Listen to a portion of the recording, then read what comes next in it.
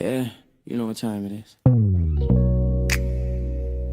No scripts, no filters, no fear.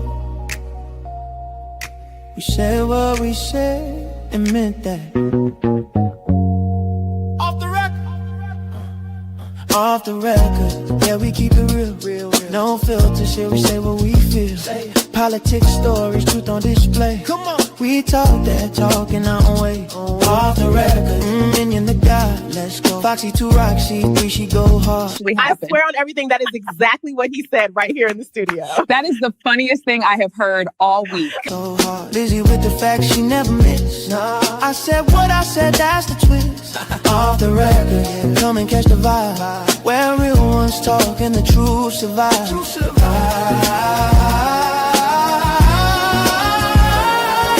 Late night truth, we don't just speak. We pull the roots from what they keep. From pain to progress, we light the flame. No spin, no script, we call it by name. Minion bring the vision, Foxy bring the flame. Lizzie drop a cease, it'll never be the same. I said what I said, say it loud, no shame. We take the truth global, remember the name. No apologies, no disguise.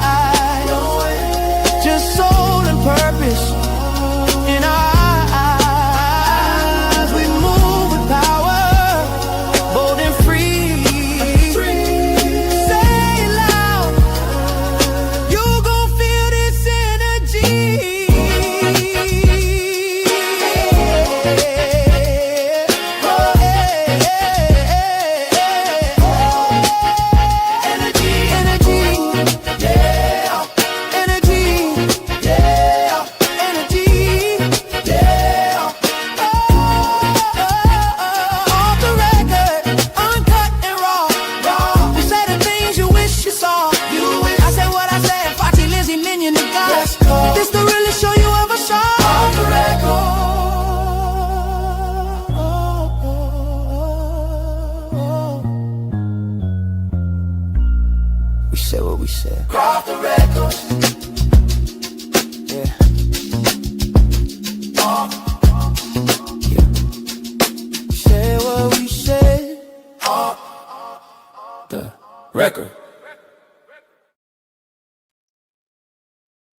Hey, what is going on, everybody? It is Off the Record with your boy Megyn the God, and I got my two lovely co-hosts here with me. We got I Said What I Said and Foxy 2, Roxy 3. What's good, ladies?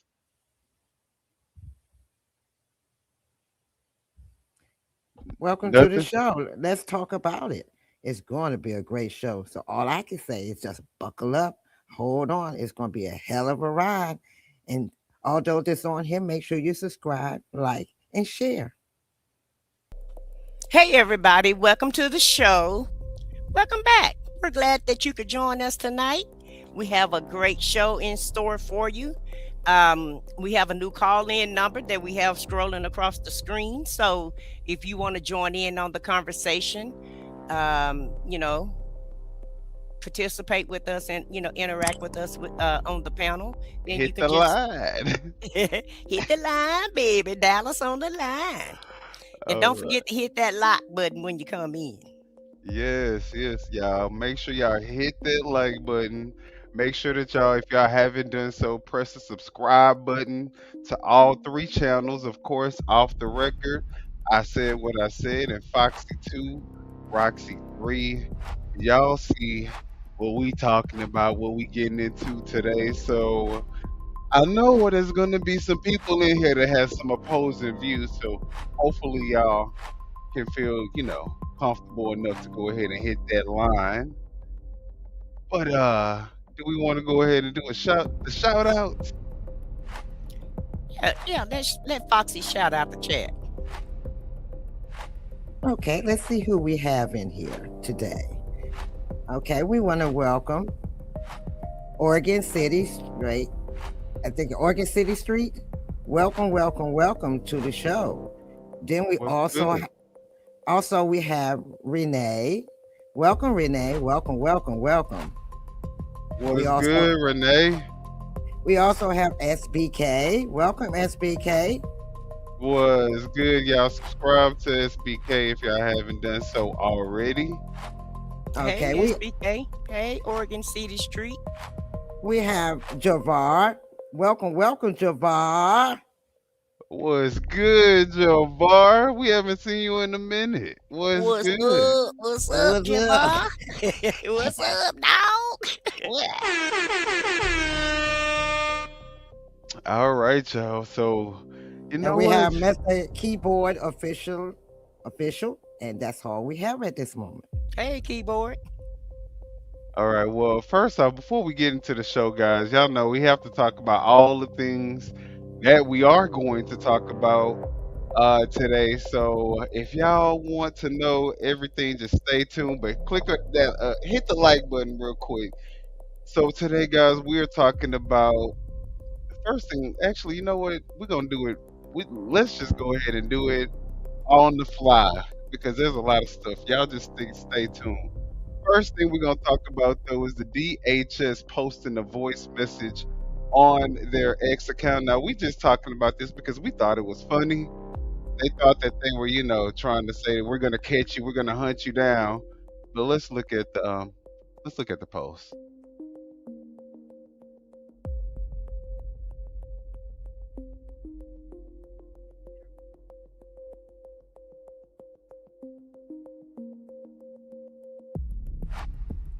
We can't hear it.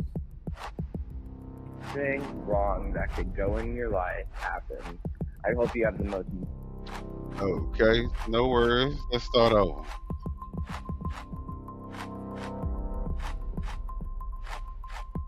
You're a fucking fascist pig. You should fucking kill yourself. I hope your wife dies. I hope your mom and dad die. I hope everything wrong that could go in your life happens. I hope you have the most miserable life. I hope you get hit by a bus. I hope you're paralyzed and your wife leaves you and starts getting by BBCs every day. You are a traitor to the American people, to the values that made our very country. You should kill yourself. You're fucking disgusting. I hate you. Everyone hates you. You're a fucking murderer, and all of your friends are fucking murderers, and your bosses are a bunch of pedophiles. Kill yourself. You're a fucking fascist pig. You should fucking kill yourself. I hope.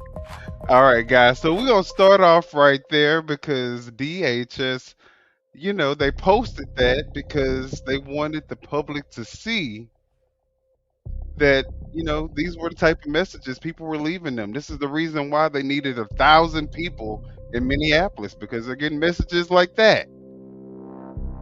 But I think I agree with the guy though. Well, I don't.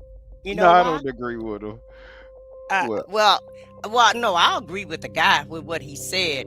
But what I want to say is, why didn't the FBI post the same message when Ruby Freeman and Wandrea Shea Moss? Y'all remember them?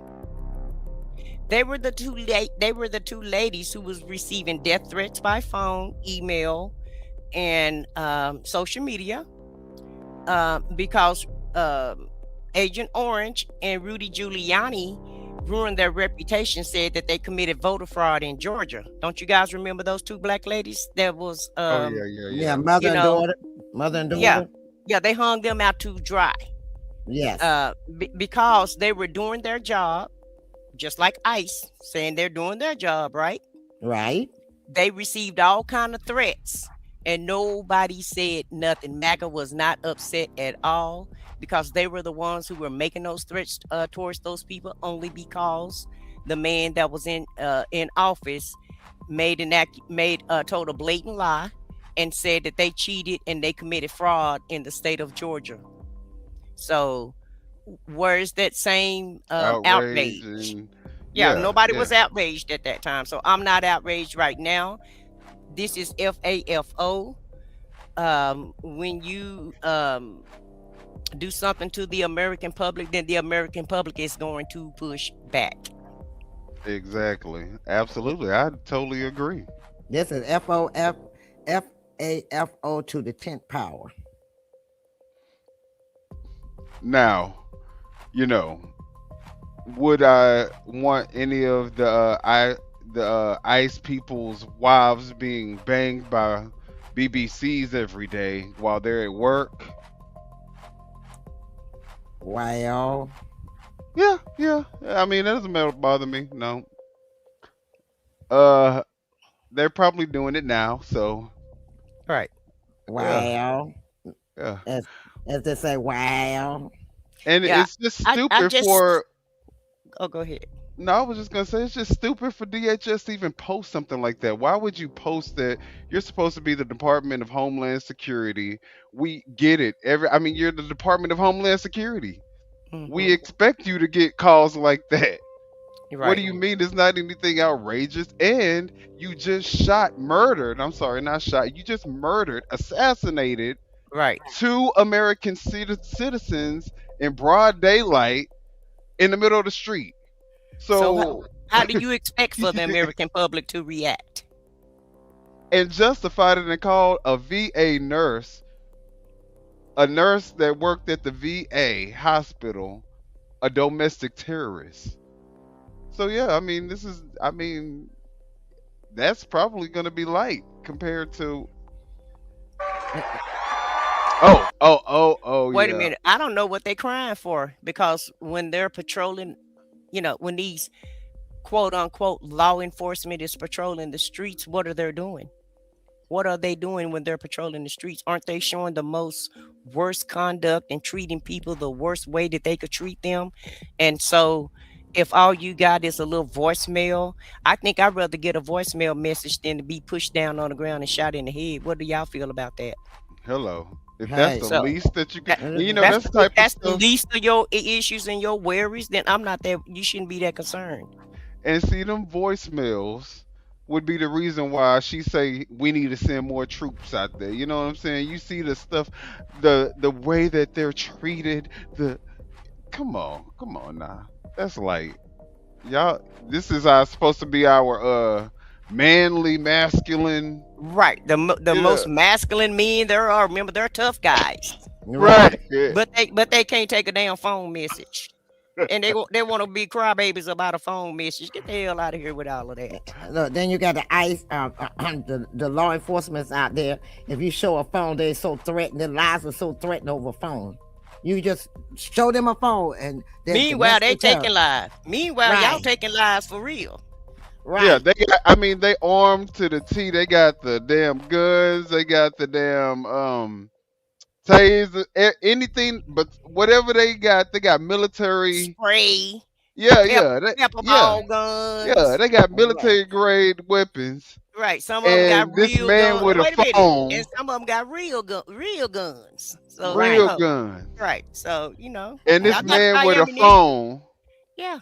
threatened you so much that was already on the ground with about 7 agents on him already. One done pistol whipped him. Y'all done disarmed him, but y'all still felt so threatened that you had to, while he on his ground on the back, in his back, So no, sir. unleash. No, sir. Nah, I feel no ways tired about y'all getting a phone call now. Right. nah. I'm just Nah, saying. But leave nah. it to them. That's gonna be the thing that that's the reason why they're gonna have to amp up because they getting messages like this. Well, I'm gonna be like Agent Orange. That's fake news, fake outrage.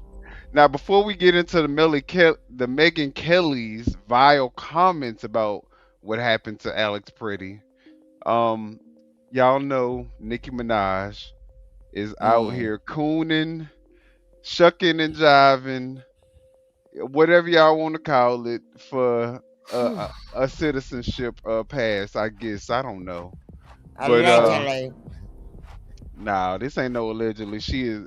That's what I call what she doing, shucking and jiving and cooning. Okay. Yeah. Okay, So, no, that part is shucking it down. I was talking about the citizenship. oh, yeah. Yeah, yeah. You're right. That. Uh, now, Uh, Oh, that, now all that right. allegedly, but the other Yeah. part, I agree with you. Yeah. But nah, she want a membership card. She need a membership card to America, and she trying to what they call it, lick the boots. Right. Did she learn from the other ones that were doing that? They were shucking and jiving. Yeah. Did she learn anything from them? Like Byron, Byron, and all of them. Well, let's look at her put on her performance for the people, for the white people.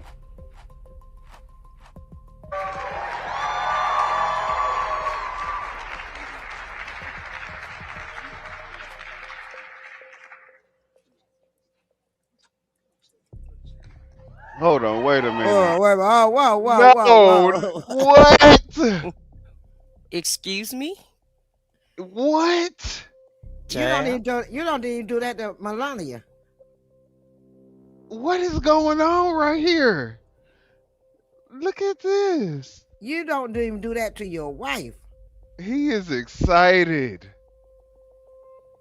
He looked like he about to take her to the. This is like how he allegedly. This is how I think. This is how I can see him looking when he was taking them young girls to the hotel. No, I'm joking. Yeah, I'm joking. Allegedly. I'm joking. No, but let's just look at this shit.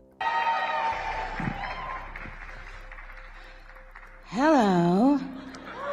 Hello. Well, I don't know what to say, but I will say that I am probably the president's #1 fan. Jesus. And that's not going to. Ooh, that's so cringy to watch. Then she look back and like, you heard me, right? You heard #1 fan. You heard that, right? Child. He don't even like himself. Hell. Change. So how she gonna be the #1 fan? Right. His wife don't even like you. Yeah, kids, nobody. His niece married Trump, said don't nobody fool with him, don't nobody like him. So I'm just saying that I'm going by what the lady said. Okay. Right, and you see that every time. Lately, here she been holding his hand, but beforehand she was swatting that hand. Get away from me! Get away from me! That's his wife. Now you're gonna grab this one by the hand and kiss her on the head. Mwah. The hate or what people have to say, it does not affect me at all. It actually motivates me to support him more. And it's going to motivate all of us to support him more. We're not going to let them get away with bullying him and, the smear campaigns. It's not going to work, okay? He has a lot of force behind him, and God is protecting him. Amen? Bullshit. And a lot of power to give you a green card. Update your green card.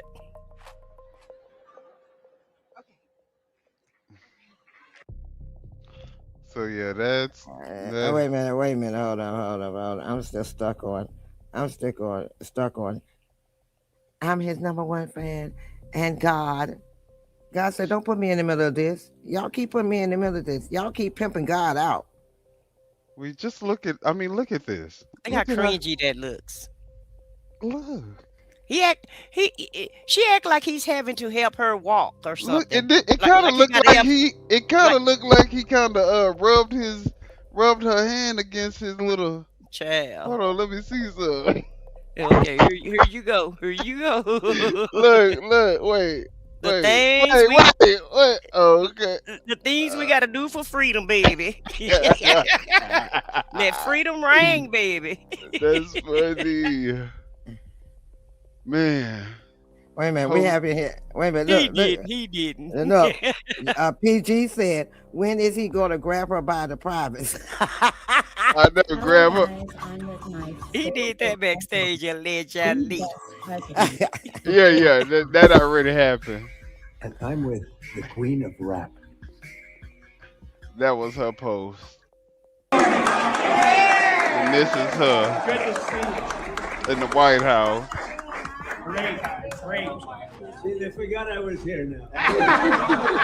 They came in. We still love you, Mr. President. Where did that go? We still love you, Mr. President. This is Cooning at its finest, baby. Cooning 101, baby. I mean, she Cooning with all of them, girl. Do you hear me? Look. She thinks she is with the in crowd now, She thinks child. she in there. She thinks she in there. I don't even think the civil rights people did all this. Martin Luther King wouldn't talk to the president. I guarantee you he wouldn't greeting Johnson like this. Man, she say, I'm your number one fan. What you Fan. mean? Yeah. And then you see her, she got her hand all over to her mouth while she's sitting there. Oh, I don't flatter me too much, Mr. President. Oh, I'm in the crowd. I'm sitting over here with all the dignitaries. Oh my gracious. Well, I hope she get that damn green card renewed. They say she got it. Okay. They say she got it. She said after that, yeah. She got what she needed. It came through. Okay. It came through. Listen, So ain't mad. Do what you got to do, girl. Yeah, do your thing, child. America worth, scamming and cooning for, to become an American. You see what his wife did? Ain't that Jeffrey Epstein's leftovers? Cause then she come in through Jeffrey Epstein. Yeah. Allegedly. Allegedly. Y'all look no. But let's get into this heifer right here, because the MAGA be hitting an all-time low. And then the crazy thing about it is now Trump is backpedaling and pussy popping and trying to run back what he was saying. That PB. Now he tacoing and shit. So he running back, retracting his statements and shit. It's a whole hey dog, this a whole clown show, ain't it? Yeah, because they about to have to really flip the script again, and they like, damn, can you just tell us what direction you going in, sir? Because you got us out here looking like Bobo the clown, Bobo the fool, baby. But let me just say something. If you know, like, if this stuff look like Bobo the food to us, what do y'all think other countries are looking? Y'all know we the laughing stock of the world right now. Yeah, for sure. Y'all know we the laughing stock. Everybody just laughing at us. Yeah. And it make you feel like, how your mama say, don't embarrass her. Right. That's the moment that we're having right now in America. A whole total big embarrassment. And watching everybody, and watching everybody that want to go that route fall by the wayside, and the ways that they're getting that to the route is just crazy to me. They losing their souls to get to the top, and to do all these heinous things that that this dude have in store for America. But it's just embarrassing. It's just I have to say over the top embarrassment. Let me go on mute. I'm gonna get off my tangent. I know I'm supposed to feel sorry for Alex Pretti, but I don't. I don't. But I don't. I hate when she say that. Do you know why I wasn't shot by Border Patrol this weekend? She means it because too. I kept my ass inside and out of their operations. It's very simple. If I felt strong. She probably kept her ass inside and kept something in that ass while she was inside. Ooh. Strongly enough about something. Allegedly, that part. I would go out and protest. I would do it peacefully on the sidewalk without interfering, via a whistle, via shouting, via my body, via any other way. I would make my objections known by standing there without interfering, because interfering is where you go south.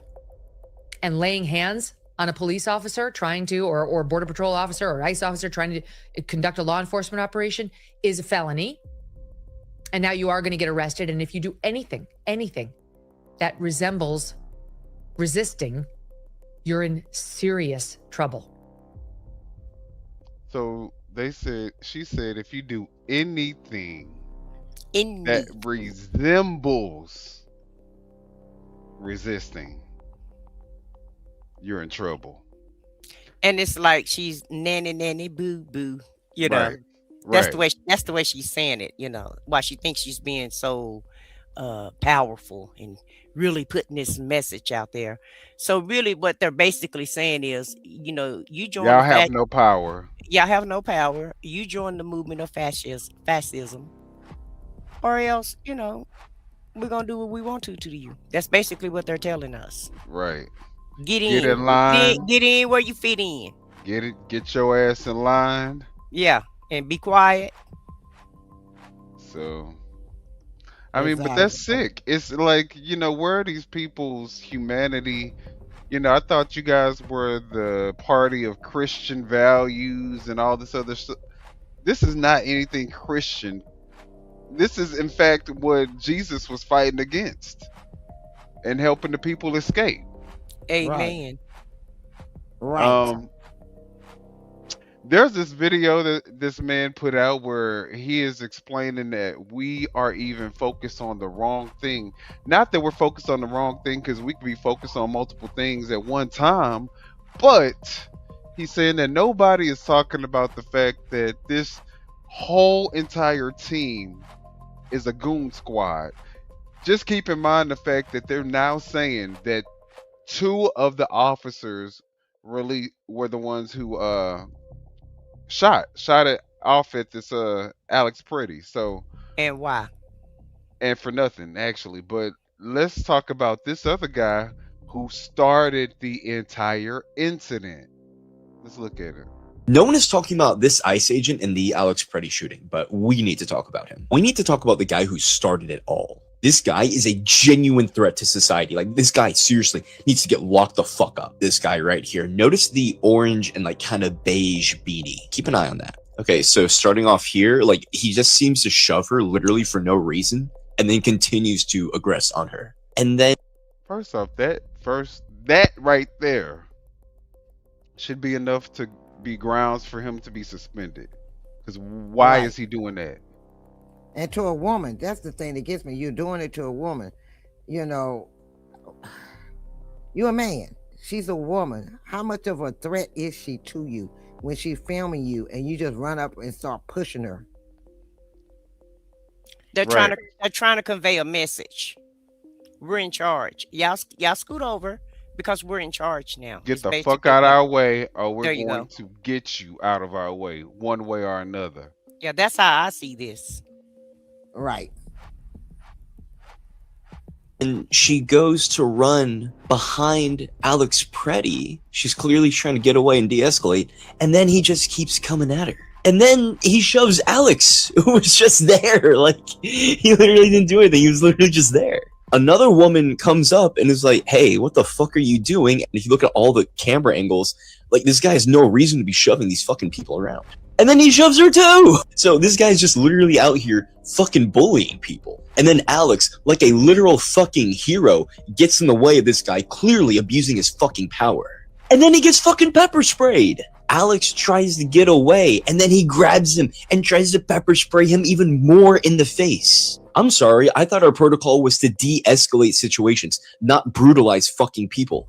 Then he gets shoved to the ground, he gets jumped by all these fucking goons. Okay, right here. Do you see that? People think he's getting pistol whipped? That's the same guy. Look, it's the same fucking beanie. The same guy who instigated this is the same guy who's also beating Alex on the top of his head while he's getting manhandled by like 4 or 5 other fucking guys. This guy is the lowest form of scum to ever fucking exist. This type of person only lives on the abuse of power because he has nothing in his fucking life. This motherfucker needs to be jailed, okay? This motherfucker should never see the light of day again, let alone have a fucking badge. Conservatives want to see illegal immigrant getting deported ASMR. I want to see ICE fucking Nuremberg trials ASMR. That's what I want to fucking see. Anyway, I'm officially Ethan. Follow my page or you probably won't see me again. Okay. All right. So, I mean, he has a point. You know, the guy antagonized the entire situation. And then once all of the, officers had the man apprehended and on the ground, face down, he's beating him in the head with whatever that was. I mean, yeah, pretty manly, right? From what they said, from the witnesses' statement that was seeing it from the other angle, it was a pistol. Yeah, it really doesn't make any sense. And then you have people like this who says ICE was removing terrorists from our country. No, ICE is the terrorist. And if you believe anything different, then you will have to call us so that we can debate what it is that you're saying, because that obviously is absurd to think that he was a terrorist. All Well, right, so they're laboring. Now they have got a database that they're labeling people. They're running people tags and going to their homes and harassing them and call it. And they said, we're going to put you on the database as domestic terrorists. So now, from them calling the people, the citizens, domestic terrorists, now you even empower them more to go out here and harass the citizens more because they feel like they're invincible and they can just go out here and grab anybody and say, if they come back at them, they're a domestic terrorist. So now you label them as domestic terrorists. Well, in my opinion, this is training. This is what they've been trained to do, in my opinion. It looks, or either what per se non-training, and it's like you got the permission to do what you want to these people once you have them in your custody, and however you get them to the detention center, we don't care. Just bring them here, or wherever we're piling these people up at. Just bring them to headquarters, and we don't care what condition they're in once they're in headquarters. It's like you're treating people like they're inhumane, like they don't have any rights. And all of this, ICE is arresting domestic terrorists and criminals and rapists. Not one person that they've arrested really have a record to that extent. They're arresting everyday normal citizens that's just trying to mind their own business or either exercise their constitutional rights.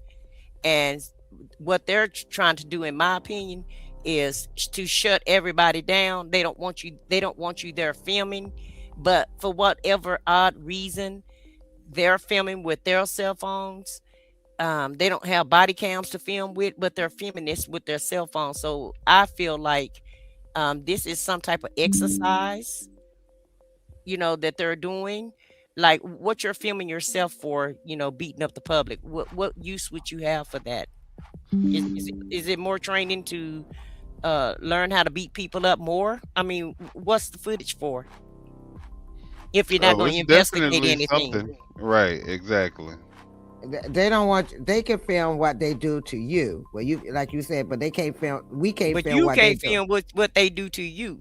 Well, see, if Right. they're filming with their phones, you probably can't FOIA that information. You know what I'm saying? So if they have a body cam, then, that's going to be stored for public record and you can go ahead and FOIA that. So I don't know. I don't know what the agenda is behind them not wanting to have cameras, but still filming themselves using Right. their own cameras. I don't Mhm. understand what that's about, but Mhm.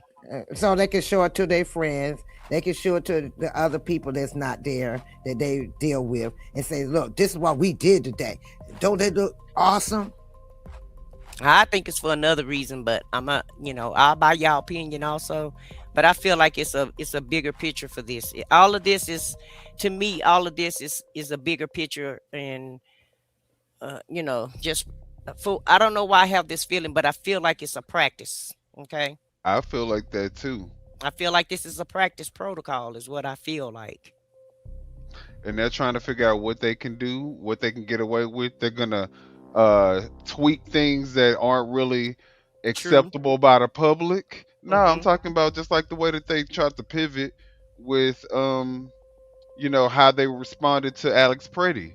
They're trying Yeah. to make it Yeah. more diplomatic, something that's more easily digestible by the American people, but they're not really changing anything. They're not changing their tactics or anything like that. They're just going to change the way that they respond so the public doesn't look at it like, oh my God, these people, you know what I'm saying? I feel like it definitely is practice. And if you read or if you research how the Nazi Party was able to get the Germans to, you know, basically agree and go along with what was going on, Now conform, right, conform. conform to it. Yeah. This is exactly the play that they use. They Mhm. do stuff that they had a whole bunch of issues, before they got in power, but they were able to learn from those issues that they had with the public, tweak their approach to make it more digestible, and then, go all in. So, and then by the time that they had the power, there was nothing that anyone could really do. It was too late. It was too late. And then they spent the next 20 years in bondage. Right. Exactly. Trying to get out. Right. And in Maine, they have, I was talking about the database. They have shown that they have got the people addresses. Like if me and you decided we want to go to the store, they pull out in front of you, claim that you were following them, then jump out and just commence to whooping you behind, or either take you and break your windows out. So now they're setting you up to be attacked. Exactly. Now let's listen to this guy. His name is Bob Costas. And he warned us in 2024 before he became president, what type of person Donald Trump is. So let's just look at this real quick. It's, just a trip down memory lane. Back We got down a lot of memory them. lane. We got a lot of them that we can recall where people kind of warned us about this shit that was about to happen, and you motherfuckers still decide to focus ass in. Right. But here we are. Look where we at now. Now we got to deal with this shit. Right. But let's listen to this man kind of just tell us the type of man that Trump is. He is by far the most disgraceful figure in modern presidential history. He's only become more disgraceful since 2016 and since 2020. He is a bubbling cauldron of loathsome traits, and it's only those who are actually suffering from Trump derangement syndrome, which is the way they and Fox News and all the rest of MAGA media try to brush aside all the legitimate criticisms of Trump. You have to be in the throes of some sort of toxic delusion in a toxic cult to believe that Donald Trump has ever been, in any sense, emotionally, psychologically, intellectually, or ethically fit to be president of the United States. But his supporters are locked in on that. There is no cult of Joe Biden. Exactly. There was never a cult of Joe Biden. All right. But the people who support Trump this is another level. They are willing to put the entire country under the ground. Don't give a fuck how anybody else looks at us, as long as they get their fucking Trump God to lead over them, and they serve him and do whatever the hell he says for the rest of their life, they will be fine. These people are sick, demented people. He can, he can do no wrong. He is God. To them, he is God. He can never do anything wrong. He can't say nothing wrong. He can't do anything wrong. And what he tells them, they go, okay, whatever you say, master. Well, I think Bob gave us a great description of who our current president is in a very classy way. I concur with everything that he said. I salute him because he's telling the absolute truth. This is nothing new under the sun, what this dude is doing.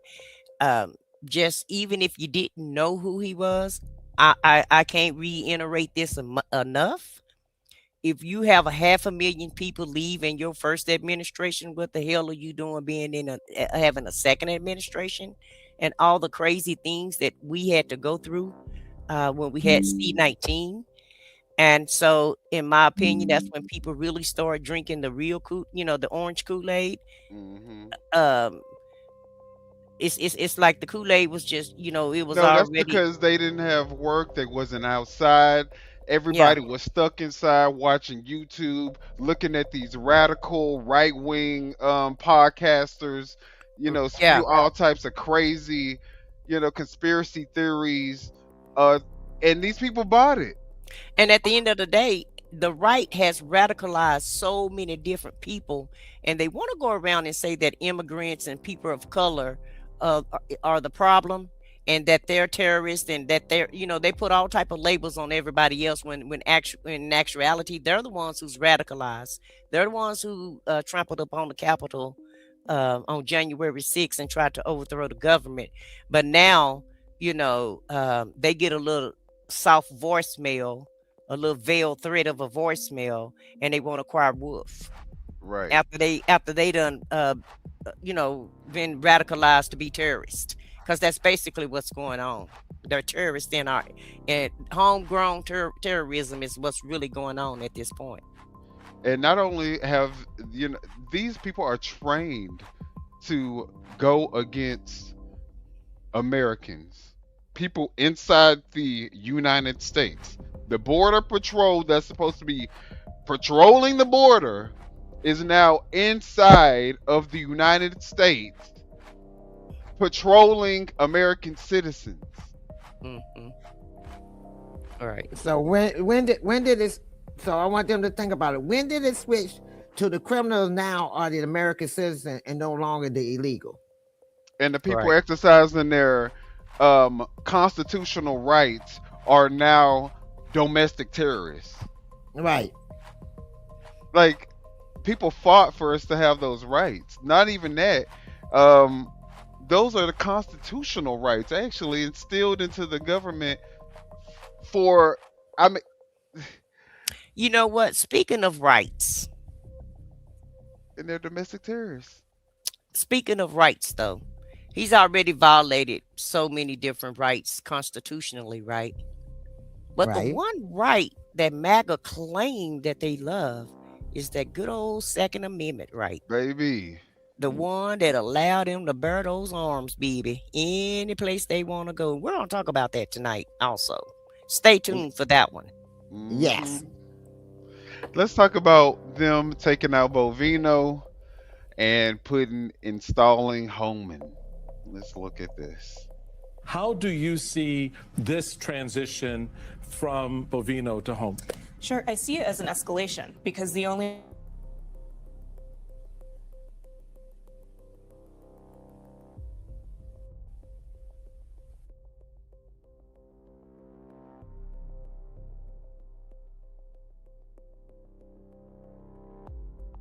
What is it freezing for you guys?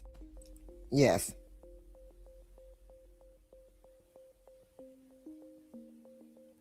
Guys, we're having some technical difficulties, so stay tuned. Stay tuned for us.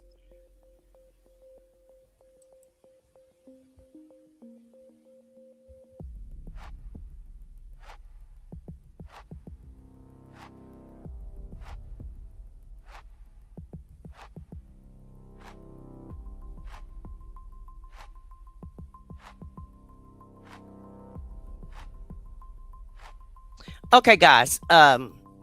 Give us a few more moments. We're having some technical difficulties, and Minion should be back in a minute.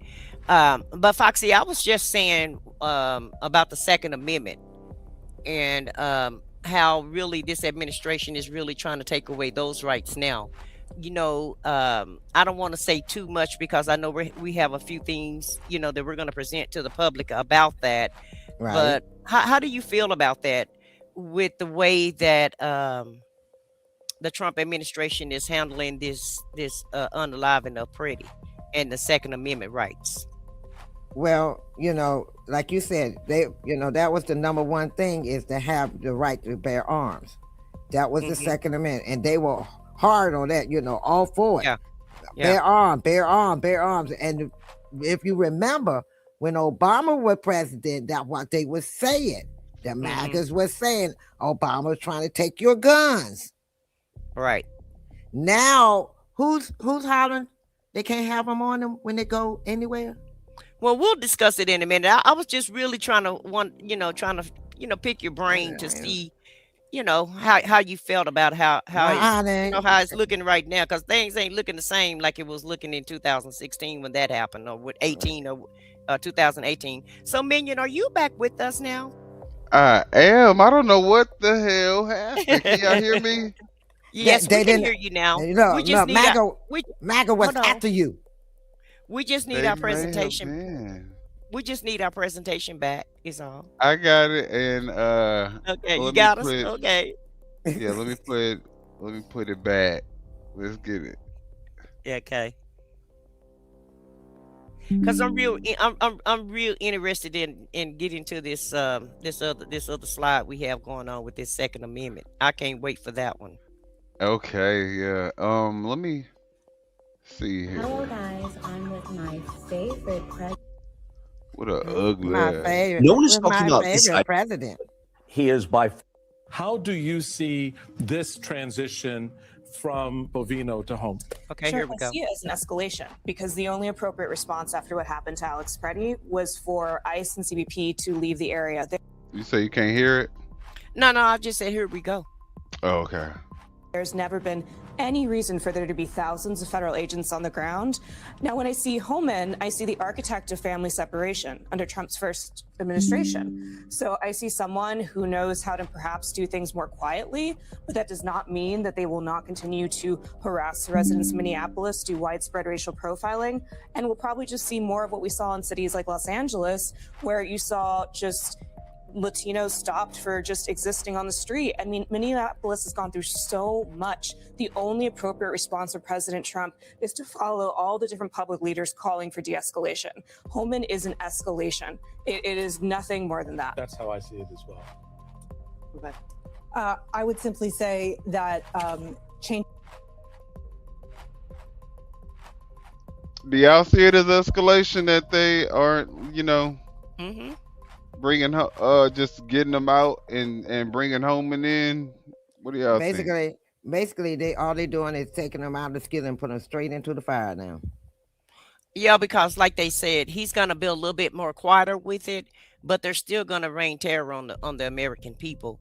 And you may be able to just maybe spit on the gun, spit on the ground and not get killed. But if you take one nano step too close to them, or you don't know, because they're making these rules up as they go, so you really don't know what the rules and regulations are, since we're not going by the Constitution. And it appears to me that they're making these rules up as they go. But the way that Tom Homan has been on all these talk shows and just watching him interview, I don't feel like the de-escalation is safe. I don't feel like anything is gonna change other than faces. Well, y'all hit that like button first off. And secondly, this is exactly what I mean when I say that Trump, that is not de-escalating anything. Like, he changed his tone about, how he was talking about Alex Pretti, but he hasn't changed any actual procedure. You know what I'm saying? Like, he's moving the people around, but the agenda is still the same. We still gonna do the same thing. You know what I'm saying? So that's just exactly when they should be out. Get out of Minnesota. That's the de-escalation. Right, because ICE is supposed to handle the borders, not within the cities. Right, and that's not what the department was developed for. It really was not what the department was developed for, and now it's used as something else. And I got a problem with them calling them law enforcement, because there's nothing. The only thing they do is enforce, but I don't see nothing lawful about them. Okay. Yeah, I mean, let's keep it a buck on that. They're not law enforcement at all.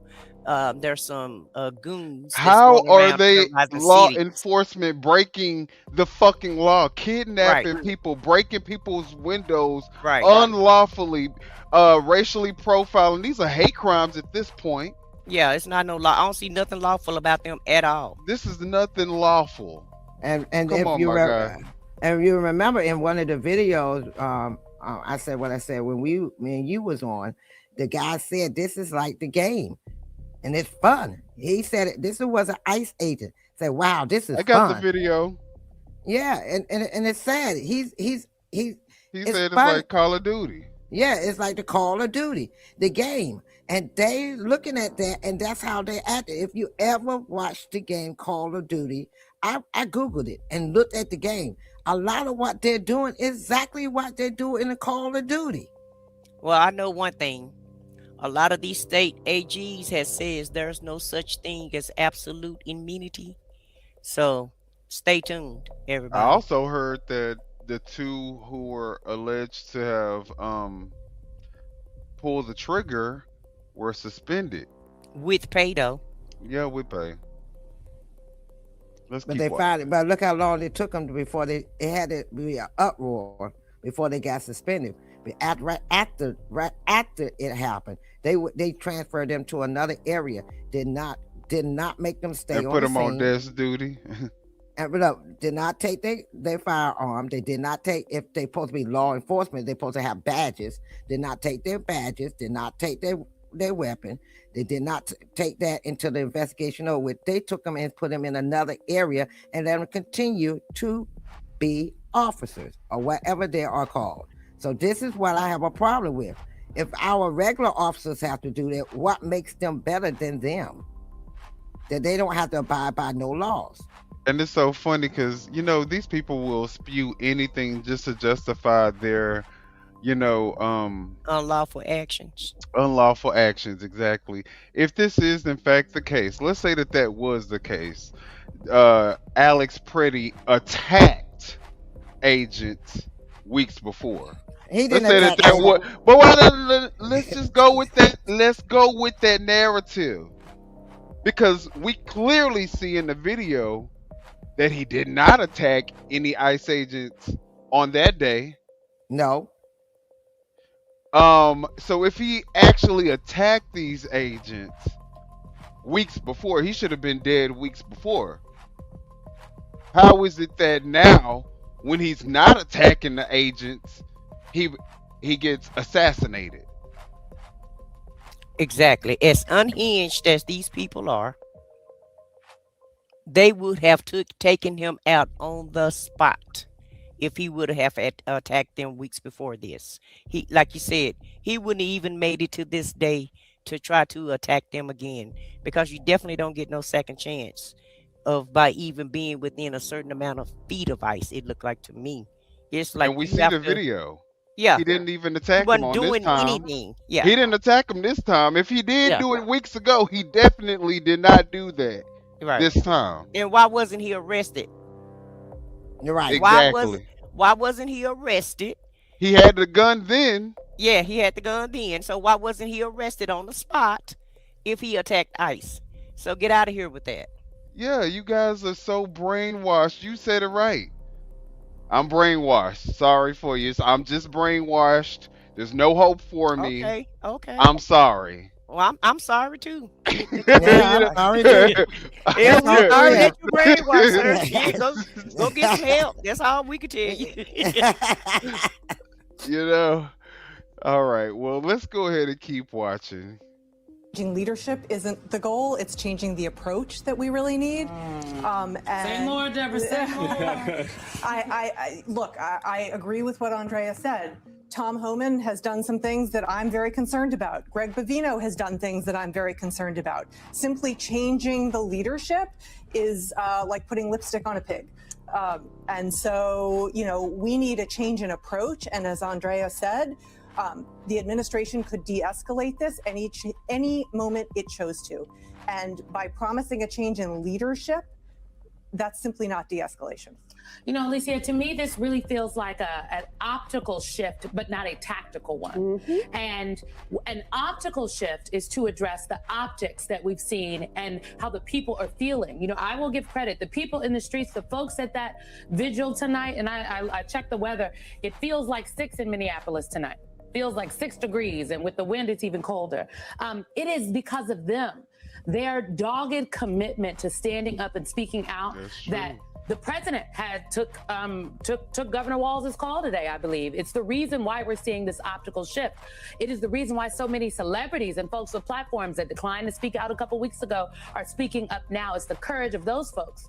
But if the tactics don't change, and there's nothing to me that says the tactics are changing, I think that people are going to need to continue to speak up and speak out, because just responding to the optics isn't gonna save anybody. Keep the pressure on, keep the focus on, because Andrea, to your point, even Los Angeles, that's not something that happened. It is something that is ongoing today. Yes, our focus may now be on Minneapolis, but ICE is in many American cities, some of which we have focused on in the press, some of which we have not. When you talk about de-escalating, what would actual de-escalation look like now? I think we can just go back as a country to the way immigration enforcement used to take place. And that is targeted enforcement that went after actual verified threats to public safety and national security. What they want you to believe is immigration enforcement requires the types of tactics that we saw in Minneapolis, requires kids to be terrified, requires them to go to places of worship. We have now seen for a year what mass deportation looks like and what it requires. Trump can revert at any point to what every other president has done and done normal, targeted civil immigration enforcement. And that is what we should be pushing for. It is not enough to say, just leave Minneapolis, because as long as your goal is to arrest I agree. I agree with the direction she going in, because I mean, obviously, this isn't a great tactic, optically, or in terms of getting the numbers that you're trying to look for. Because at this rate, you're not really deporting a lot of illegal criminal aliens. You're just deporting anybody who could potentially be, not a full citizen. They could even be going through the process at the courts, going through the process, and still get deported. And that's not what the people are voting for. The people are voting for you to get rid of all the illegal criminals that are eating the dogs and eating the cats and raping everybody. And what you were talking about was happening at the scale that you were talking about that it was happening at. But that's not what you're doing.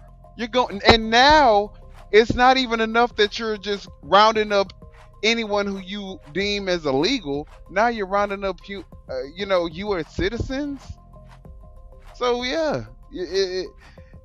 you need to do what status quo has always been and just follow the law. Right.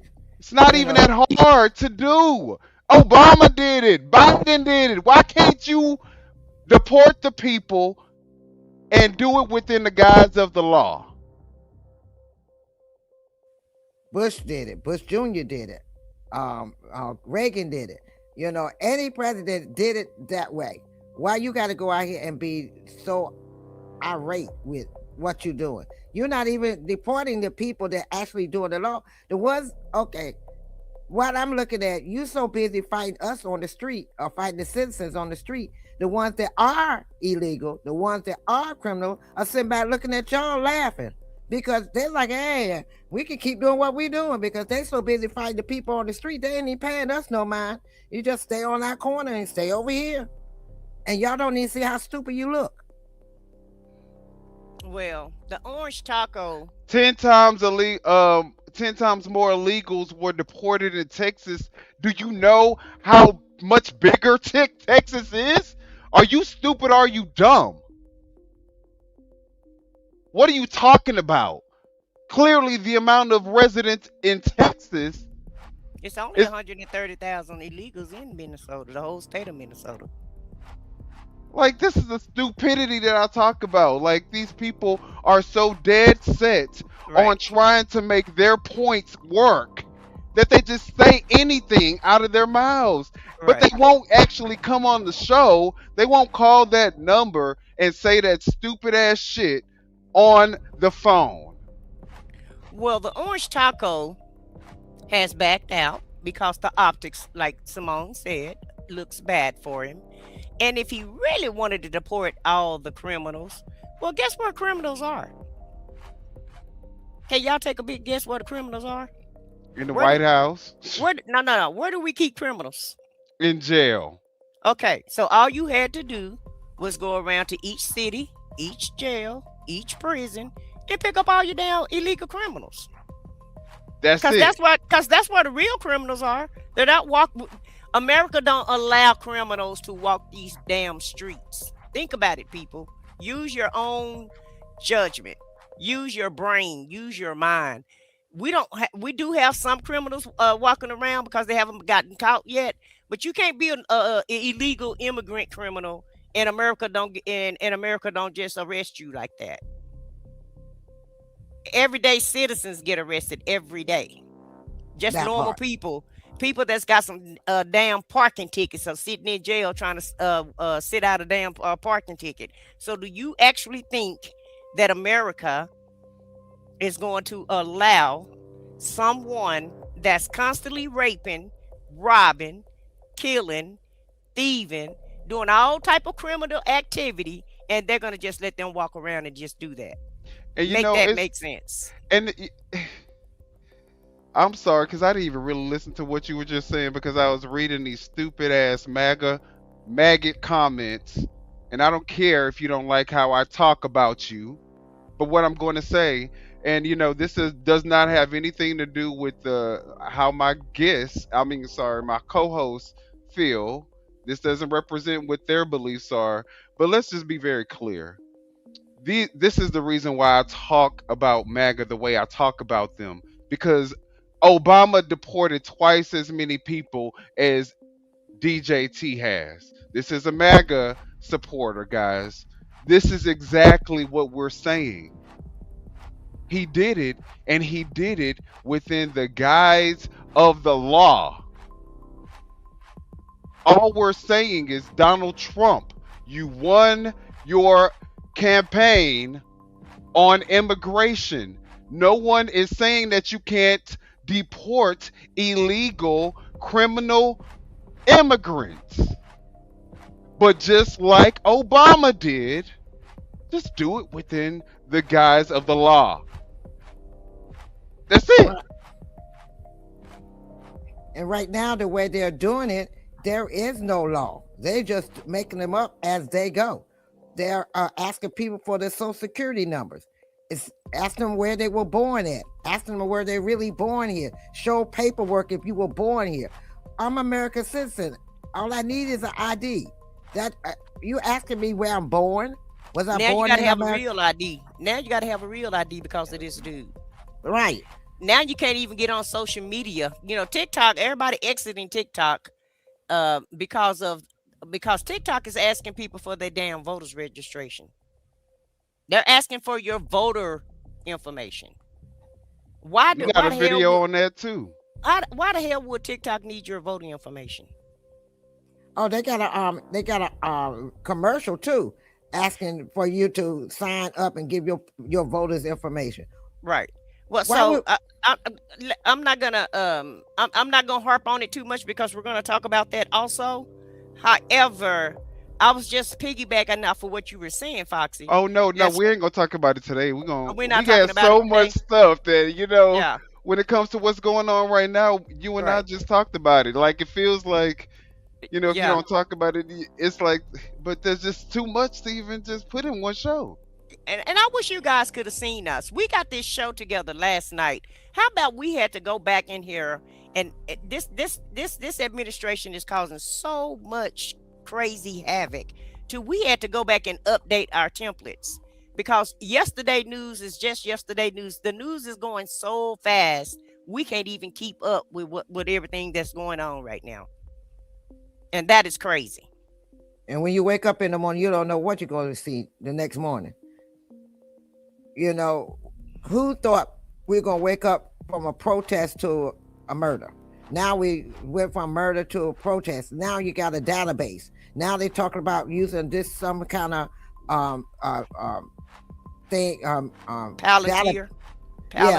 Yeah. To now go and get your personal information. And now they're doxing you. They're going to your home to harass you. Now they're going to people's homes. If you're standing on the sidewalk and you got your camera, they watch to see what vehicle you go to. They could run up behind your vehicle, take a picture, and sit in front of your house to scare you. So when did it get to a point that now nobody can even take a picture with their camera or film with their phones? But hold up, and also don't forget about with the warrants, with a damn administrative warrant. When did we start arresting people with the administrative warrant? Right.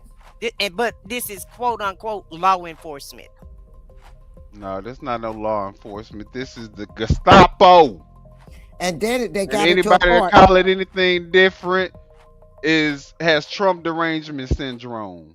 And if you live somewhere and a Hispanic or a immigrant lived there prior to you, because of this administrative warrant, they could kick your door in or force you to open your door. Now you living in your home, you just moved there, but a immigrant may have lived there prior to you moving in there. They have the right to come in there to make sure that immigrants still don't live there. So they doing like the electric company when the old person had a bill, and you rent out a house, you got to go prove that you're not that old tenant that had an old electric bill. So that's basically what they're doing. Exactly. That's exactly what they're doing. So now they're kicking in doors or knocking on your door. And if you open their door, they put their foot in your door and harass you and say they can lock you up or they can detain you and go in your house. They walk in your house. They push past you, walk in your house and search your house. So when did this come to that point? MAGA, when did it come to that point? And you're sitting back and you're like, well, you obey the law. You better hope that they don't come to your city. Let's be clear, because there's a lot of MAGA black people. There's a lot of MAGA Mexicans. There's a lot of MAGA that may be even mixed race. Right. I hope y'all don't think that because y'all are MAGA, that y'all are absolved of ICE coming into your house and making sure that you are a U.S. citizen. And if you don't answer within the time frame that they want you to answer and they break down your door, I hope you're okay with that. Just make sure that you're okay with everything that comes with the stuff that you are trying to say we need to let them do. Right, because when they come to your city and they come to your house or they come to your loved ones that live in one of these cities, don't say a word when they kick their doors in. And we don't want to see y'all crying on social media either, talking about you changed your damn mind. Right. Now you said that this is what ICE can do. And everybody need to step out their way. So when they break down your doors, when they are busting your windows out your car and dragging you out of your car, you need to be okay with that. We don't want to hear I'm starting to go fund me because I got to pay for shit because my whole house was demolished because they wanted to make sure that I was a U.S. resident, a U.S. citizen. We don't want to hear all that. Be okay with it. They break your windows out with your family in there, snatch your family and your children out. Don't be. You better surprised. be okay with that. Because they taking children too. They Babies, don't mind. infants. They taking infants. And you want to know what? I'm so sorry because I said black, brown, Hispanic. I said y'all, but I forgot they do it to white people too. So white people, y'all too. Yeah. Y'all make sure that y'all okay with all the shit that ICE is doing when they do it to you. Right. Just make sure now that nobody have privilege. There's no more privilege in America. Yeah. We all in the same bucket. The haves and the have-nots. And guess what boat y'all fall in? Yeah, baby. That's what it is. It's the haves and the have-nots.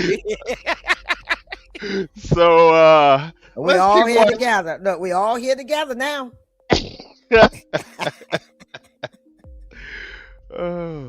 Child in Minneapolis and send them to family detention in Texas, and now try and send that same family to Mexico, which is what's happening quietly behind the scenes. That's mass deportations, and that's what we have to be clear about. It's not just enough to limit ISIS funding. It's a bigger question about how immigration reform fits into this fight for our democracy. It's such an excellent point, Deborah, because a lot of this idea of de-escalation is, in many estimations, a product of miscalculation by this administration, where they've gone into this thinking one thing, sort of throwing out the old rules and the old ways, because they think, oh yes, if we arm up, to the hilt, CBP and ICE agents to go roam the streets of an American city. We saw that play out right here in my backyard of my hometown of DC. that's the miscalculation, because that's not what folks see. Yeah, so regardless of what you see in the chat, majority of America is like, nah, we not fucking with that. We don't condone that. We're not approving that. We don't want to see that. You know what I'm saying? Something need to change.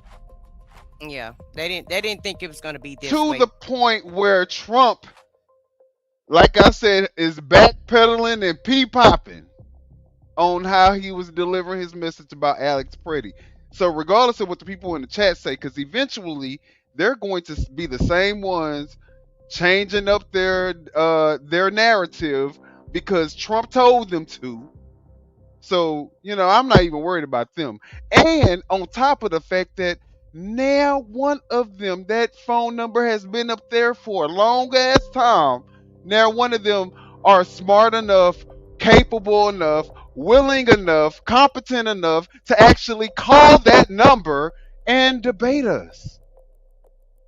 Because all you got to do is call that number and say exactly what you're saying in the chat. You ain't even got to show your face. It's a fucking phone call. Well, ICE is in trouble right now, so they can't. They have to hide behind everything. They can be in the chat because we can't see who they are, but they can't call in because we might figure out that they're ICE. So that's what's in the chat right now is ICE. Right, you right. They popping and defending themselves and turning flips and all of that. So back yeah, and they go whichever way the wind blow, whichever way the Orange Taco tell them to go, then that's the way that they go. Okay, right. So they're not beholden to anything or anybody, not even their own families in some cases. Ain't that the truth? We done seen it firsthand. Headlines again talking about Border Patrol perspectives. You have a Border Patrol official who was granted anonymity to speak freely said Trump administration should wait for an investigation before making definitive statements about Pretti's killing. Border Patrol agents, the official argued, have been beat up by both sides of the political spectrum in recent years. First, by some conservatives who accused them of being complicit in the crisis at the U.S. southern border under former President Joe Biden, and now by liberals angry over President Trump's deportation crackdown. We are being politicized, and that's not the job we signed up for, the Border Patrol official said. What does that say to you when you hear someone who's in this space, who is a Border Patrol official, responding this way?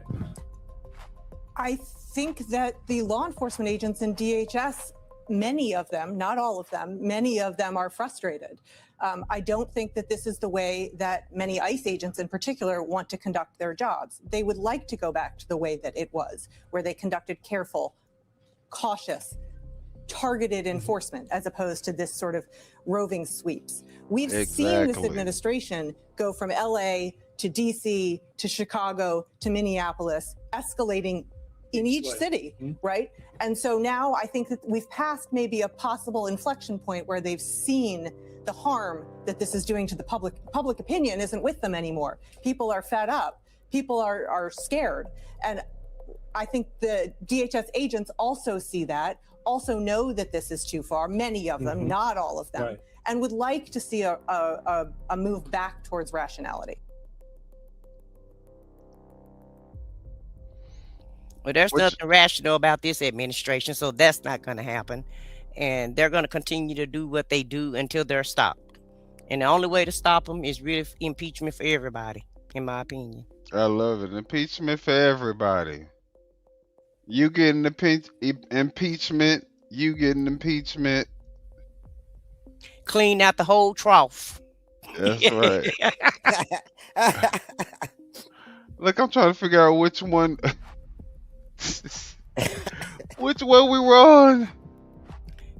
We were on one with the newscasters by Tom Homan. All right, here we go. Yeah, Alice, all of them, baby. The whole guys, let's get into this because y'all keep. I'm glad. I hope you MAGA people are still in the chat. I hope y'all are still on this stream, and I hope that y'all will consider calling in, because as much as I like to talk shit, I will be nice to you when you call in. But y'all are defending the person who is over Homeland Security, who ran this ad, who made South Dakota look like everybody in the state are meth heads. So let's just watch this so y'all can let me know what y'all think.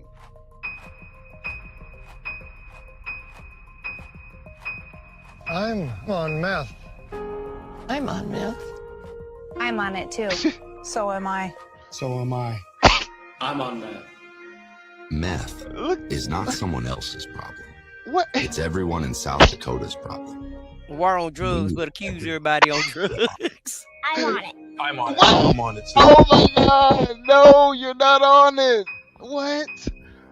Oh my God! It Yeah. did say we all on it. Meth. We're on it.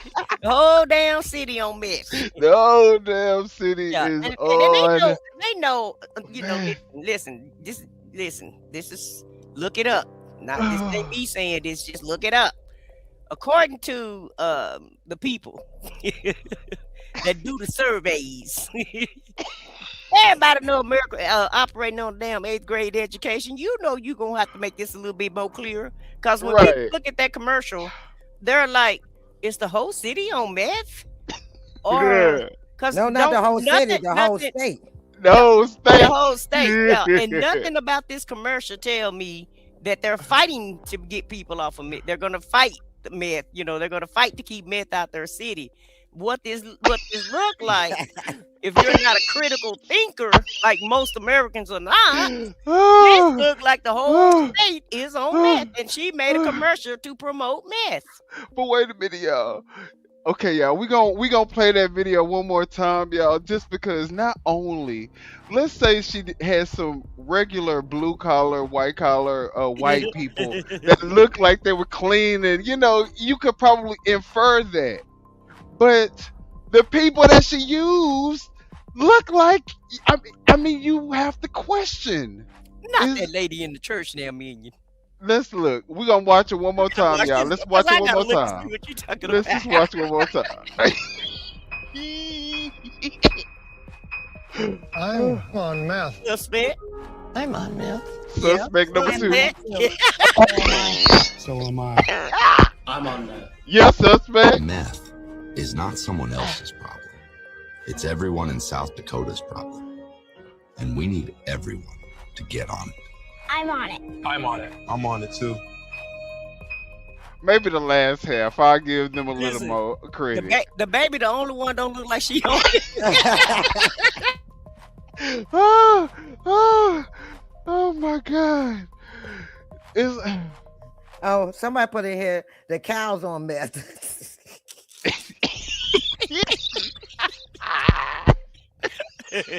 I wonder, did she give that goat and that dog some meth before she shot him up? Look, right. Hacker Hometown said even the baby's on meth. So, you know, that's who's running DHS right now. Just so everyone knows, that's who's running our DHS. You know where the mindset is at. Right. So, with that being said, my stomach hurt. Let's talk about if Trump. Just say the chicken's on meth. Oh my God. So now all the farm animals on meth too. The state, the farm, everything. Everybody, anything living is on meth in South Dakota. under Kristi Noem's administration. The water's on meth, goddamn it. If you eating and drinking, you on meth. She said the whole South Dakota, all the South Dakota. They all on meth. They all on meth. From the baby, from the rooter to the tutor. According to DHS secretary. According to the DHS secretary. Right. And you would think, and you want to know what? I ain't gonna even lie, Bud Russell. I wish that was an AI video. But you would never believe that it cost about $30,000, I think, for them to run that ad campaign. Of taxpayer dollars. I think she was running for governor at the time. she was running for South Dakota governor at the time when she did that ad. So that wasn't an AI. AI wasn't out when she ran that. Well, if it was, they wait a minute. Based on that campaign, she not a great she don't know how to make great decisions, in my opinion. I wouldn't want her making decisions for me. 30,000 to show that the whole state is on meth. So yeah, but Russell, I wish it was an AI video though. I wish our DHS, the head of DHS wasn't that dumb, but unfortunately, she is. Okay, so let's keep watching, guys. The next thing we're gonna watch is Trump is a criminal trying to steal elections. You want to know what? Sometimes, y'all, I don't even know if these are even the right videos because I don't even remember this. Let's see what this is. Again, this is a criminal president and a criminal administration. It's the right one, baby. Crimes, and they are covering up these crimes. And this isn't about immigration enforcement. Come on, George. And Bondi talking about voter rolls demonstrates that it's not about immigration enforcement. This is totally and completely, any serious scholar of international relations and history will tell you this is straight out fascism. They're using ICE and the Border Patrol not as immigration enforcement tools. They are using them as brown shirts. And there's been talk about, these people aren't trained. And a lot of them aren't trained. But the people who pull the triggers on Renee Good and on Alex Pretti, they were experienced. Okay, what's happened here is you have a police force that's beholden to a president that's being told, we have your backs no matter what. Do what you will to these people. Do what you will to the public, because they want to intimidate and scare people. They want to control people. And the voter rolls, this is about the election. This is about ending democracy. We have to stop pretending that there is some argument that there is some legitimate law enforcement concern here, because there isn't. These people are destroying the Constitution. They are trying to destroy democracy, and they are using the mechanism of armed officers with masks who are just beating up citizens and killing citizens. They are using that tool to create disruption so that they can use more force to eliminate the possibility that they could be removed from office and suffer criminal sanctions for the crimes that they are now committing. That is what is happening in the United States today. And if we say it in any words that are less blunt, we're not telling the truth to the people. Well, again, this is a criminal president. And I guess I put one between that one. Wow. Well, old George told us everything we need to know. This is a fascist. I think that now we're at a point where we have to start taking this shit serious, though. Right. Because I feel like, it's all fun and games to go at each other and talk shit to each other and call each other demo rats and, ice baby. And I think ICE is doing pretty good and shit like that. It's funny to y'all, of course, to say hateful, stupid ass, ignorant, brain cell deficient shit like that. But this is really, they like that shit. They don't care about y'all.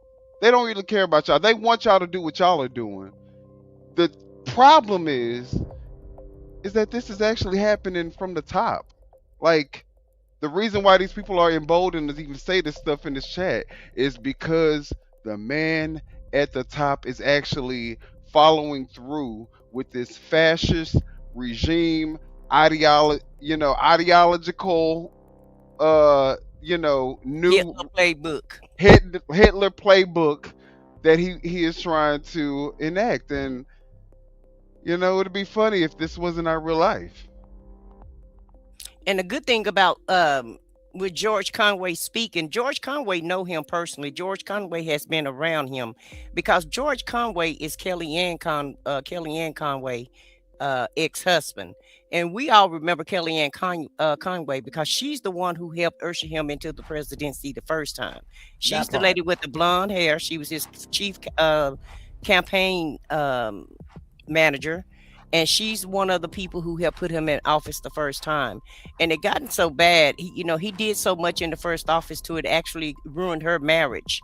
And that's how much MAGA care, about their loved ones and their families. She actually they actually got a divorce. Him and his wife divorced because of Trump administration policies the first time, when we had the C-19 and 500,000 people were, unalived. That's when they start getting a divorce. So this guy has spent a considerably amount of time with Trump. He also asked this guy, George Conway, to be one of the lawyers for the United States, for the presidency. And George Conway said he turned him down because he was around him long enough to peep him out, figure out what type of person he was, what type of game he was playing. And the most appalling thing for George, and you guys can look this up, he said it was the lies for him. He saw how this guy just lie and never tells the truth. And that was the part that he said he couldn't stomach. This would be, I would be offended. What's this person named? Correlay.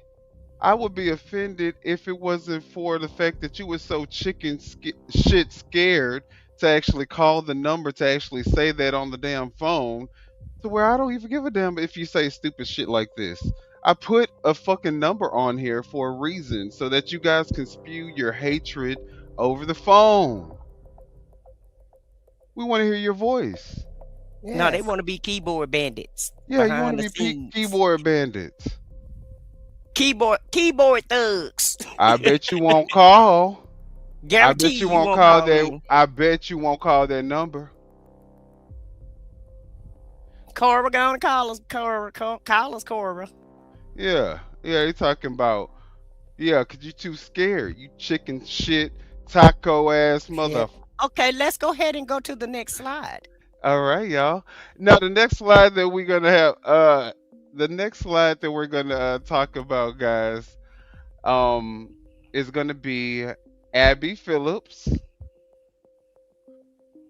And this is just gonna be a debate because we're just gonna see how this debate goes, because I really didn't put a title up, so I really don't know where this one is going, but.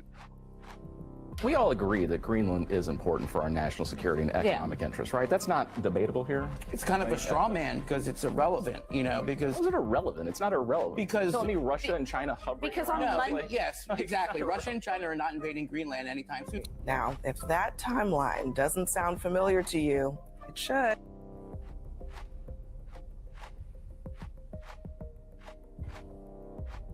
It is also one of Donald Trump's biggest tells.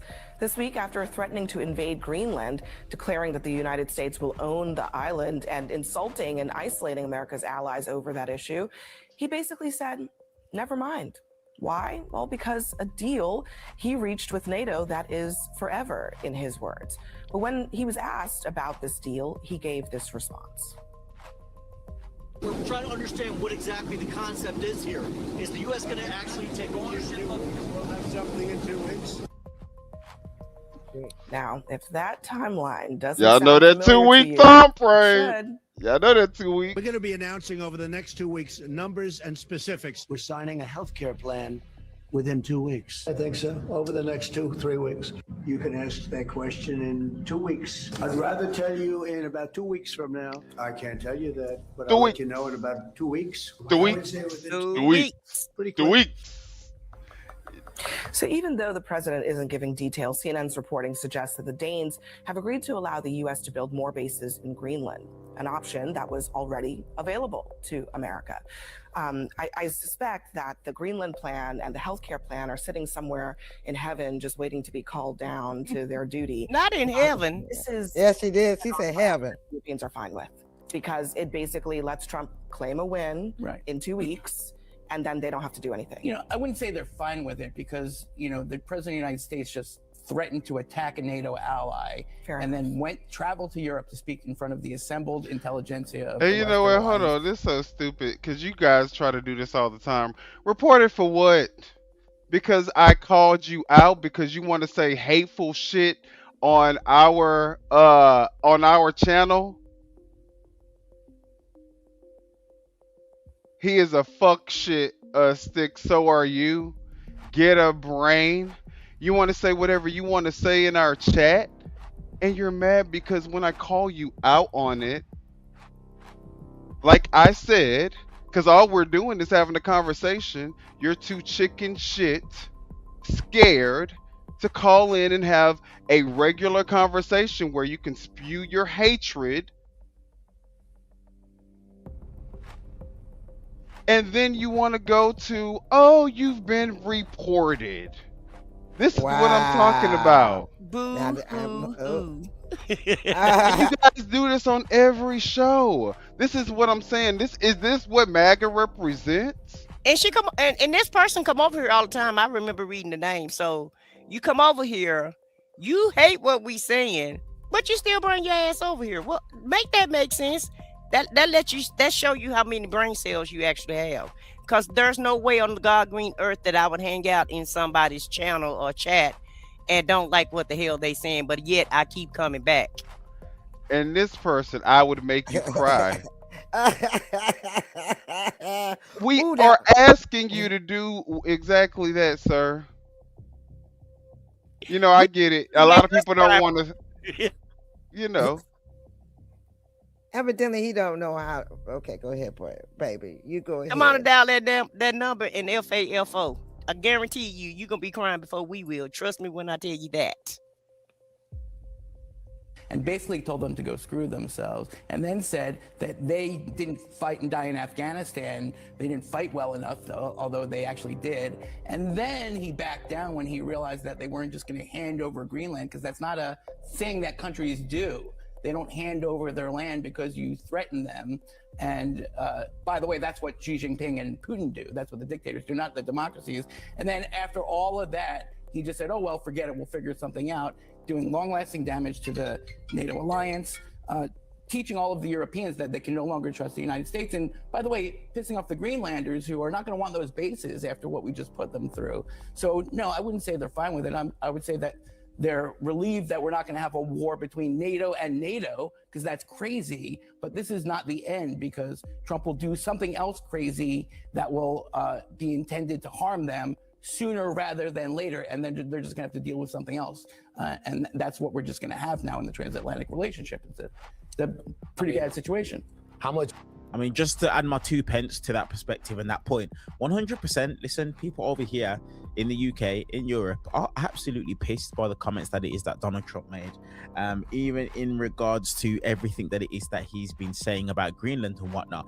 People are really pissed over here, and it's really, really showing in terms of how it is that people, their commentary on the United States of America, the thought process, and you guys hear that this guy has a British accent, and that was one of the reasons why we decided to do a review and a reaction to this particular video, where we're reacting to a reaction video, right? But this is how other people on the other side of the ocean are looking at us. They don't care. They don't care about that. They could care less as long as they get to say we won one up on the lips. Then they're satisfied and they're happy. United States of America, and people are really, really starting to get the idea, okay, maybe we have to step away from the idea that the United States of America is an ally as opposed to being an enemy. Would you trust a friend after they threaten to sleep with your wife?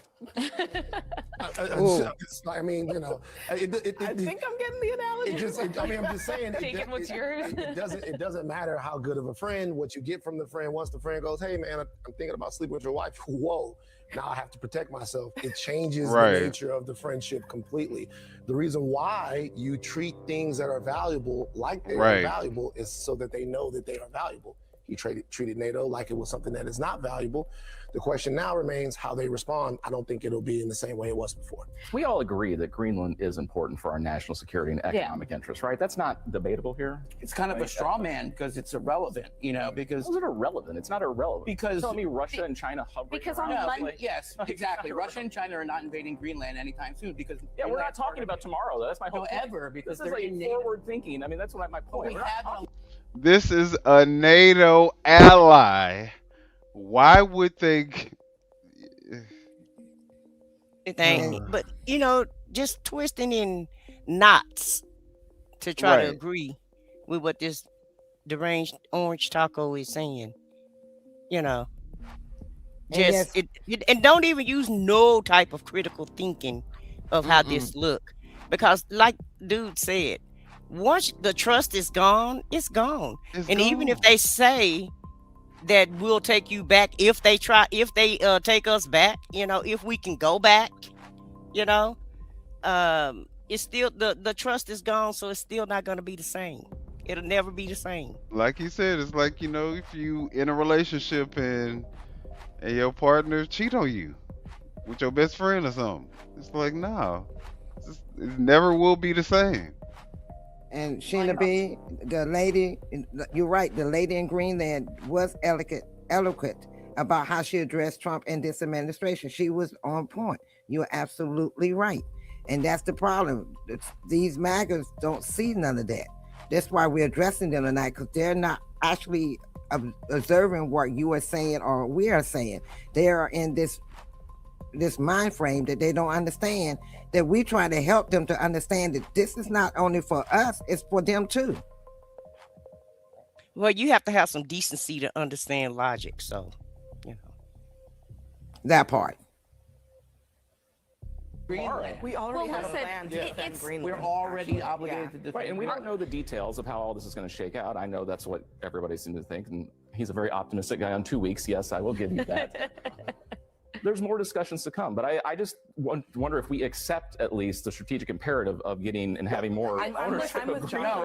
I just want to make a point as well, really quick. Did you see what just happened there when this Donald Trump bootlicker, he just says, yes, he's a very optimistic guy when it comes to 2 weeks. And other people on the panel, they laughed. That's the problem when it comes to Donald Trump.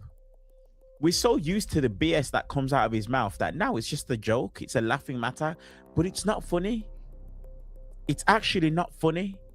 The fact that it is that a compilation was just played of Donald Trump repeating saying in 2 weeks, in 2 weeks, in 2 weeks, and pretty much all of it that he said in 2 weeks about was a lie.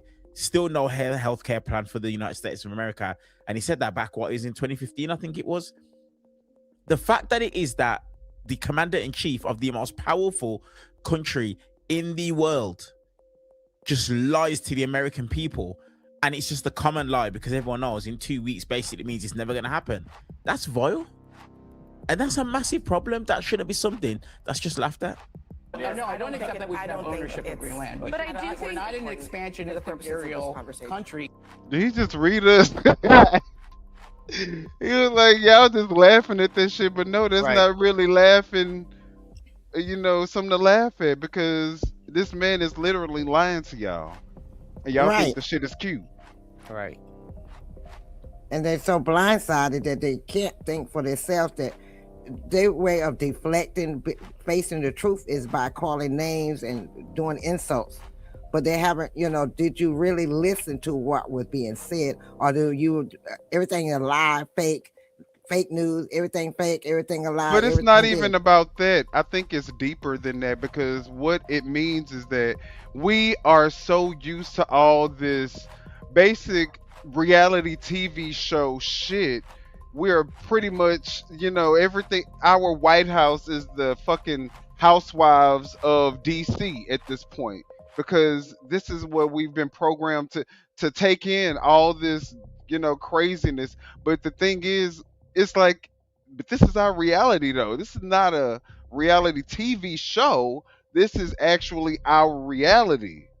And the fact that our president is allowed to get away with shit like, I'll tell you in 2 weeks, while we know every time he says that, it's a fucking lie, but we let him get away with it because instead of, I don't think it's us having Trump derangement syndrome. I think the people who allow Trump to get away with shit like, well, I'll tell you in 2 weeks, and think that that's okay. I think those are the people who suffer from Trump derangement syndrome. Because this is, Idiocracy. Have you guys ever seen the movie? This is Idiocracy playing out in real fucking life. In the 21st century. So no, we cannot accept that we should have ownership of another country, because that means occupying that country against the will of the people that live there who own it. Okay, so no, But we can't be in the business of owning. And we can agree that Arctic security matters. That's something I think we all agree on. It's just but a banal point. the difference is no, it's just not relevant to what the we're talking difference is that on Monday of this week, before the saber rattling, before insulting our allies, we could have gotten the same deal. A 1951 defense agreement that we have with Denmark would have allowed us to expand our military presence there. Mike Pence visited the bases there. We've got U.S. Air Force, we've got Space Force, about 100 troops in Greenland right now. If we had gone to Denmark and to Greenland and said, we'd like to put 1,000 U.S. troops, or we'd like to put 5,000 because it's in NATO's collective interest in the Arctic, they would say, welcome, please do. We did not need this entire ordeal that Trump put everyone through, and it's the classic lead by chaos and then take the victory on the other end. But I will point out one thing: to the degree that there is a check on Trump's impulses in the second term, it is the stock market. Like that's what it is. He literally saw the stock market plummet. That's chilling though, right? Well, I'm just noting. But we're talking about the stock market, like checking conquest. Like I get, okay, so look, what we don't want to talk about is that it's actually climate change that is making this whole thing a problem in the first place. That's very true. I know you guys don't believe in that, but I think the president's not going to be able to follow you down this road. But if Greenland were if Greenland were the only ally that Trump talked like this, he also says that Canada should be the 51st state. So it seems as if what he doesn't care about is relationships the United States has had for a very, very long time, and the way the most powerful man in the world talks to that point, real quick, let me just make a point. President Trump just disinvited. He's not gonna care because everything is transitional. Minister, everything is transactional with him. You say everything transactional with him? Everything is about a transaction with him. If he Yeah, can't and make how money, he could benefit out of how it. he could benefit from it, exactly. So that's why he doesn't care about anything in a relationship. Look how he treat his staff. Look how he treat his family. It's all about the Benjamins with him. Whatever he can profit from or make money from, then that's the road he taking. Exactly. No matter what. Exactly. That's it.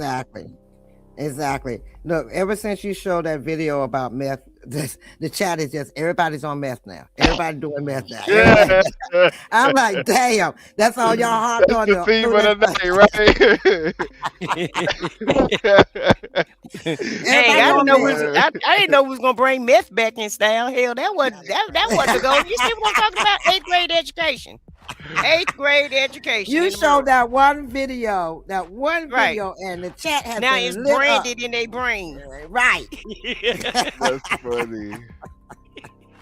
But this how DJT do it, baby. He brings the brain, baby, and they fall right in line. Fall right in line with it. Oh my God. That's how that show you how quick they'll follow anything.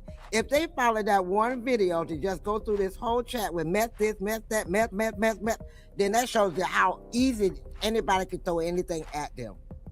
Stand for nothing, fall for everything. Exactly. Yeah. Well, you know what? I just accidentally We all agree that Greenland is important for our national security and NATO's collective interest in the Arctic, they would say, welcome, please do. We did not need this entire ordeal that Trump put everyone. And I mean, that's important to talk about as well, because clearly Trump did not need to do all of this to just say, okay, well, I'm okay with you guys giving me the deal that I would have gotten before I did all of this. You know what I'm saying? Or made such a big spectacle and disrespected you guys, on a global platform. That's not how my bosses operate, though. See, that's why come he didn't do that. Well. Yeah. The Godfather handled things a different way. Okay, that part. Through, and it's the classic lead by chaos and then take the victory on the other end. But I will point out one thing: to the degree that there is a check on Trump's impulses in the second term, it is the stock market. Like that's what it is. He literally saw the stock market plummet. That's chilling though, right? Well, I'm just noting. But we're talking about the stock market, like checking conquest. Like I get, okay, so look, what we don't want to talk about is that it's actually climate change that is making this whole thing a problem in the first place. That's very true. I know you guys don't believe in that, but Don't go too deep. don't go too deep. I think the president's not going to be able to follow you down this road. But if Greenland were if Greenland were the only ally that Trump talked like this, he also says that Canada should be the 51st state. So it seems as if what he doesn't care about is relationships the United States has had for a very, very long time, and the way the most powerful man in the world talks to that point, real quick, let me just make a point. President Trump just disinvited Canada's prime minister from his board of peace. This is a board of peace that's supposed to be about Gaza, but maybe he wants it to overtake the UN. So instead of Canada, one of our longest allies, he's got a whole bunch of other countries, including several whose citizens are banned from entering the United States. Pakistan, Morocco, Armenia, Kosovo, Mongolia, Azerbaijan, Uzbekistan. They're all in his board of peace, but they can't get visas to come to the United States. And can we really just take a moment just to think about that? I'm sorry for pausing the video again, but can we really just take a moment? He's created a board of peace, and a handful of the board of peace aren't even eligible to travel to the United States of America, the country in which he controls. He could click his fingers and every single one of them would be allowed visas to visit. Doesn't that tell you what it is that you need to know about this board of peace? It's BS. Canada is now being treated like what China and Russia ought to be treated. Yeah, it's a rogues gallery. You know, it would be a joke, but it's not funny because for to establish something like that, where you have to pay $1 billion membership fee, like it's a diplomatic Mar-a-Lago, it's absurd enough. And then to give it responsibility over the lives of 2 million Palestinians is a catastrophe and a harm to those people who really need urgent help in Gaza, and they can't get it because they got to be ruled by the Uzbeki Board of Peace, which is not like even a real thing. So it spells disaster for Gazans, who the whole thing was supposed to be about in the first place. We should remember 2 million Gazans can't eat because they're demanding $1 billion to join his Board of Peace, and that's the real issue. And then this thing is going to amount to exactly. Wait, did he say that Gazans can't eat because Trump is demanding $1 billion for them to join the Board of Peace? Mm-hmm. That's exactly what he said. Yep, that's exactly what he said. I guess MAGA okay with that too. Anything he does for the country, they feel that he's doing for the country. If he have to make sure that nobody come over here and we just stay in this little old country by ourselves, they'll be happy. And at the end of the day, he ain't putting a quarter in their pocket. Right. Ain't none of them getting an extra quarter. Everything He's high. taking them out. Yeah, everything high. He killing folks. He's taking all their quarters. Yeah, he taking all their the quarters. dimes, their nickels, right? Their dollars, yeah. Everything. They losing everything. And guess who he giving them dollars, nickels, and dimes, and dollars, and all that shit to? The billionaires. To the billionaires, to his billionaire friends. The haves and not the have-nots. To other countries and shit. Every time you hear him talk about anything or he do a press conference, he's talking about other countries.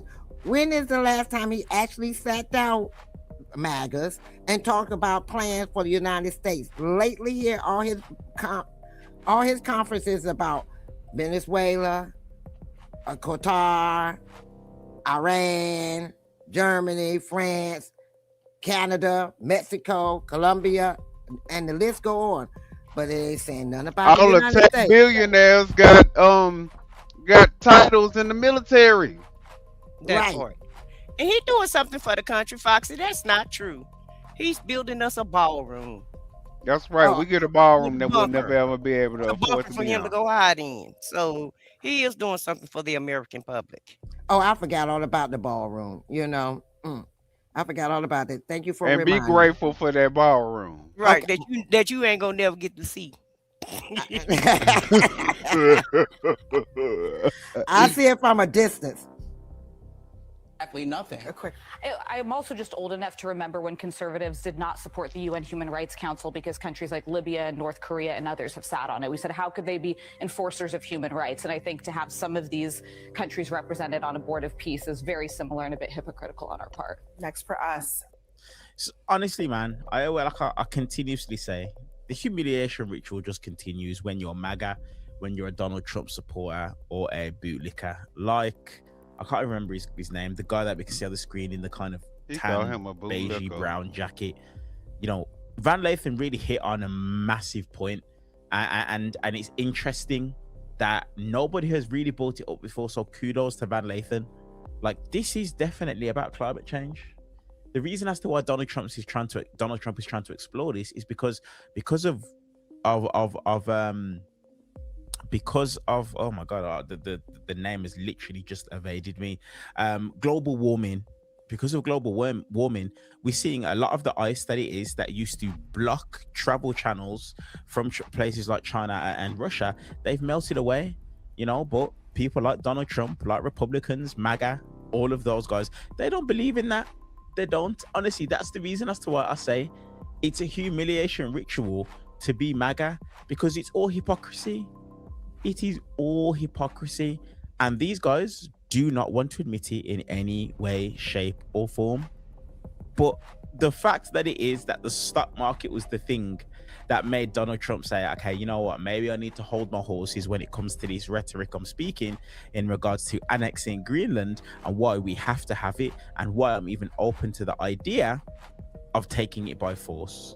Because what the panel said is 100% true. The relationship has been damaged, and I'm not going to say it's been damaged beyond repair, but I just don't think that Donald Trump is going to be the best person to be able to try and repair it.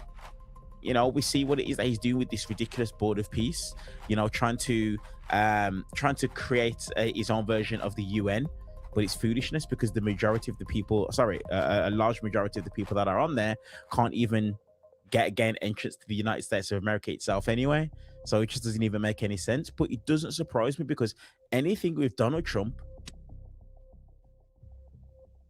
and the board of peace is fucking filled with damn dictators. How's that a board of peace? Criminal dictators at that can't even go to other countries. Can't even come. He just said they can't even come to damn America. Wait a minute. Half of them can't go to each other's country at this point, include ours, because they got warrants out for their arrest. And so the fact that, see, these people, they speak in ways that they say exactly what they're saying. So whatever they're saying, it's the opposite, is what I feel like. The opposite of whatever they saying is the truth. So he calling it the board of peace, and I call it the board of evil, the demented, I call destruction, the board of Lucifer. Chaos. Lucifer. And like the board Vicky of said, Lucifer. look, like Vicky just saying, he's putting all the money in Qatar banking account. So all the money y'all think that he's getting for the United States ain't coming to the United States. It's over there in Qatar. Hey, the board of Lucifer with the Lucifettes. Exactly. Okay, Lucifer and the Lucifettes, baby. And you know what they're gonna do?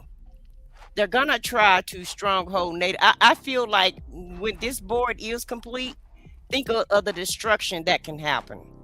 With him being the chairman, with him being that means that he is going to be the chairman even after presidency. Right. Yeah, because he's trying to keep power after he leaves the White House, because he know he got to leave the White House. He can sit there and play like he's going to be the president in 2028 all he want and fantasize, but that's not happening. No, that's so not he's trying to be the chairman of this board of peace that is supposed to be global. So just imagine if he tries to gain power over like NATO, if he tries to overtake NATO and through this board of peace. Listen, I don't think he want to do that, because none of those countries have nuclear power. NATO got the nuclear power, not the board of peace people. Okay, that part. He could FAFO, but guess who's FAFOing over? Us. Right. Unfortunately, we are going to have to pay the price of his stupidity,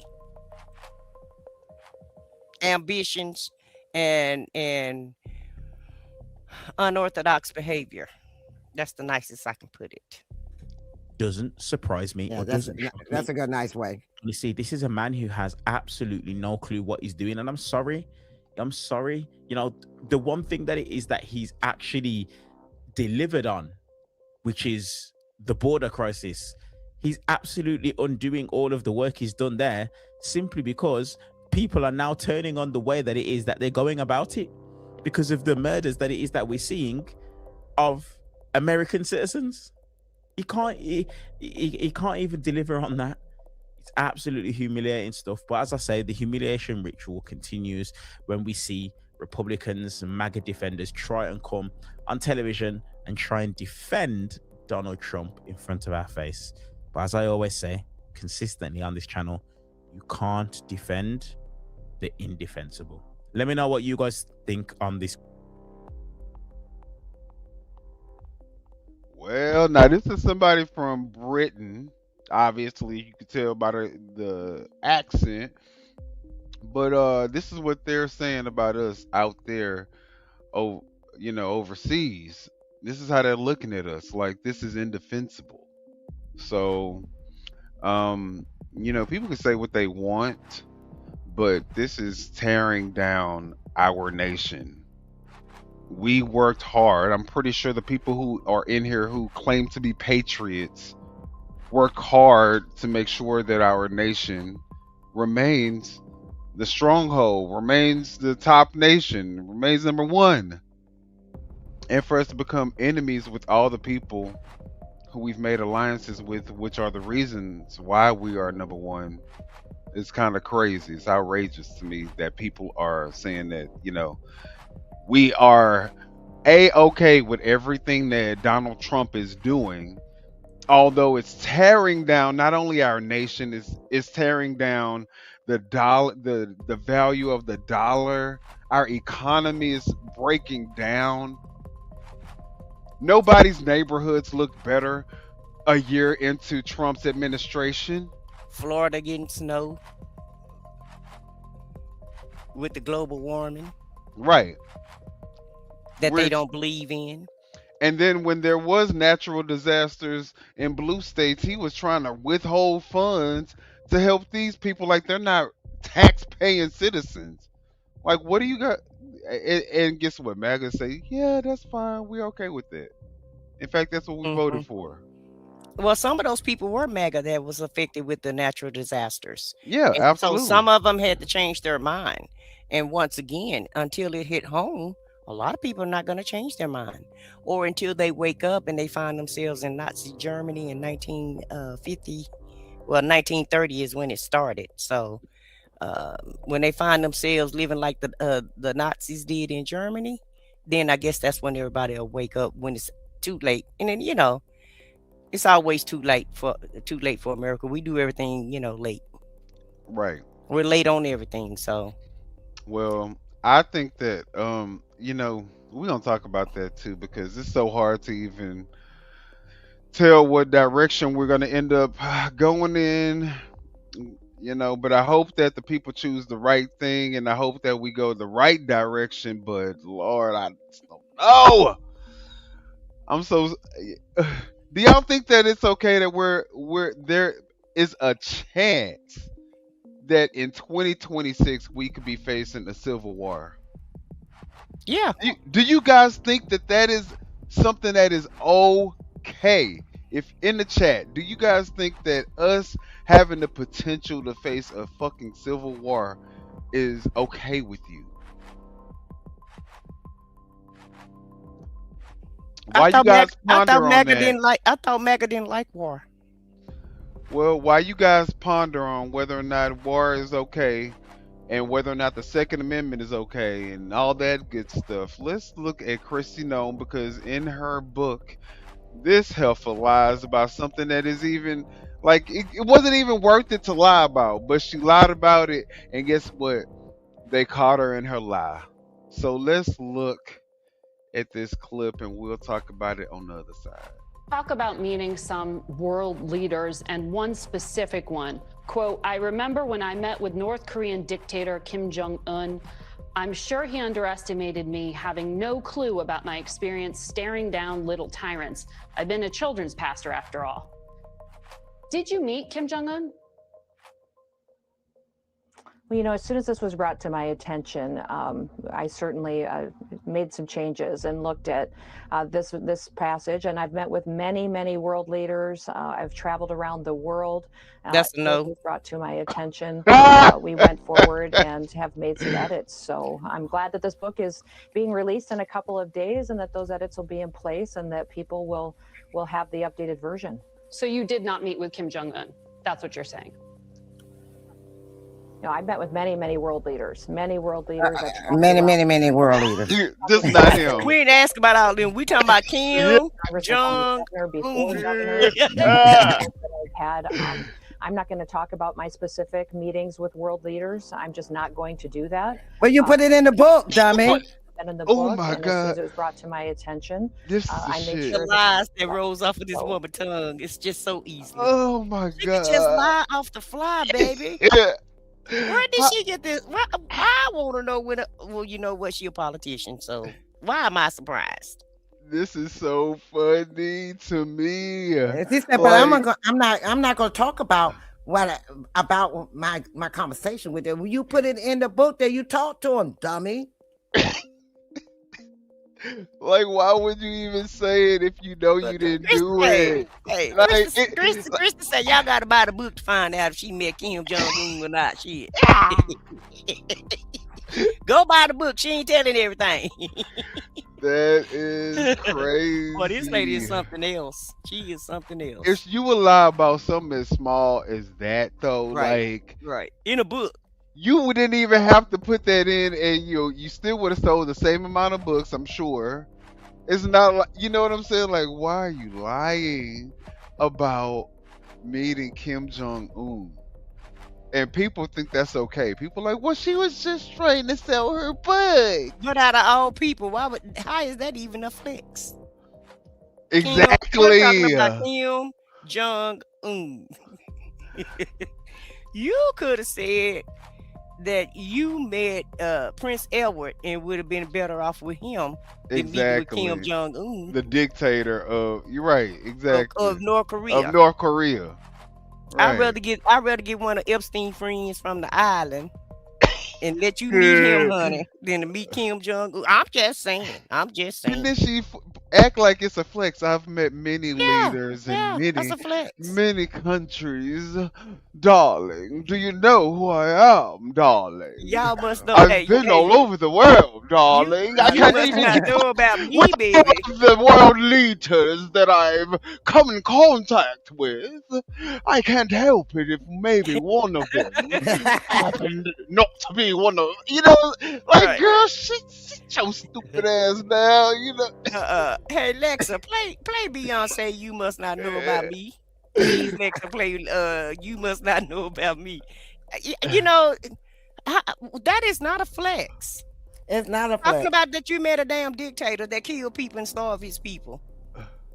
That part. That's not a flex, ma'am. My thing is, at this point, I don't believe shit that is in that damn book. Okay. I don't believe shit that's in that fucking book. Now we ain't gonna be able to read your book, child, because you're lying on TV. You're right. Oh, you won't see it. Oh, you won't read it no more. You're lying about your sources. You're lying about who you met. Now we can't believe what you say, ma'am. Wait a minute, but then she said that you listen to what she said. She said once it was brought to my attention. So you how you don't know what's in your own book? Yeah. Right. And it's about to be published. Wait a minute, and I thought all publishers let you read over it before they even put it in a book. Foxy, I'm gonna need you to catch up. That was the old way. So anybody can write a book. ChatGPT and Amazon will help you out. ChatGPT will write it, and Amazon will publish it. Blank period, whether you read it or not. Oh, okay. You need to catch up. You need to catch up with AI. I don't think you know the power of AI, baby. All right, well, let's look at this clip. It's going to talk about whether or not white people really have white privilege. Now, this is not us talking. This is coming from the white people. So we're going to see if the white people really have white privilege. And if there's any white people in the chat, y'all let us know what y'all think. Chad, that was yesterday they had. Attacking This me. is a white supremacist agenda. What you say? I just said that was yesterday news when they had white privilege. We're in a whole new day now. Today's a whole new day. It's done in America now, baby. Okay. Why do you say that? Fuck off. No, me, dude. I'm You're not on here. Whose team are you on? Come on, man. This is on limit. All right, man. All right. Well, Sorry, brother. I'm so sorry. Like, really? No, I'm so sorry. On our team. Yeah. So why do you say that? This is a white supremacist agenda. They're not just going after criminals. I'm so sorry I went after you. I didn't Come on. recognize Do I you. look upset? There's all kinds of folks out here with media. They're not just going after criminals. They're going door to door and they're targeting any black and brown person they can find. And all of America is next. If you live by a black or brown person, you're next. They're above the law. They outnumber our police. It's a white supremacist agenda. No? You just today's your first. I live nearby. I've been out a couple times. Yeah. Yeah. But why do you come I'm so out? You sorry I could be went at- after you, man. Dude, it's fine. Why are you out here instead of like being in your warm, cozy house? Because there's a point where whites got to stand up and recognize that this is a white person problem, and we need to represent our black and brown neighbors and disavow MAGA. Yeah. We need to put an end to this. We need to put an end to this. We fucked up so bad. This is the end result of all of the bigotry and racism that we have been putting up with for years. This is the logical conclusion. What do you think is going to happen? Where does this end? How does it end? I don't know. What do? Yeah. I talk to anyone who will listen, and I disavow every MAGA person I've ever known. They have no place in my heart. This kind of hatred. Yeah. No, if you can't stand 10 toes down and say that trans people, black and brown people have a right to exist and that women have a right over their own body, then you have no place in my heart. Everything that man just said. 1,000 goddamn %. What? Well, before we get into what he got to say, what y'all think about what that man said? That man is absolutely right. If they're killing young mothers, white ladies, that's mothers, and they're killing veteran nurses, no one is exempt. No one. Anybody can catch it. And so it's like crabs in a barrel. Once they get through eating up, the black and the brown people, then they're coming for you next. And we made a joke about it, but it really is gonna be the haves and the have-nots. It is. Right. It is. And that's basically what we're going to. It is, because look at the It's not situation. even about race anymore. Nope. I mean, It's it not is about about race race. It anymore. always is going to be about race with, white people, because there's always going to be white people who are racist and want to, rule over a class, a racial minority of people. So, unfortunately, white people are the most pretty much dangerous race out of all the humans.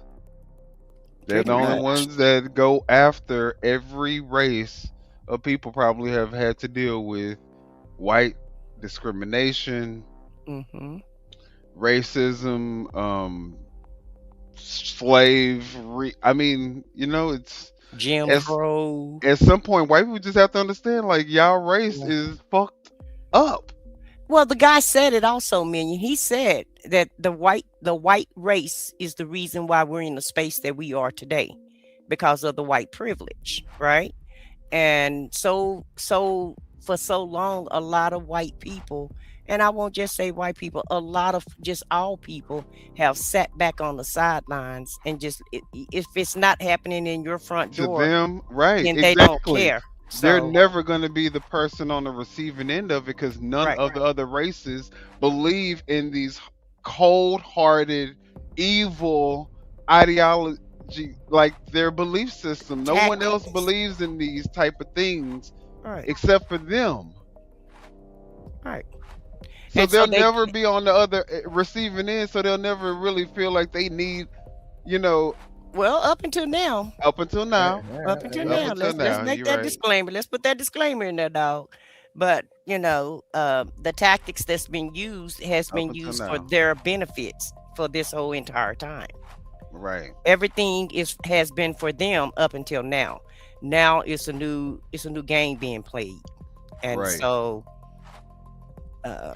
I heard what he said about, white people gonna have to help get them out. I really feel like MAGA is gonna have to help get us out of this mess also, because they're part of the reason why we're in it. QAnon, MAGA, and white supremacy, and just other white people that just sat back and did nothing and just allowed all other races, to be desecrated the way that they have been and treated. Just let the other races get treated like shit and don't say anything because they want to continue to use their privilege card. Because they were as long as they continue to have privilege, they would have never been out there had it not been for white people, being murdered in the street. Yes, And unfortunately that happened, and I really wish it didn't happen. Right. But we wouldn't have seen the outrage that we've seen if it wasn't for white people taking those bullets. Yeah, because it's several black people that's taken plenty of bullets by regular cops, and they've been exonerated from it, and nothing has happened to them, and not that many people were outraged because it wasn't a white person, unfortunately. That part, and it's sad because we have been dealing with it for years, and now it's happening to them. They just can't believe it. It's happening to us. We've been dealing with it for years. That's why all this stuff in the chat don't faze us now, because we've been dealing with all kind of names calling and actions towards us and negativity towards us for years. And it's just now coming around. Still told to, pick yourself up from your bootstraps, and you may just have to work a little harder, but you can do it if you work hard and do what you're told and be lawful, and it's crazy. And that's why we was told that same line. You don't need to antagonize them. You don't need to do this. You don't need to do that. You wouldn't have this problem if you didn't do this. If you hadn't got in the officer face. If you hadn't responded when that officer did that, you should. Yeah. Well, you heard Megyn Kelly. What Megyn Kelly say? Stay at home. Just stay at home and stay out of it, because she want everybody to go back to business as usual, and it's not business as usual anymore. This is not BAU. This is something totally unusual. This is something that really is an attack on the American public and my American citizens, in my opinion, and a lot of people just not catching on to this. But like I said, unfortunately, Pretti, Porter, Renee Good, and I can't think of the other person, the other two people that passed away so far. And we actually have more people than that. It's just the news is just not covering it. I think about 37 people have been unalive since ICE has started this quote unquote immigration scare. That's in the holding facilities, that is. And Yes. then there's been like 5 murders that have taken place. One in Texas, where it was recently just deemed a homicide, and then we all know that they just deemed what's her name, Renee Good, as a homicide as well. So I mean, but ICE doing their job. How is it a homicide and ICE doing their job all at the same time? That's an oxymoron. Right. Okay, so a crime was committed. Keith Ellison said he's on it, and y'all can run, but y'all can't hide. Okay. Right. And that's the Keith problem. Porter. Right. They feel like they're invincible. See, we've been dealing with this for years, and it had died down for a while. Now it's back, but this time it's on the shoe is on the other foot, and it's an outrage. But when it was happening to us, we deserved that. We shouldn't have got it. You shouldn't have got up in the officer's face. When the officer told you to get on your knees, you should have got on your knees. When the officer told you to get out of the car, you should have got out of the car. When the officer told you to do this, you should have done that. Now that it's happening to you all, it's a problem. Oh, but it's not even. This is just the beginning. So They haven't even really gotten a good taste of it yet. That's the reason why black people are staying in the house. It's not because black people don't understand and realize the moment that we're in, but at the same time, maybe you guys need to feel what it feels like to be a minority in America. Maybe y'all need that so that y'all can really kind of internalize the damage that has been done to the black, mostly the black community, but the black and brown community, because we all get discriminated against. That's the reason why black and brown people are the ones doing the hard labor jobs, while white people who are not capable, who are incompetent, who are dumb beyond belief, you couldn't even believe that they probably made it past the 5th grade, are executives. So now it's time to have the shoe on the other foot, and I'm okay with that. DEI at its finest, baby. That part. We actually got DEI at the head of the and the we office prepared right for when it's time for our time. When it's our time to come in, we're prepared. Well, trust me, we got this. But y'all gonna have to suffer a little bit, because this is what the fuck we were telling you guys when y'all were saying that we were always crying. We just want a handout. Overreacting. And look, as Alice said, yeah, Kyle Rittenhouse should have stayed home too. Yeah, no, Kyle Rittenhouse was okay though. He was white. Oh, and look, and he had they said they shot him because of a gun, but he coming with an AKA, walking down the street, boasting his without a permit. And he a hero. But he's a hero. Okay. Yeah. That man just said. That's exactly what I speak about on my channel. This isn't about politics. It's not about the economy, the price of eggs, the price of gas. This is about white supremacy. This is about white people being silenced since 1619, while black people were treated like absolute shit. Generation after generation after generation after generation.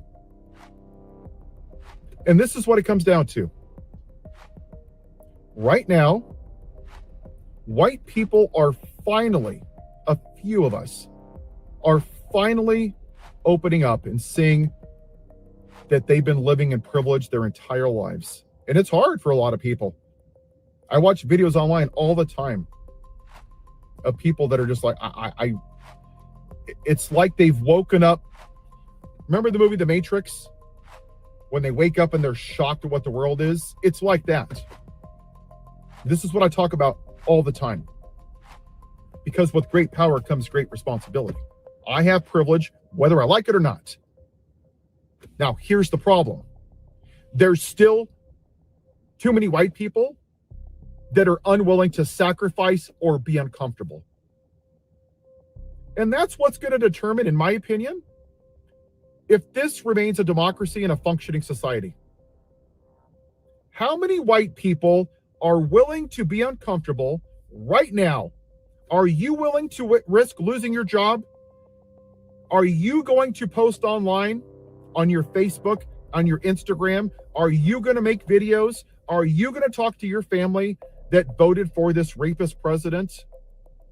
Are you going to sit down quietly, as we've done as white people since 1619, because it doesn't affect you? That quote from back in Nazi Germany, first they came for the socialists, but I wasn't a socialist, so I didn't say anything. And then they came for this group, and then they came for the Jews, and I didn't say anything. And then they came for me. And if this country fails, it's going to be because there's not enough people like that, people like me, that are willing to sacrifice and be uncomfortable. Black people would go on protests for 18 damn months. John Lewis was almost murdered by cops just for crossing a goddamn bridge for wanting to vote. Martin Luther King was murdered just for wanting to be equal to a black man. A white man, he mean? He meant a white man. Claudette Colvin just passed away. I'm going to make a video about that. She was a 15-year-old black girl that sat on a white bus. And that 15-year-old black girl had more balls than most white people in this goddamn country right now. Because you're not willing to stand on business and do what's right for the betterment of this country, because you're still thinking about yourself. Yeah. And that... For the better, that's the key word. And see, that's the thing that a lot of these white people don't understand. It's not for the betterment of the fucking white race. You fuckers can't do it by yourself. Y'all needed us to build this country. Do you think that the millionaires and the billionaires, once they get AI, need y'all? If anybody, do you think if they need workers, they're going to depend on white people to do the work?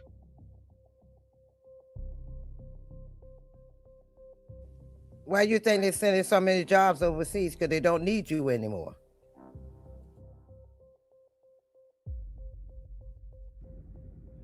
Thinking about yourself and saying, I'm not going to talk because I'm going to have consequences. That's white privilege. You have the privilege of sitting silently. You have the privilege to do nothing. That has nothing to do with your economic status. Privilege is not being called the N-word, not having your house redlined, not having your great-grandparents in somebody's will or hung from a goddamn tree. Privilege is not having to give the talk to your kids. Losing a job because your name might be black. That's privilege. And if your bullshit excuse is, oh, I have this friendship. If you want to be friends and you value a friendship with a family member or a friend who is fine with people being racially profiled, who supports a president who rapes women and little girls, you might want to look in the mirror, because maybe the problem isn't your friend. Maybe it's you. I picked what I'm going to do. I've lost friends and family. I've lost businesses because of this, and I don't give a damn, because I'm going to stand on business. So white people, that's the question. Are you going to be on the right side of history, or are you going to be on the white side of history? If this country fails, it's because not enough white people stood on business and were willing to be uncomfortable and sacrifice your personal privilege for the right of this country. Have a good day. It's so funny how you end it with "have a good day." They're so nice. White people are so nice. That's one thing I will give them. They are the nicest people in the world. I mean, you know, the regular white people, not the billionaires and the tech, you know. Not the ones that own Pinterest and Amazon that's laying workers off right as we speak. Yeah. Not that type of people, huh? The regular white people, they so nice. They are so nice. Yeah, but it's not about white and black and brown or whatever you are. It's really about, do you want to live in America as is, you know, not even as is now, but like it was 4 years ago, you know, when everybody was kind of minding their own business and doing their own things and just going to work and, you know, making it the best way they can? Or do you want to conform to a dictatorship and fascism? Do you want to, you know, conform to that and Nazism? So right. It's a stark choice. I mean, yeah, and we're in the inflection point where you're gonna have to make a decision. It's time to make a decision, baby. Time to make an executive decision, baby. Exactly. Make an executive decision. It's gonna be left on you. What's that song in the 80s? Do you want him or do you want me? Oh my God. All right, well, let's play a game, guys. If you're in the chat, if you come in the chat, y'all hit the like button. But if you're here, let's play a game. I want you guys, we're going to watch this game play out. We don't actually have to play it for real, but let's watch it play out. For a $100 bill, the winner of this race will take this. It's a $100 bill. Before I say go, I'm going to make a couple statements. If those statements apply to you, I want you to take 2 steps forward. If those statements don't apply to you, I want you to stay right where you're at. Take 2 steps forward if both of your parents are still married. Take 2 steps forward if you grew up with a father figure in the home. Take 2 steps forward if you had access to a private education. Take 2 steps forward if you had access to a free tutor growing up. Take 2 steps forward if you've never had to worry about your cell phone being shut off. Take 2 steps forward if you've never had to help mom or dad with the bills. Take 2 steps forward if it wasn't because of your athletic ability, you don't have to pay for college. Take 2 steps forward if you never wondered where your next meal was going to come from. I want you guys up here in the front just to turn around and look. Every statement I've made has nothing to do with anything any of you have done. Has nothing to do with decisions you've made. Everything I have said has nothing to do with what you've done. We all know these people up here have a better opportunity to win this $100. Does that mean these people back here can't race? No. We would be foolish to not realize we've been given more opportunity. We don't want to recognize that we've been given a head start. But the reality, I feel like that was definitely a great representation of blacks versus, the black life versus how white privilege is. Have and have nots. But some of the whites didn't step up either. There was a few of them that were still in the back there with the blacks.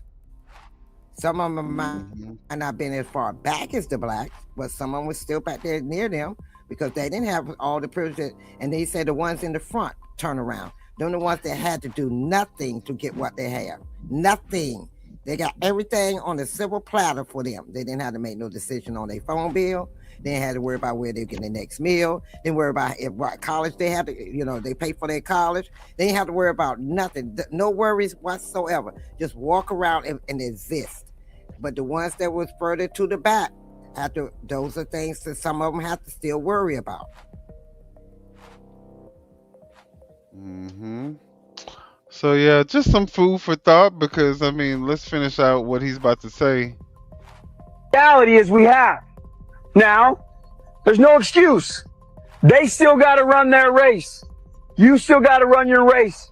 But whoever wins this $100, I think it'd be extremely foolish of you not to utilize that and learn more about somebody else's story.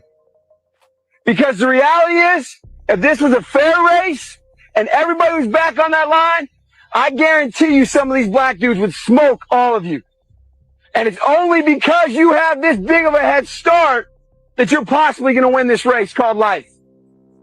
That is a picture of life, ladies and gentlemen. Nothing.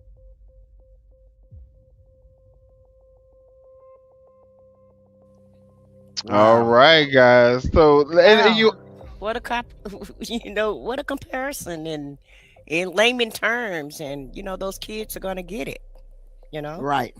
They get that head start in this game called life. Right. And look how sad the other kids that the have not kids look. Did you see how they looked when he was asking those questions?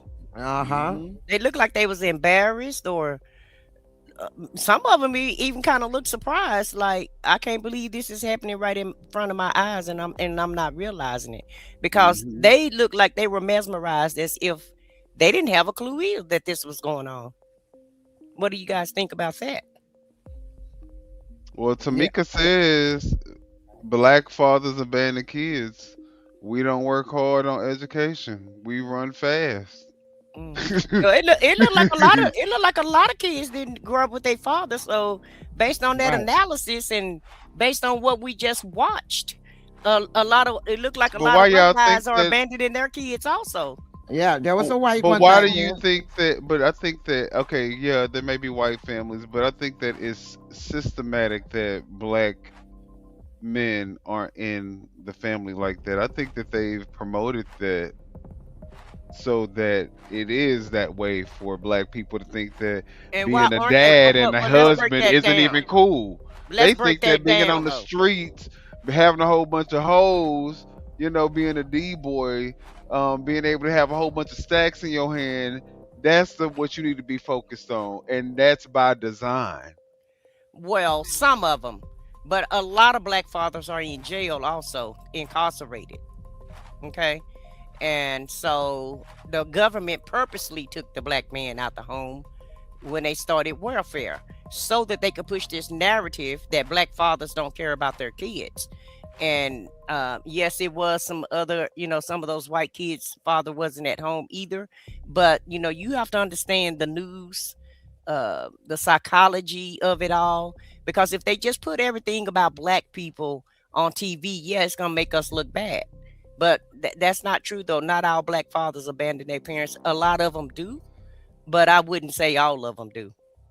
And I would say that ads like the one that Kristi Noem went ahead and promoted that say, Dakota, South Dakota, meth, we're on it. That I feel like though a lot of white people in these smaller neighborhoods have squandered their generational wealth on things that they probably shouldn't have done, and a lot of them are kind of at the same level that a lot of black people are at right now. So this is a point where they do feel a little bit more threatened Right. by Well, black people. right. You know, When we were they going squandered through their wealth. when we were going through the crack era, they were going through the meth era. And Right. it tore up a lot of their families with this meth. And the sad part is, it's got to a point that look at the drugstores. You got to go and get sinus medication from behind the counter now because you can't even put it on the floor because of the meth. So that has messed up some of their families too. So we can't sit back. They can't sit back and say it's all black. In the chat talking about where the black fathers. Now a lot of the black fathers are standing up. Well, let's look at this a person and let's decipher if this is what Trump derangement syndrome really is. Because I think we just have critical thinking skills, but maybe this person is what critical thinking is.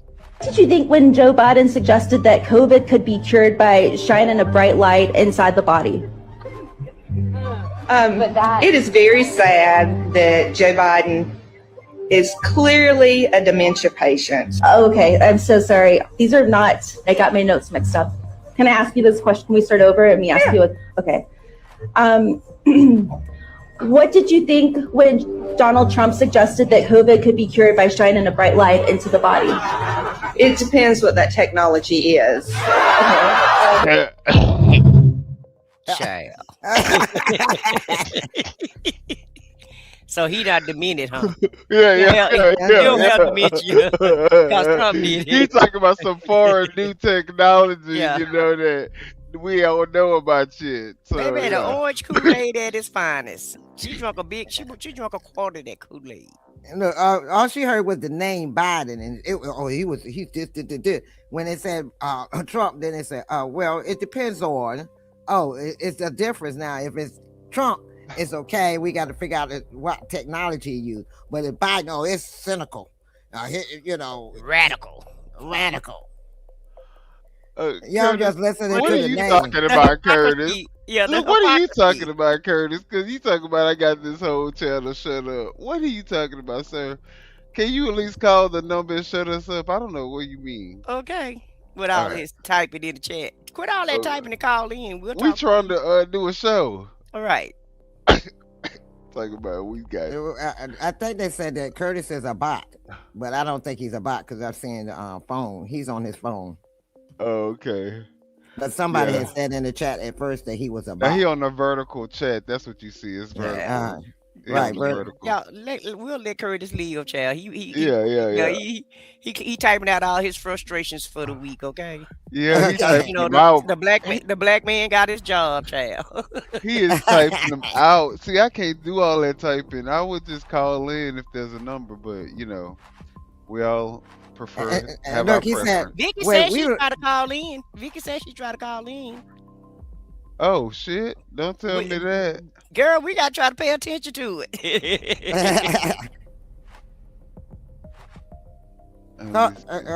Try it again, Vicky. Hold on, actually,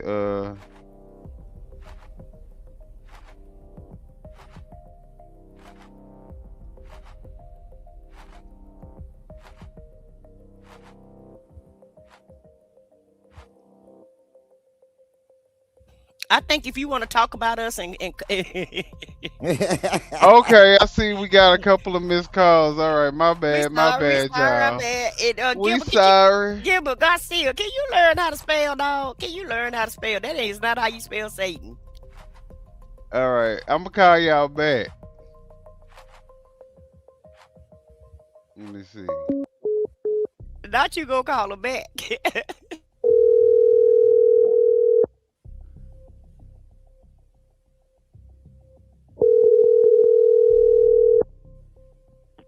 Hello. Yo, what's up? You called?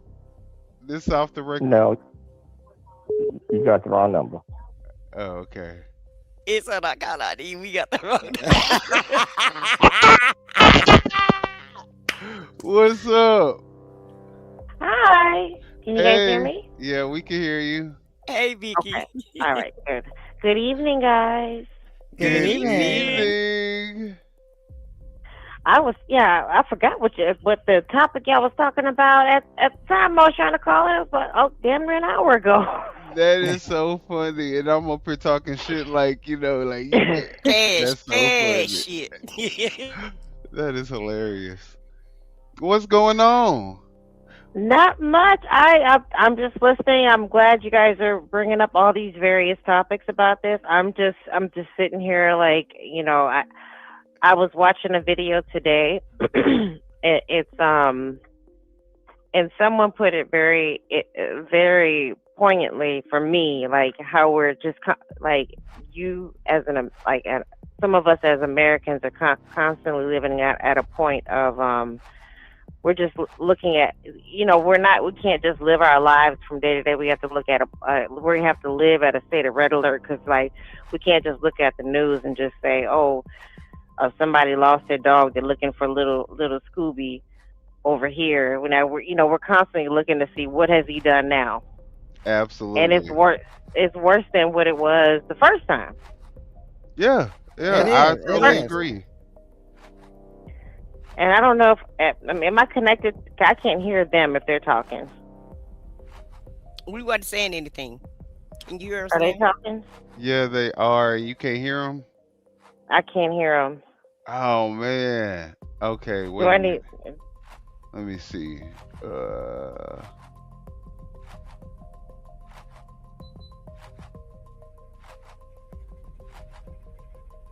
But she's absolutely right, though. It's so much else going on. Can you hear that? In the news. No. It's so much else going on in the news, and we're not even paying attention to all the things that's going on. It's 3 little boys that was drowned in the pool in Texas. I know what it was. They said, well, just while you're trying to fix it, they said we're living, like most of us are living at a point of survival mode or in crisis mode, because we never know if today's the day that his mind is so gone and nobody's stopping him, and they're not trying to impeach, they're not trying to get him up out of there. We can't trust JD Vance. You know, we can't, there's nobody that you can like literally trust in the government to stop this. And he just keeps pushing and pushing and pushing and pushing to see what he can do. And like the fact that he has money just sitting over there in a Qatari bank account, well, it's mine. Well, I'm going to control it. It's just absolutely mind-boggling to me. I never thought that we could get to this point in this country. Yeah, I mean, he's amassed, a $5 billion net worth since he's been in office. I'm pretty sure more than that at this point. While regular average Americans are still struggling, and even more so than ever at this point. In addition to knowing that all of our tax dollars not only are going to making him richer, but these other helping out other countries. So there's a lot of stuff that's going on right now. I think that the people are finally waking up to, and they're like, no, we can't deal with this. And then you're not on top of that, to add fuel to the fire. Not only are you taking all of our money and giving it to yourself, giving it to billionaires and giving it to other countries, but you mean to tell me we can't even walk in our own country, in our own nation's streets anymore safely without possibly, if we're recording, getting shot in the head or in the back after getting pistol whipped? So yeah, I think people are just like, at this point, it's like, look, I don't have anything to lose. Because if we continue down this path, I feel like people understand that if we continue down this path, we may get to a point that we just can't come back from. So that's why a lot of them are standing up. Just FYI, I still can't hear them. Do you need me to hang up and call back or something? Or well, we have a StreamYard link that you can actually join. Oh, I can do that. How about that? Drop that for me, and then I can come back up. But just so I don't forget. Damn it! And I just forgot the point. Okay, I think that it is getting to that point, and it's getting to that point where people are just gonna his staunch followers are like, I don't give a damn about no damn ballroom. I don't care about your ballroom. I don't care about no Melania movie. I don't care about whatever else he's building. What's the Golden Dome? I don't care about any of that. Like, what about my jobs? All these jobs you said you were bringing back. These people are just all these billionaires are talking about going to AI. So there's just nobody. They're not looking out for us. But I'll finish up my conversation when you drop the link, and I'll come back up. It's in the chat. All right. Okay. We'll see you in All the right. feed. Thanks. Bye-bye. All right. She made a good point there. She made a good point. Like she said, all the billionaires are talking about AI now, so that's going to be even more less jobs. Absolutely. I mean, the jobs aren't coming here, y'all. Let's just be honest. It's not coming here, but the ones that we do have here is going to be gone too, because AI is going to take over, and they're not going to need the people, to do the jobs that AI is going to be able to do. Yeah, but I mean, people thinking that taking these illegal aliens out is just, going to make. I mean, I don't even know what the people want to happen from taking all the illegals out at this point. I don't even know what they think is going to happen with him deporting everybody. I don't even think they care at this point. I think they just, he said it, so that's what we're going to do. Yeah, they don't care if they have humanity or decency or following laws. This dude could just do anything, and it's just quite okay, no matter what. Yeah. If he break the law, that's fine, but you still got to follow the law. His whole administration is corrupt. The man he put in charge of DHS took a bribe of $50,000. Nobody care about that. Nobody care about anything. But when Hunter Biden was working over there in Ukraine, and he made $50,000 a year off of a job, job, actually working, everybody had a heart attack over that. Exactly. They all had a heart attack over Hunter Biden having a job in another country. Trump could literally do no wrong. Trump literally made $1 trillion in 1 year under their watch, and nobody has anything to say about that. And now his wife trying to promote a movie. That's flopping. People going to say, Hon, what movie would you like to watch tonight? Well, you know what? Let's go watch Melania Trump. They asked her like Melania, what do you First Lady Trump, what do you think about the what happened in Minnesota and what's going on? What about peace? I want peace. I want peace. I don't think that it is good. I pray for peace. Like Right, and this is our first American lady. Oh, she's supposed to be an American. That was on She can't even Epstein talk Island. fucking That was English. that That started off under Epstein's tutelage. Yeah. Yeah. And not only Epstein. Remember, she was a model and over in Russia. Yeah, that's how they met. That's how Epstein met her. He messes with the dignitaries and the foreign, people who. And you know what's funny? I forgot. It was Elon is going to be very much involved with the Pentagon now, and Right. I listened to And Grok. with Grok, and Grok is.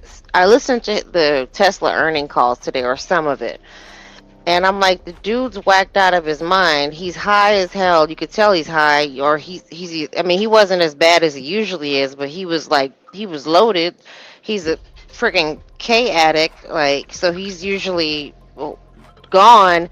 So these are the people that are in charge. And here's my thing with the Democrats, and this is what I want them to focus on. Like, how with Obama, he was very much relatable, and I think with Trump, how he got his message across is that he speaks very much in layman's terms, and it appeals to the average American. He doesn't care about being insulting. Not saying Obama was like that, but I'm just saying it relates more to the average person. So a lot of the bulk of our population, they don't have a continued education. They don't have that, so they relate more to this plain language of speaking, and that's why his whatever he was talking about during his campaign got across so well. And I think the Democrats in the next presidential run need to really focus on just being relatable. Don't talk about all this extra ordinary stuff, because there's not all these policies. Yes, we do need to hear about policies, but try to be as relatable as possible to the average person, and it will come across as better. Don't come across as a stiff. This man, he just came across, and he speaks like he's never even gone to college. He speaks like an idiot, and you could tell his mind was bleeding out of his brain even then. But still, they need to really work on their messaging. That's one thing that the Republicans do well, is their message.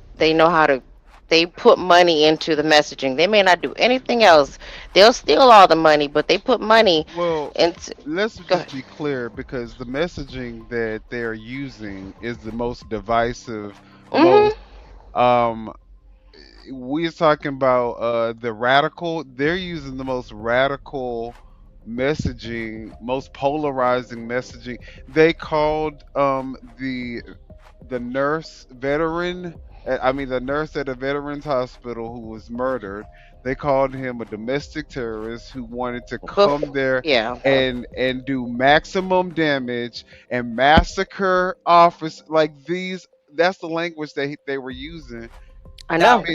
All dog whistles. Yeah. And go ahead. I'm sorry. No, I'm just saying. I don't think I want the Democrats to talk like that. And I think that I don't want them to talk like that. I'm saying just like when I'm saying messaging, I'm meaning it more like just use common, like common language, to where it doesn't come off like political speak, because that to me, that seems like where they lost him, because he wasn't really speaking about anything when he ran for presidency. Yes, he was he talked, well, no tax on tips, it It's very Yeah, but he was simple. also the same person that was talking about every candidate, making fun of everybody. There was just no seriousness. He's like Mhm. crude and rash. I mean, I And think that's that what a lot of people, people want to hear.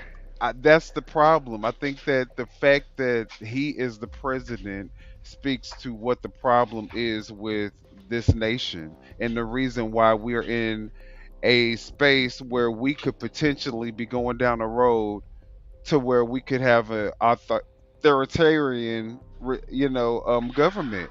We are going to. It's not a if. It's we're going to, because if steps aren't taken right now to impeach him and for something to happen, because I know JD Vance is not even like remotely capable of doing it, because he's someone who just he'll bend any way the wind blows. So, and he's got a lot of money involved in like in all these with all these different billionaires. Um, if steps aren't taken right now to take action on this, but one thing I can say about this, it seems like they're imploding from the inside out.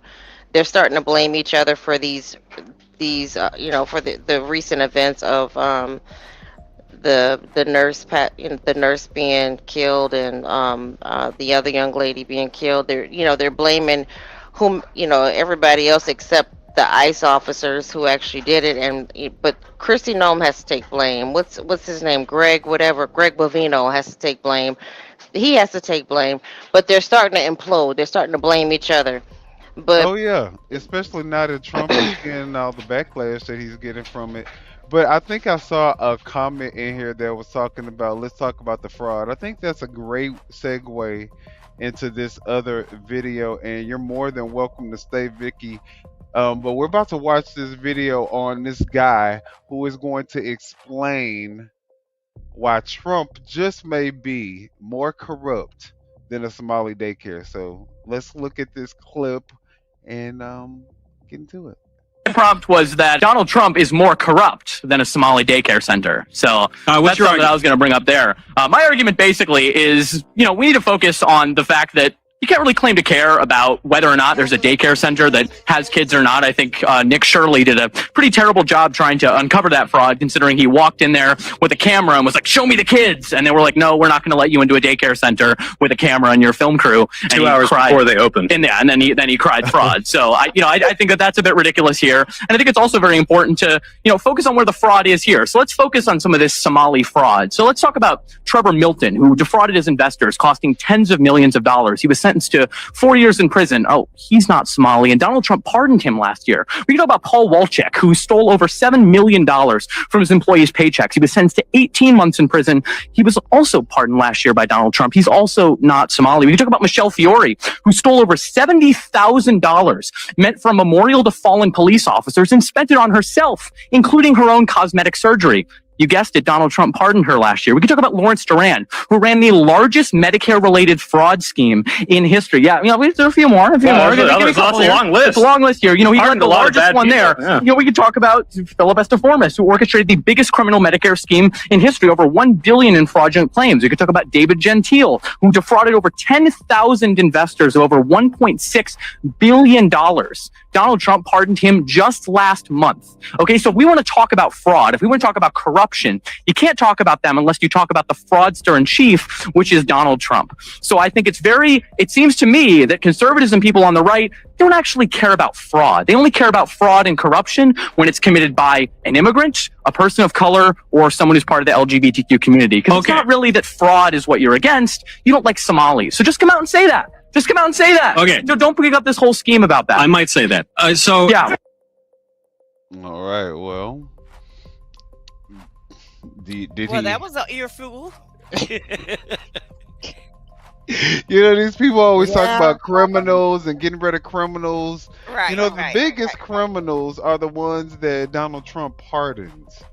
Those are paid. Don't forget. Of course. Alice, they got paid for these parts. You got to pay for a pardon now. I mean, but what Allegedly. Okay. Everything got a price, baby.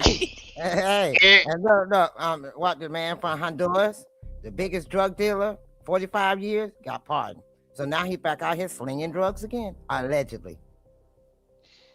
Meanwhile, we kidnapping Maduro for drugs that he didn't even have on them little small fishing boats. That they keeping the same regime and keeping the same regime in place to run Venezuela. And I want to keep Maduro on the radar also, because I think people don't forgot about we went over there and took that man from his country. Well, you know, he was corrupt anyway, but that's none of our business. Because if we're gonna go with that logic, how would we feel if somebody come over here and abstract Agent Orange and take him to another country? I really wish. I don't think that's a good. Because this is what. That's not a good example, is it? No. We can only hope for something like a miracle, like that. Oh, so we waiting on that one. Okay, my bad. For a miracle like that, right? Yeah, right. Erase that. But I'm just saying. They took him and his wife. Right. They sure did. Can you see Trump and Melania gone? Man, this place. What did I do? I bet people will probably be celebrating in the streets. That'll be the biggest party. That'll be the biggest party America ever had. I mean, like, when they start talking about fraud and like, oh, you know, these are bad people. When I sit and because you find out about these secret pardons, like, much like afterwards, later, like, in the middle of the night, he pardoned XYZ who was convicted guilty of committing XYZ fraud, and then he's like, I didn't know, you know, it was just put in front of me. I didn't know, you know, I was told that this was a Biden thing, so I didn't know. So why'd you sign it? You don't look over your pardons? So that should tell you something right then and there. You're not even looking over the people that you pardon. And I want to know. Okay, I want to know what. Stephen Miller, the real president. Right. I'm gonna tell you how he checked that. I'm gonna tell you how he checked that, Vicky. He looked at his bank account and say, okay, yes, the money deposited, it cleared, so now you can get a pardon, allegedly. Right. You know what's crazy? I mean, just to touch on your Stephen Miller point, I have when I go comments up, I say President Miller made this decision, and President Miller, because it really is President Miller, and Katie Miller is the first lady, the real first lady. But I want to say something about the pardons are definitely are serious, because he's just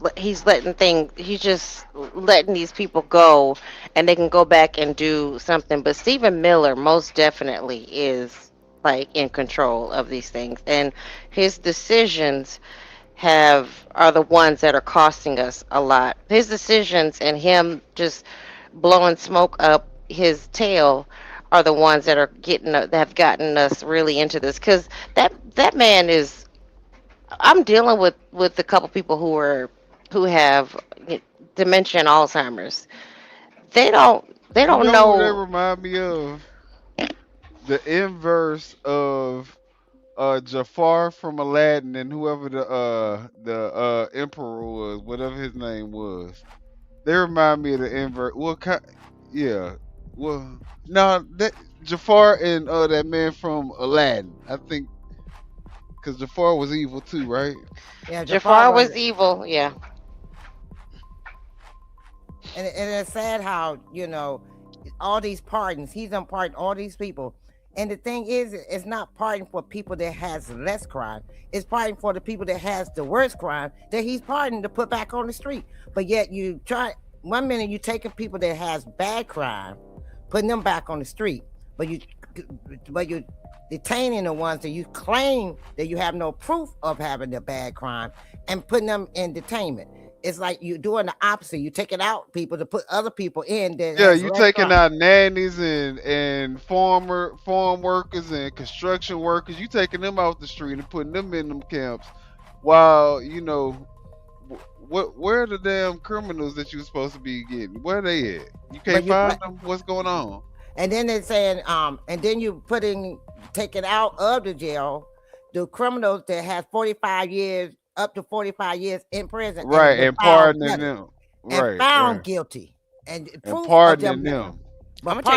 gonna tell you somebody Putting the else. worst of the worst back on the street and taking the Right. best of the best off the street. That's what he doing. Well, I'm gonna tell you who else gonna be found guilty, and that's Kristi Noem. Watch and see. Her days are numbered when it comes to DHS secretary, head of DHS.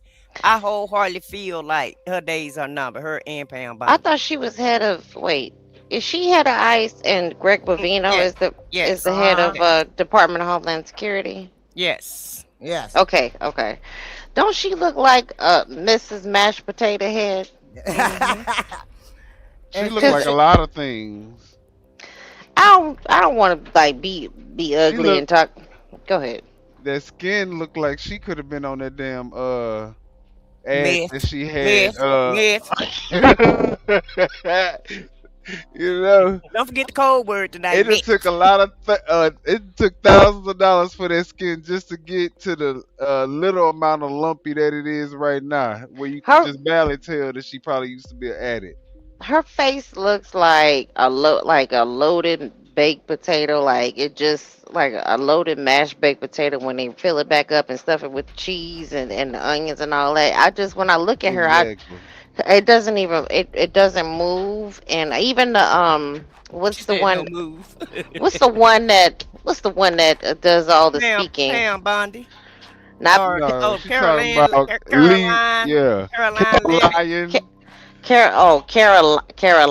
Levitt. Yeah. Caroline. When they said now Pam Bondi, to me she looks like a Kelly from the Bundys, like an older version of Kelly from Married with Children. That's who she looks like to me. She's not ugly. Now Caroline Levitt, when they did they did her wrong when they did the close up picture of all them Botox shots. I'm like, or the injection shots. They did her wrong. They did that on purpose. But I don't see how she got all them injections for her lips still to look like a little bit. I mean, they still don't look like nothing. But I don't know how she eat. I don't know how she eat with your mouth being that sore all the time. Yeah. At the end of the day, though, I don't give a damn about how they look. What I care about is what they're doing. Okay? Right. I could care less about her potato head face or whatever you called her, meth face, whatever. I don't care about that. What I care about is you going around, instructing people to take American citizens out, because that's what this really is about. This is about killing American citizens, about execution, about us not being able to execute our constitutional rights. This is about your rights being taken away. Okay? Yeah. Hello, you're on the air. What's good? Bro, you on the live stream, bro? I am. Yeah, man, I've been trying to get through to you. This is Benjamin, bro. Okay, well, can you come in through the StreamYard link, because my co-host can't hear you. We can hear him. I tried. I don't understand what I'm doing wrong, brother. You have to just click the link. I clicked on it, but it don't let me copy it or paste it or none of that. So what am I doing wrong? Are you using Safari? Let me see. Ask him, is he using Safari? Like I click on it, but it don't. Yeah. See something. Let's see. I'm glad I got through to y'all, man. All these numbers never come through. But at the end of the day, though, you guys, I care about these policies, and I care about what they're doing to the American public.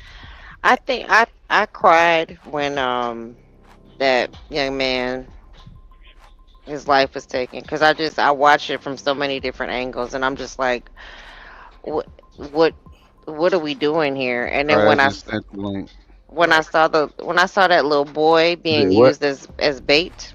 I just sent the link through text. Okay, let me click on it here.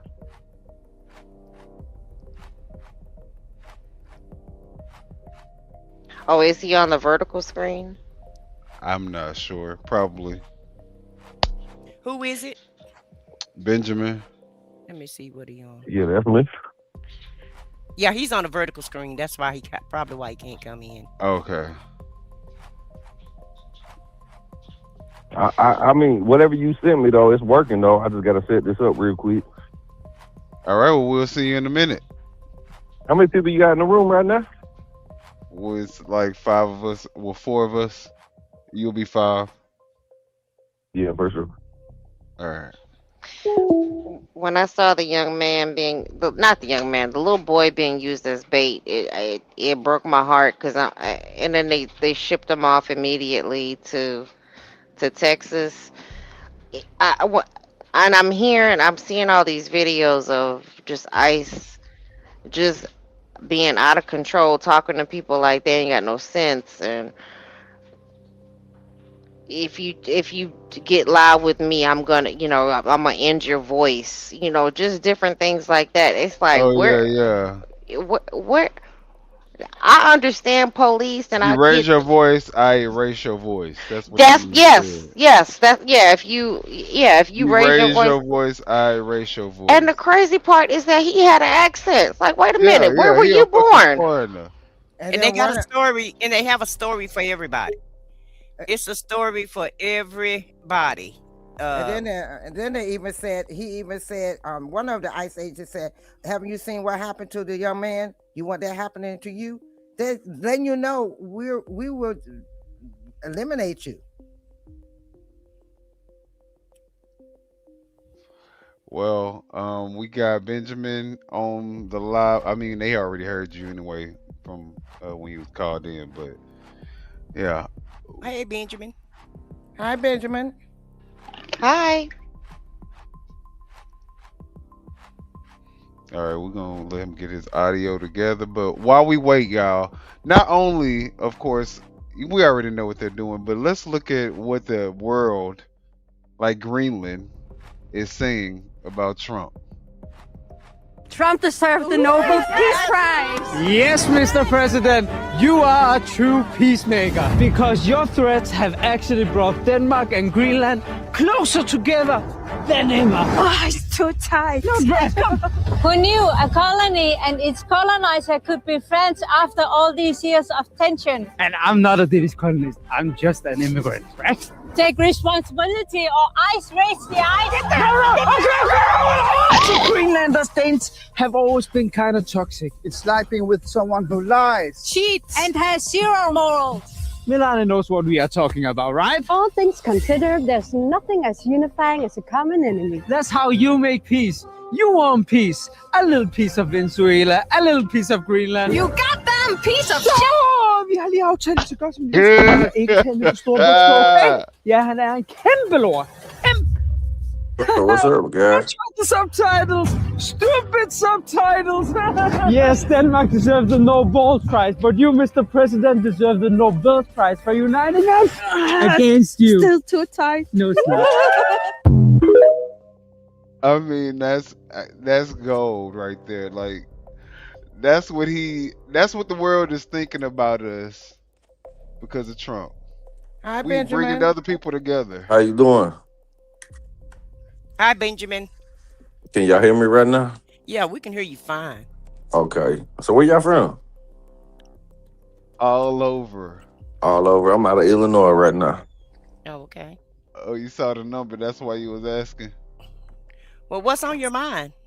What's on my mind? So I just want everybody to be peaceful. You know what I mean, man? It's a crazy world we living in right now.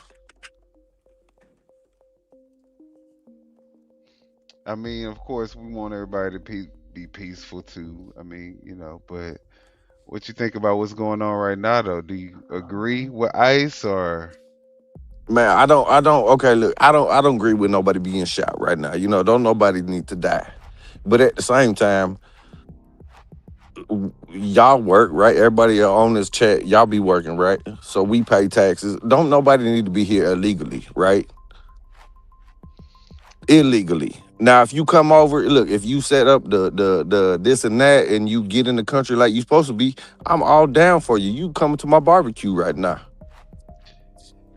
I mean, I can see your point. I definitely think that, everybody who come into the United States, especially if you're here to stay, should come legally. Yeah. And that's it. You know, like everybody should be here, bro. We here all for a reason. This is to live in this country. Like y'all, I don't know how old y'all are, but I was born in '86. Okay. September 11th, man, that changed my life. You know, when them towers went down, I ain't never seen this country ever be so close together. You know what I mean? Like everybody loved everybody. I don't care if you was purple, pink, red, white, blue, whatever. Everybody loved everybody. So I just want this country to get back to the way it was back then. Like, if you here legally, bro, I don't care what we doing. We finna share food together. We finna break bread. So That's I my question. I mean, do you think that the immigration issue is big enough for us to be like going through potentially a civil war just for legals? I don't think it needs to be a civil war. No, I think that like you here legally, right? Though. I mean, I was born here. I'm American. Yeah, me too, brother. So like, if they coming to your door and knocking at you, taking you out, yeah, I got a problem with that. But I just, man, it's so crazy right now, man. So what if your nanny that's taking care of your 4 kids while you're at work is picked up while your kids are at the house and you are at work and you're like, what? You're right. Yeah, you're right, because no, my kids shouldn't be stranded at that point. But at the same time,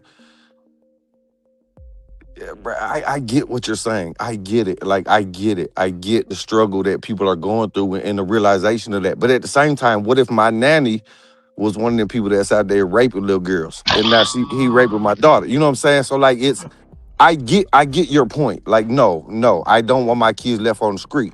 But at the same time, I don't. Do you let people you don't know around your kids? But you know your nanny though. And what about all the Caucasian, the other races that's in this country illegally? Because we got a lot of people from a lot of South Africans just came with a meal ticket. I mean, they got. You right. You right. Yeah, I work with some South Africans. Yeah, I work. And there's a lot of people who have extended their visa, but they're just not from brown countries, and nobody is saying anything. And they came over here on a plane. Y'all think that's what it is, like a brown thing? Because I'm just asking all straight up. I'm just asking, like, y'all think it's like a brown thing, like? Yes, it's racism to its finest. And but the whole thing about it is they're rounding up everyday Americans, whether they're brown or not. Some people that are brown are Americans, and they're arresting them. Yeah, and at this point, it don't even matter what your color is. We could really take the color out the picture, because at this point they done graduated to it. If you just have anything negative to say about them, you could get it. So I think that's why the white people are outraged, because they're like, hey, wait a minute, hold on. We not supposed to be the person that you out here shooting in point blank in their head in the broad daylight in the middle of the street. Just because they're filming you. Which is right, bro. It ain't about y'all talking to you guys. I'm sure, like, I'm a white guy you talking to right now. You know, I don't sound white. I live. I'm not culturally white, what you would expect. You can hear by the way I talk. So I just love everybody, man. I love you. I love them. But at the same time, we love everybody too. But we can't help how they feel. I mean, that's not them, bro. It's not them. It's a bigger than you and I, though. You know what I mean? It's bigger than us. They want us to go against each other so that they can. They do. Enact their agenda without us really interfering, because we too busy going at each other's throats. And that's the problem. Nobody sees it, bro. That's the problem. Like, if we could sit down and talk, then like we right now, we respectfully talking to each other. You know, I don't dislike you. You might dislike me, but I don't dislike you. But it's bigger than us, and that's what people need to realize, man. They out here gaslighting motherfuckers. Like, it's crazy, bro. You're absolutely right. It's a bigger picture, and the bigger picture is what we said in the beginning. It's the have and the have-nots. They want two sets of people in America. Either you, man. I want more than everything for all of us to come together, man. Stop this bullshit. Right. Like, but I just want my kids to grow up safe, man. They just want 2 classes, though, Ben. And that's what it's a bigger picture, and immigration is just a distraction. Y'all And there no more? really, this is a part of Project Yeah, we hear you. 2025. Oh, Yeah, okay, okay. Y'all just cut out. I couldn't hear nothing. So, Okay. So what I was saying was, immigration is just a distraction to so get where y'all like get- from though? Like where Wait, hold on y'all one at right second. now? Hold on one second. Immigration is a distraction, and it's to Statewide. pit everybody against each other.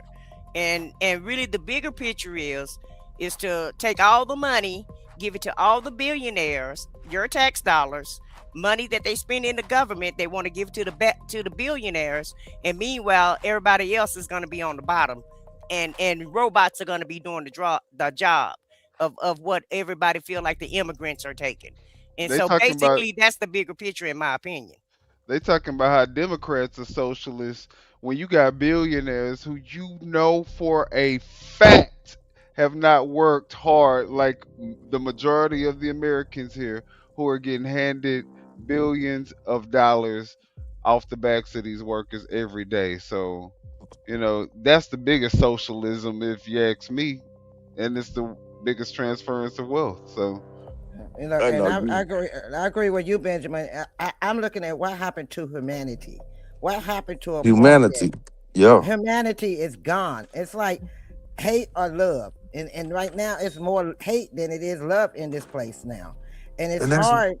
And it's like everybody is attacking one another. Everybody is hating one another. Everybody is putting people down. Now everybody is domestic terrorists. They even, I don't know if you've been watching, Benjamin, but they got in Maine, ICE agent walked up to this lady and told her, yes, I'm filming your car because I'm putting you on a database. Because now I can list you as a domestic terrorist. So if I see you again, I can arrest you. This is what they're doing. I think I seen that. You right. It's like you said. It's not about left or right. To me, it's about good versus evil. I'm a man of God. Exactly. That's exactly what it is. It's about good versus evil, and right now, good versus evil. Yeah. And we out here fighting and trying to get things right. And it's like the more we fight, the more evil it gets, and it's sad. They're breaking people windows. If you drive I'm being honest with you. I'm glad I'm not driving anymore, but but if I was driving, I'd be a little scared because if I get too close to a vehicle, I don't know if that's an ICE agent in front of me, and they jump out and break my windows and say I was following them. So that's that is scary. Yes, that is scary. I 100% get that. You know what I'm saying? But like, if you pull up to a police officer that pulls somebody over for going 95 and 55. You can't just pull up on that officer and be like, "What the fuck is you doing?" So like, right. It's to make me not like you and you not like me, right? And the thing against me is now I watch some of the protesters, and I'm not saying the protesters are right. Don't get me wrong. Some of them are all wrong. They wrong as two left shoes. But then you got the ICE agents that's running up on the people. They're standing off, then all of a sudden one person will break out of the crowd and go up and just knock people down or start attacking them or shooting them. And this is not cool. Well, let's look at what ICE is really, because they're saying ICE ain't even for immigration no more. It was a different tactic that Trump was using them for. So let's kind of watch this video. We can talk about it. That this ICE is not about immigration any longer. It's about making sure that American citizens do not stand up to the power of the state. And that is fascism. But in a country that has more than 340 million people, that is not enough people to put down all those American citizens that they are trying to cow. And this is one of the reasons you're seeing them rush people from city to city. They don't have enough people to be in all these cities. And this is the other reason they're going for smaller cities. Minneapolis, St. Paul. Now they're talking about Lewiston, Maine. Lewiston, Maine has 37,000 people in it. This is not some great triumph of taking over New York City, right? So one of the things I think they're really trying to do is to project the idea that they are unbeatable, that they are unsinkable, that nobody can possibly stop this juggernaut. And in part to pull behind them that imagery of, the marching troops down the roadways in Nazi Germany to try and convince people that they are more powerful than they actually are. But I do think it's important that people do not mistake this moment. that is, it has been so easy for so long for people to say, oh, America's never going to go down the Nazi route. They're never going to become fascist. And one of the things that scholars have noted, and the US government noted during World War II, is that fascism is political ideology that Benito Mussolini developed in the 1920s. But the idea that some people are better than others and have the right to rule is deeply embedded in the United States, and was deeply embedded in the United States before Benito Mussolini was even born. So we do have the elements of fascism in our DNA. And the idea that we won't go that direction is simply belied by the fact we have in the past in the American South from 1874, for example, to about 1965. And now one of the things that really horrifies me is the umbrella of secrecy over the detention centers run by ICE. Now, we know people are dying in them. We know as of this morning, thanks to Judd Legum, that people who are being held in those detention centers are not getting medical care. You look at that, and for somebody like me, I remember the first, I mean, I wasn't alive then, I've read them, the first articles in the New York Times about Hitler's concentration camps. And But she don't remember Obama though. The first about the concentration camp. You saying Obama had those concentration camps? I'm saying Obama detained a lot more people than Trump has so far. Well, yeah, he had controversy too. Yeah, exactly. So that's what I'm saying, bro. It's about making me hate you and you hate me. You know what I mean, bro? That's what it boils down to, man. I love y'all on this other. I mean, I'm glad y'all talked to me tonight because it's so. You can read the chat, and the chat's talking shit. Everybody hates you, and you hate me, and they're like, bro, it ain't even about that, man. If we can sit down and break bread, what is the problem, right? I mean, I agree. it's crazy, bro. But like these people, they got us so messed up right now. Like I wish. How I many wish. people who MAGA in the chat can say, you know what, we can agree to disagree, and we can still just live in the same America that we always been living in before this Trump shit? Let's not just say before the Trump shit because it started like, bro, it's been going on. You know, it ain't just because of Trump that we're here today. Like it's crazy, bro. Like, man, why can't we just live life? You know, but at the same Because time, Trump don't. won't let us. How won't Trump Every let you day, go? every day because he's tearing our country apart How he every tell? hour. How though? But take, With every tweet that he bro. make us look stupider. He make us look more pathetic. With every time he backtracks after he threatens the entire world of tariffs, and then he backtracks and pussy pops like a little bitch. Okay, bro, you getting a little No, extreme right dude. now, bro. I'm Yeah. being peaceful, bro. Like I get why you're upset, and I get it, and I'm upset too, bro. But like, No, I'm serious. I'm serious though. I'm being funny, but the funny thing is, we are a joke to the world right now, and everybody think that okay, well he's still good. I still like him. He still represent. Okay, yeah. If he represents you, let him go be a congressman or something in your state or something. But no, he doesn't need to represent the entire America as a whole because we are not this.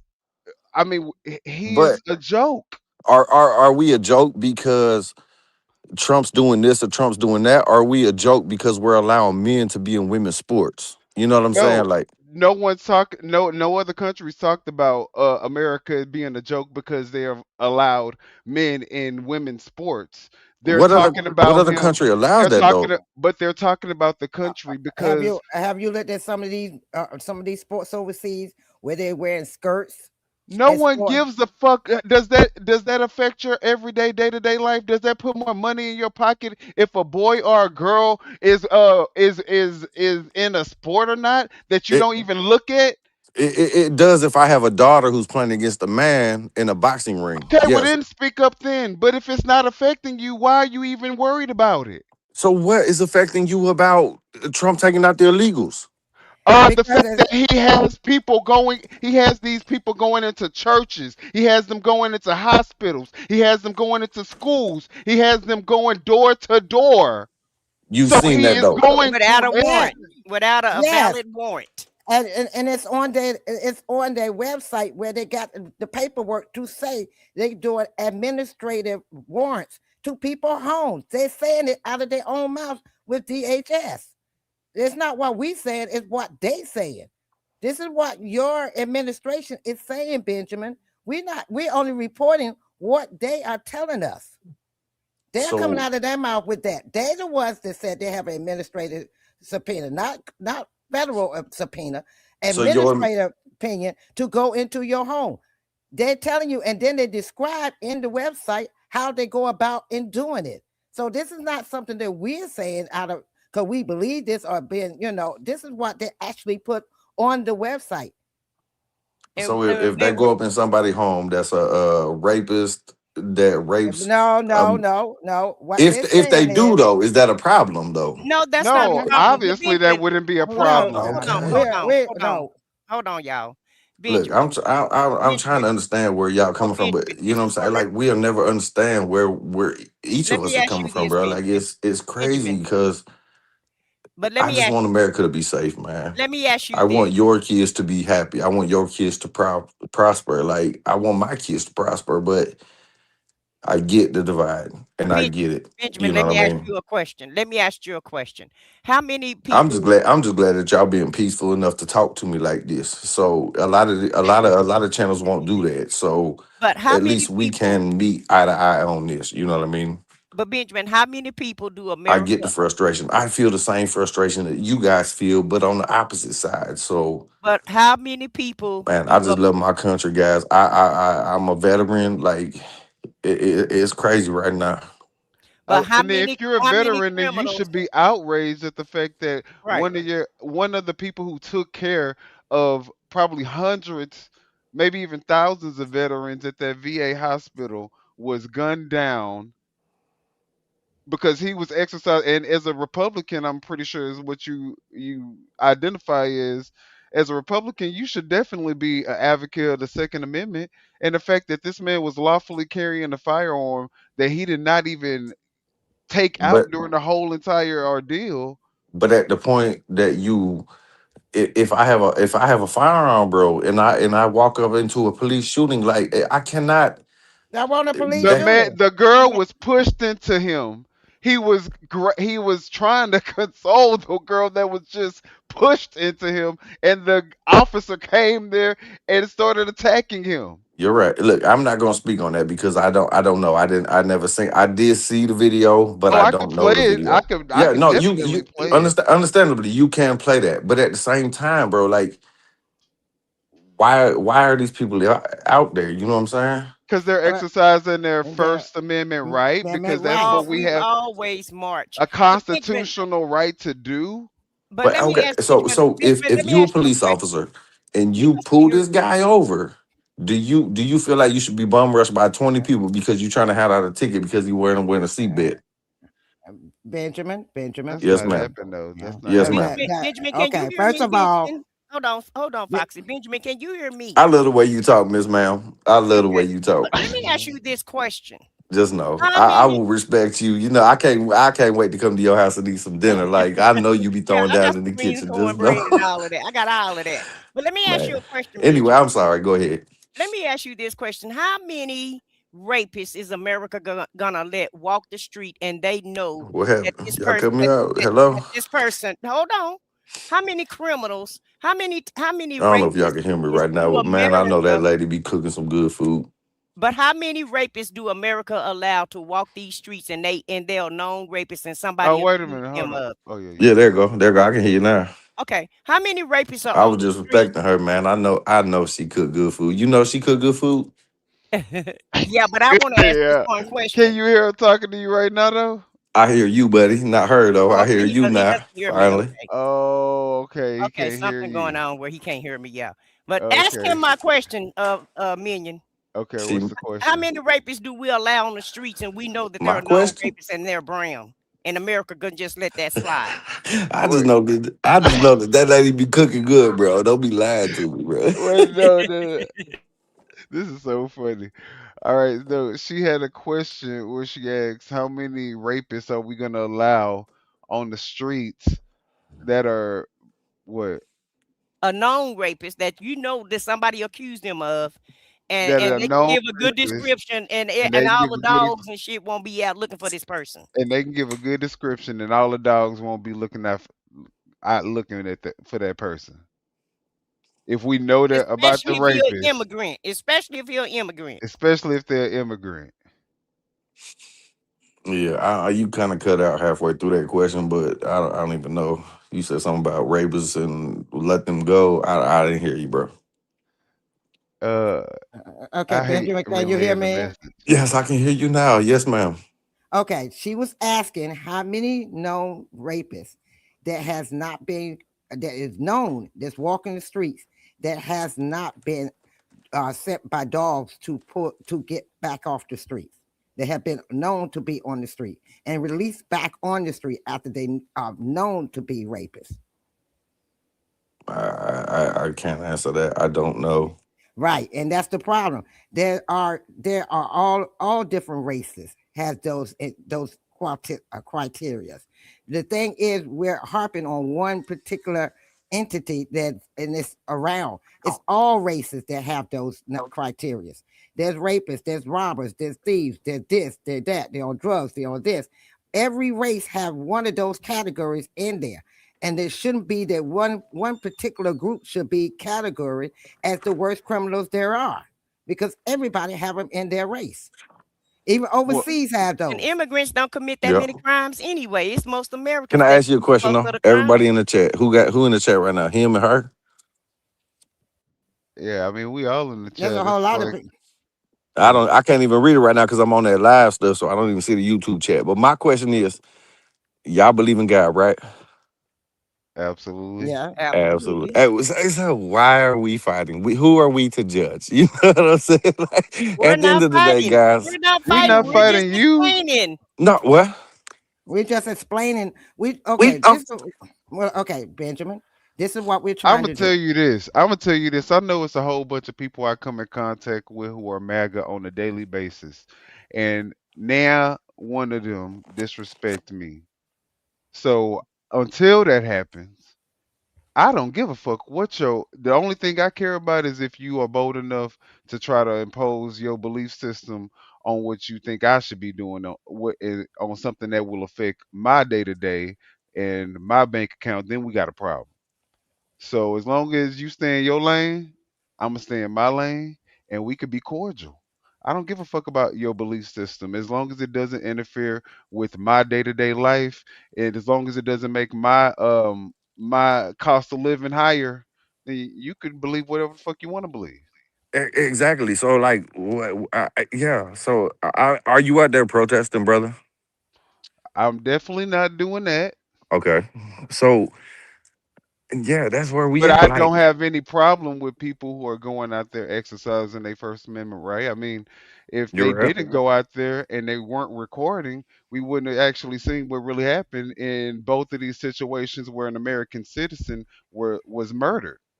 Didn't they say that like when Obama was president, like 54 people died under his watch on that shit? But out of the 8 I don't know. years I that don't he know. I'm was just asking. in I'm just asking. I office, don't know. I don't have facts. no, you're right. Out of the 8 years that he was in office, and 30, I think it was 32 died under Trump's administration, and then Okay. in the 4 years that he was in office, and now we have another 30 something, 38 or some, 37.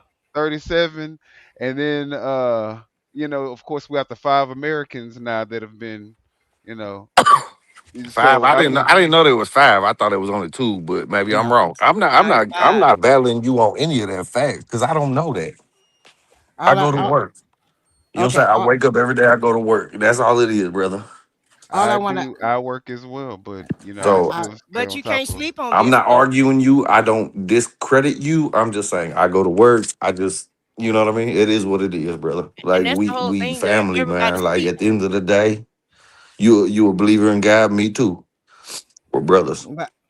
But okay, Benjamin, you had asked a question a while back, and I never got my question in. Okay, I can't wait. Yes, I ma'am. say, okay, you had asked the question. What has Trump that has us so upset about him that he has not done for the country. The reason Okay. I'm upset is because we keep hearing about all the money that are being sent overseas. Now, that was one of the things that he said he was not going to give money to nobody, but he gave $40 million to Argentina. That $40 million could have helped us here in the United States as far as healthcare, your veteran affairs. Yep. But it went overseas. Okay, here we are. But that was the main thing they said. Biden did, Obama did, Clinton did. You know, my thing is a lot of these presidents, Republicans or Democrats, are doing the same thing. But my thing is, everybody keep harping on the past. What is he doing for us now? Every time we ask anybody, what is he doing for us now? Well, Obama did this or Biden did that. Why is you got to keep bringing them up when we ask you what is he doing for us Well, how about now? this? This is a good opportunity for us to even ask Benjamin that question. We're a Yeah. year into his administration. Do you feel better about, where the country's going and where you're at in life? Do you feel like it's because of him that you're in a better place, or how do you feel? Honestly, bro, like I mean, my gas is down. Was it 2.59 last time I pulled up? So my gas prices have gone down.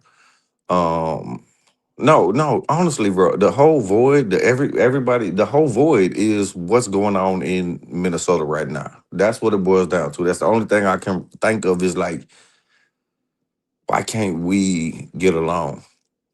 That's it. I don't care. I don't care, brother. Like, I want your kids to come play with my kids. I want us to hang out. Like, I don't want none of this. Does that make sense? Like, I'm not for I hate you. It's good versus evil, brother. Like, Were we like that when Biden was in office though? we have, like I said, September 11th was the closest I ever remember this country being. So I don't know. It's very hard right now. Like But I don't like the separation this country is. It's either red versus blue, and it's a terrible feeling. Like it is a terrible feeling. I'm sure you guys don't feel safe walking around seeing somebody wearing a Oh, red I hat. feel safe. I feel safe I everywhere I go. I Trust me, I get that, do. and I can say the same thing too, man. Like, cause I stay No, I'm strapped. telling you. No, well, what I'm saying is, But people that's the don't even problem, disrespect me. Like, I don't even get to that point to where I feel like, we about to, I'm gonna have to prove who's on the, I'm gonna have to own the fucking Republican real quick. No, I'm not on that. right? We But respect that's each the same. other. That's the same problem on both sides, brother. Like, A I lot of walk this, down. a lot of this chaos is happening in Minnesota and online in these chats, Yeah, on and the chat. Yeah, on the chat. Yes, sir. Because everybody feels really tough behind the keyboard. But that's what I'm saying, man. Like, I don't. It don't have to be like. I don't know how old y'all are, but and goddamn it, what like. happened to everybody having their own Man, opinion? like, What happened to remember we that? used to just vote and like if we didn't win, we didn't win. You know what I mean? Like, it's crazy, well, brother. since Like, Trump, if you don't win, it's rigged. Like it ain't even no, real. It no, ain't no, even. no, It's not no. Yeah, Trump Okay. Trump Trump is the one who started all of I this like you, dysfunction. man. Me and you should hang out outside of this chat room No. because we will get along better. But Okay. Trump is the reason why we going through all of this Oh mess. He's man. the one who come up with Hey, all this it's fraud and crazy, rigging man. and Like, why all of can't that. we get along? I feel like It's y'all ever funny seen The because you can Walking Dead? hear my co-host who is clearly talking, and you just keep talking like. I can't know. I only hear you right now. But hey, you ever seen The Walking Dead? Yeah. Yeah, hey, He, I for feel some like reason, he me and can't hear her. For some reason, he can't hear. I said what I said. He can hear me. He can hear you, I can but hear he you. can't. Yes, ma'am. I hear you Yeah, now. but he can't hear her. No, Minion. I can't hear her. And it ain't nothing I'm doing because I'm open to chat with everybody. You know what I mean? So I'm not. But anyway, But hey, trust me, buddy, I like don't I think said, you we have. like The Walking Dead. You know So, how like I Rick. said what I said. What was the question you wanted? No. What I was gonna say is Trump is the reason why we have all this dysfunction. He said Yeah, he I don't want hear nothing. everybody I to hear get that. along, and But hey, everybody do buddy, want to me get and you like along. Rick and fucking Negan right now. You know what I'm saying? Like we hate each other, but we love each other. Negan. I love it, You know I ain't Negan. lying, right? That's funny. But what I'm saying is Trump Tell is me the I'm reason why lying, we bro. got all Like this dysfunction. Right. Trump is the one who brought all this dysfunction. it's like that, And bro. Like I have no problem with y'all. Like I We can't love hear y'all. you. I Like said what? Okay, Benjamin. yes, ma'am. Our other co-host said that she was saying, Actually, Benjamin, why don't you go back into the damn chat so we can finish this damn show? Cause I got like 7 more slides that I gotta do. But it was definitely a pleasure having you on. And you definitely need to subscribe and come back on another time. And hopefully, when you come on, you can hear our co-host because I'm tired of hearing y'all talk over each other. I can't hear it, bro. Like I'm I sorry, man. know. Hey, but just So know one day me and you will meet each other in heaven's gates. You know what I'm saying? absolutely, We'll be able to one. talk about this like we was both wrong. We was both wrong. You know what I'm saying? So I don't know about that, but I'm pretty sure you'll have a revelation. You yeah, I'm know. gonna hit you with the baseball bat, motherfucker. Hey, look, man. I wish the best for you guys, man. I love all of you guys, and this has been great. So You as well. just We love you as well. okay, So for our other co-host, we said thank you for coming and come and join us again, Benjamin. It would be a pleasure. definitely. Hey, Miss Ma'am, I gotta come over there on Sunday morning and get some of that breakfast, though. Oh well, both of us can cook. Both of oh my goodness, I'm coming across the country. Hey man, I love you guys, man. Don't let it get it twisted, man. That's good versus evil, and I know y'all are all good. You guys are all good. Thank you so much for my co-host. we She's appreciate saying that. thank you. She's thanking you too. I hope so, guys. Like we've got to beat this, man. We've got to. We're on completely different sides, but at the same time, we're laughing together. You know what I'm saying? Like it ain't. I just want to come see what you cooking for breakfast. That's all I'm getting to. Like, come on, man. So Well, hopefully the people in the chat can learn something from that. And thank you I for hope they coming do. on today, Definitely, man. Hey, Benjamin. God bless, man. I hope you guys are safe. I hope I'm safe. Like, That's hey, all we could ask for. yes, sir. Big bro, man. Thank you for putting me on this chat, bro. Man, y'all have a good night. All right, you too. Yes, sir.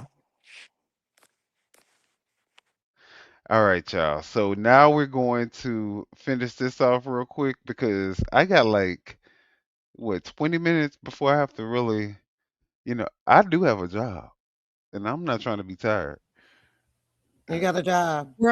I do. About how they're clean. Nobody's complaining about anything. Oh, well, you know what? I mean,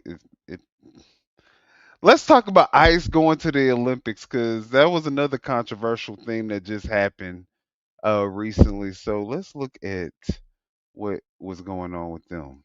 The Department of Homeland Security says ICE agents will be in Italy for the upcoming Olympics. A spokesperson said they will be there in a security role. They won't be enforcing U.S. immigration laws since they will be outside of the U.S. in a foreign country. Lawmakers, though, in Italy have urged the prime minister to keep the agents out. Lawmakers point to the shooting of Alex Pretti and Renee Good as reasons to keep those agents away from the game. All right, so we done seen Greenland and Denmark and how they feel about Trump. Now we get to Italy and Milan, and they don't want Trump there. So I mean, what are we doing with America right now? And why are they even going to the fucking Olympics anyway? And my thing is, why is it ice? Why is it, why is Yeah, ice going there? Why is it, right. I mean, why is Yeah, it ice? I'm not understanding that. I'm not understanding why ICE is going to Italy Is for the what? law enforcement agency that is, I mean, not the Secret Service or, who else would normally do Well, these type of things? well, maybe they have to go because maybe some of them can't get a passport and they can go under the guise as state government I'm and still, make it to another country. You think that's what the thing is the reason why they're going?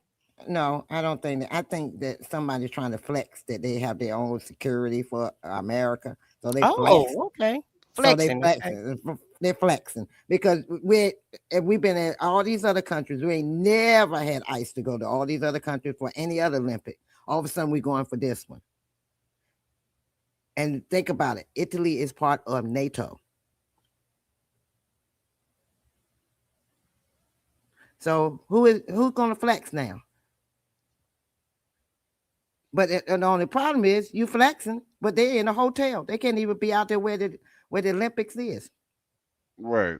They told them you could patrol, you can monitor, but you're gonna be in a hotel at the Constable Hotel, where the Constable is for the United States is where they're gonna be. They're not gonna be out there where the Olympics is. So sending them over there is another waste of our tax dollars.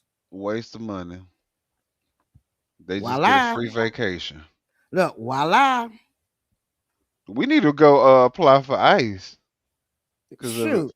That seems like that's the job to do right now. I don't know. Maybe I need to go round me up some illegals. Mm-mm. No. It ain't enough money. They can't pay me enough to go do what they do. I got a conscience in hell. I got to go to sleep at night. Right. So no, that ain't. They won't be in my application. No, sir. No way. My application or my name or my phone number or my name. Absolutely. I don't care how hard times get. But I mean, that'll tell you the reason why they have so many, unqualified people working for them. I mean, they get a 50,000. They get a chance to. Look, they probably they probably all competing for a chance to go to Milan, Italy, to the Olympics. They probably got all types of contests in the ICE facility. Exactly, because Agent Orange like to pit people against each other. He like all of this fighting and chaos, and he loved. We thinking it's dysfunction, and really this is how this dude has been functioning all his life. He loved the chaos. He loved the competition. He loved people fighting for his attention and, trying to impress him. That's how he does it. Yeah. That's his MO. Well, let's talk about how these goons that did all this crazy stuff that are, called ICE agents. Y'all call ICE agents, but I call them goons.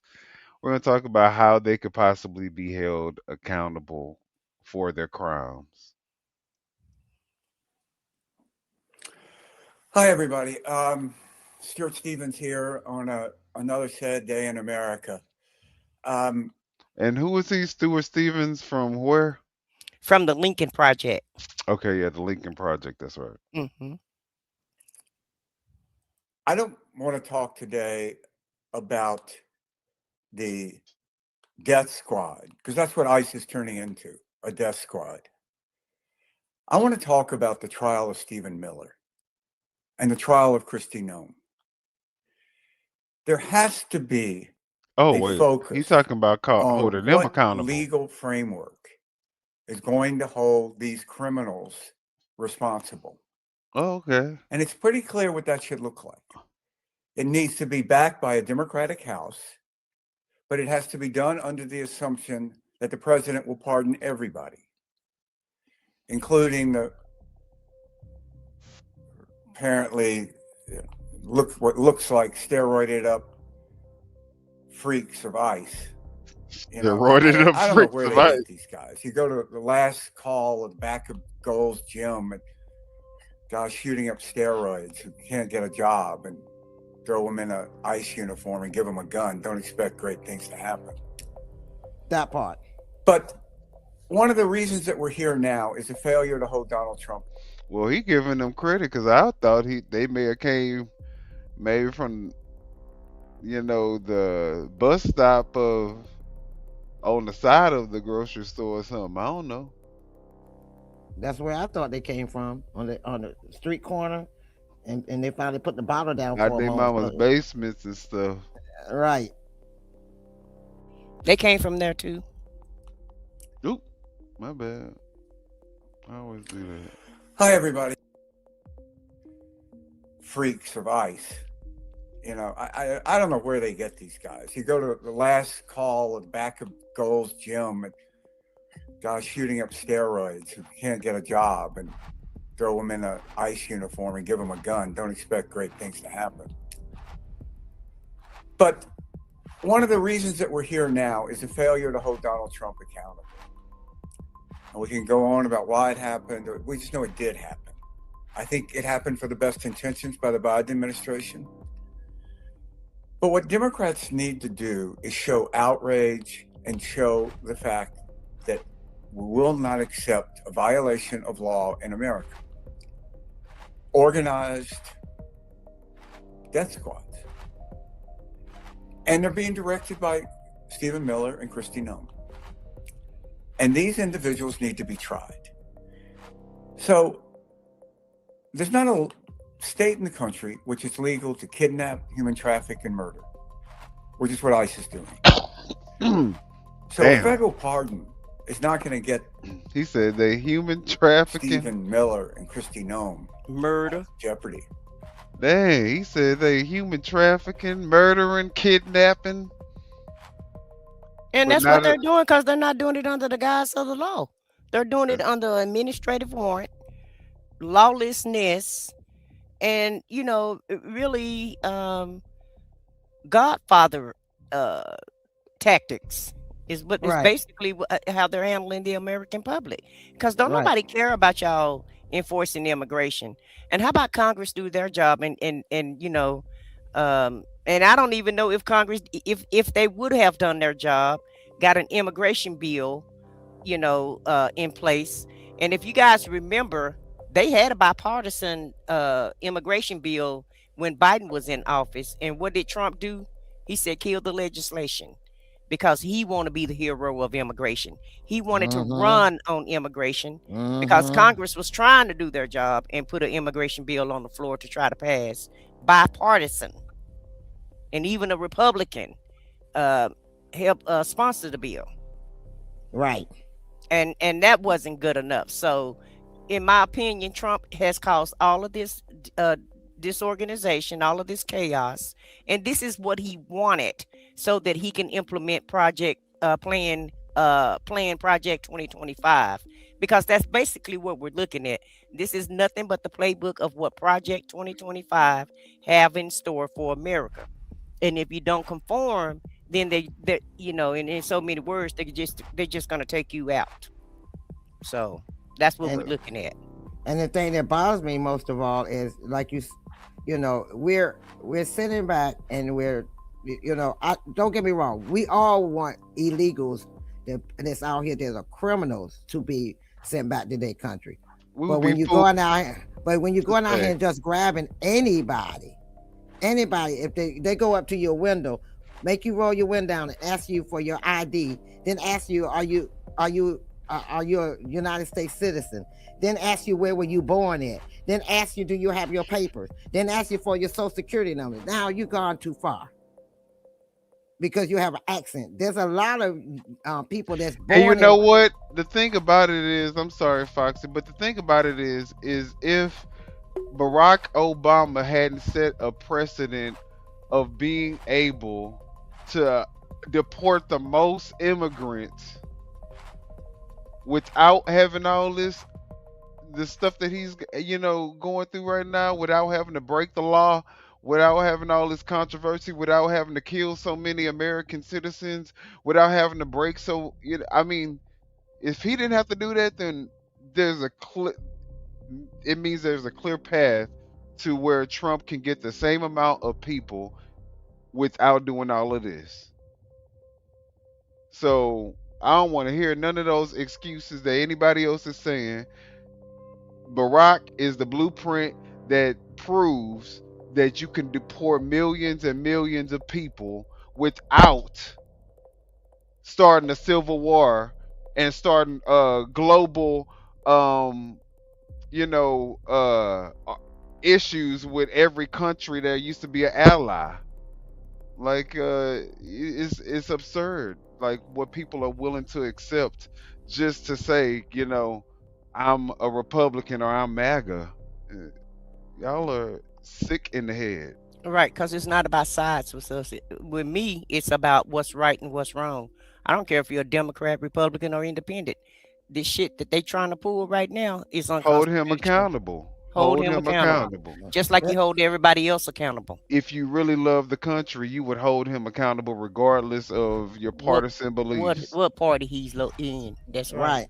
And you have to, you're sitting back and you keep saying, this person did that or that person did that. But are you making him accountable for what he's doing now, right at this moment? Ain't a motherfucker in office right now that's making it go down, to what it is now. I'm trying to use, I'm not trying to have such a vulgar mouth because it just naturally comes out. But I say it for you, the shits. Okay, you can go on now when it's time to end, you're gonna get nice. Yeah. Yeah, right. You know so you can have sweet dreams. I know, right? Been cussing up a storm.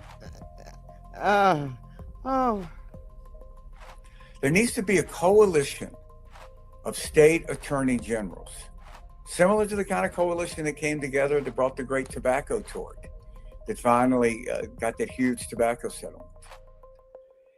And they need to decide where they're going to prosecute, who's going to prosecute, and they need to get about the business of prosecuting.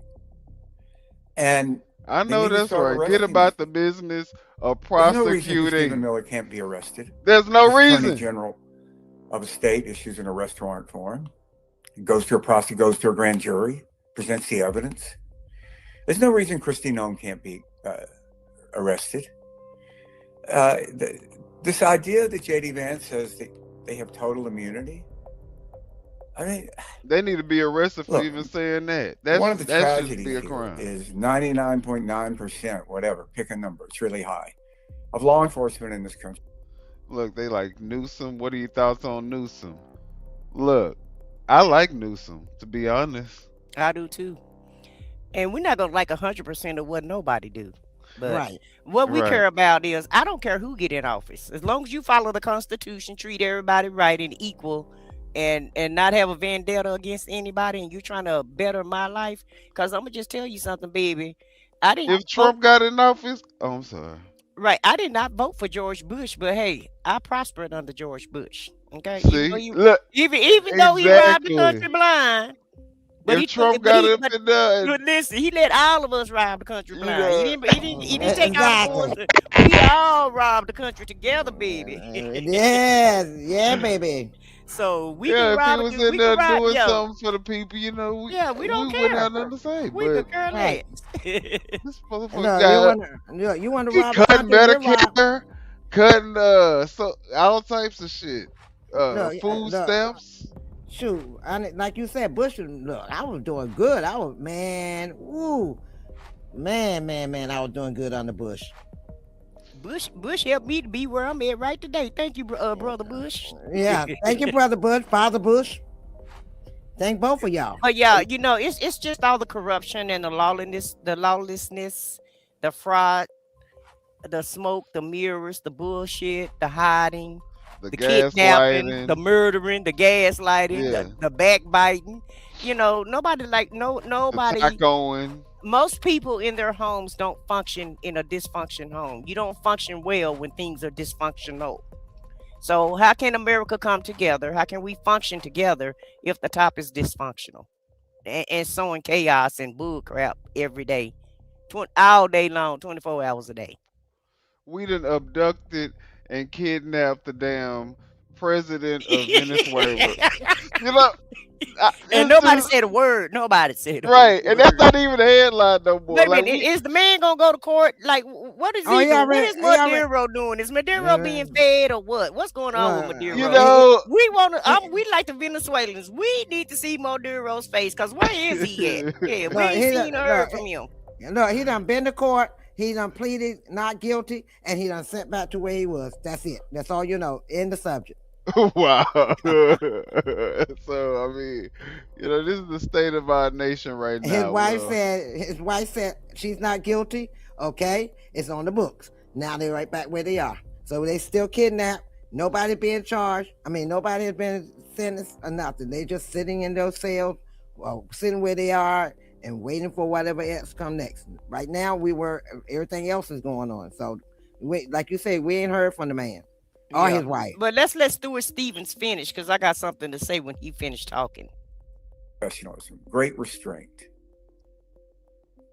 But when you get a bunch of mass thugs with dubious backgrounds and say that they can just go out and shoot innocent civilians, no. Law enforcement goes to prison all the time in America. This isn't a new thing. They are responsible. And there's a lot of former law enforcement officers sitting in prison right now because they violated the law. So Democrats can't flinch at this. They have to go about this, and they have to accept the fact that it'll be called partisan, because no Republican is going to join in on this. No Republican Attorney General is going to join this. So yeah, it's partisan. But even talking about partisan in the way that we have for decades in this country isn't really relevant, because this party I used to work in, the Republican Party, and look, I mean, you can read my book, It Was All a Lie, How the Republican Party Became Donald Trump. I helped elect more of these people than anybody out there, more governors and senators. I worked for 5 presidential campaigns. That party is an extremist movement. It's not an American political party. And what do we know about extremist movements? That they only become more extreme. The Red Guard didn't end because like a moderate faction of the Red Guard finally, emerged and brought sanity. The Khmer Rouge didn't suddenly start to reform itself. No. And this is why, such a telling moment when J.D. Vance goes out and defends Nazis. And this is all connected. So think about it. J.D. Vance is sitting around in his office and he hears about these Republicans, youngish, but not kids, some of them elected officials, who have thousands and thousands of texts praising Hitler, pro-Nazi, Holocaust deniers. And his decision is to go out and defend Nazis. Think about that. He's not a dumb guy. He's a weird, deeply damaged sort of freak of a human, J.D. Vance is.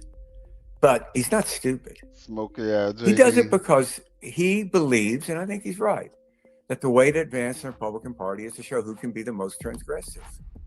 So Donald Trump announced going after Mexicans as rapists. That's kind of old hat. Now we've got an army of masked men chasing brown people and murdering civilians across the country. So he's going to defend Nazis. And you can just see him, thinking to himself, okay, Marco Rubio, you're going to do that? You willing to do that? Of course, Marco Rubio, who I think if you told him that he had to offer one of his children as tribute to President Trump, he might screw up enough courage to say, can I pick the child? I mean, that is hilarious. Damn. He said, "Will offer up one of his children as a tribute to Donald Trump, and he may." That ain't even a certainty, but he may muster up enough courage to at least say, "Can I choose which one?" Damn. Yeah, that's why I said, "Damn." Truth talking about, we MAGA love all people. I wish that were true, Truth, but that's a lie. That's a lie. Another sad, broken character. But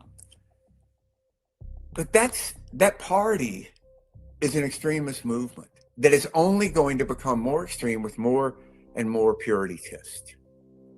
Starts out, Hispanics are rapists. Now we're into defending Nazis and saying that if you have a badge, you can just go shoot people in the face. Having a bad day? Need to work it out? Go shoot somebody. You'll feel better. You'll feel better. You have to be held accountable. And it has to go to the very top. And Stephen Miller and Kristi Noem. I mean, I knew Kristi Noem when she was Miss Snow Queen in South Dakota, and I was working for the governor. Snow Wait a Queen. minute, Snow Queen. Wait a Wait minute. a minute. Snow Queen. Snow Queen. Okay. Wait a minute. Not the Snow Queen. Baby, Stewart is not holding back at all. He laying it all on the table. Meth. We're But on he's it. pissed off though. He's mad. He's pissed off. I watch his show, him and Rick Wilson. Yeah. And I forget the other guy. They got another guy that they do with the Lincoln Square. And shout out to the Lincoln Square for this clip, or Stuart Stevens. I don't know which platform he's on.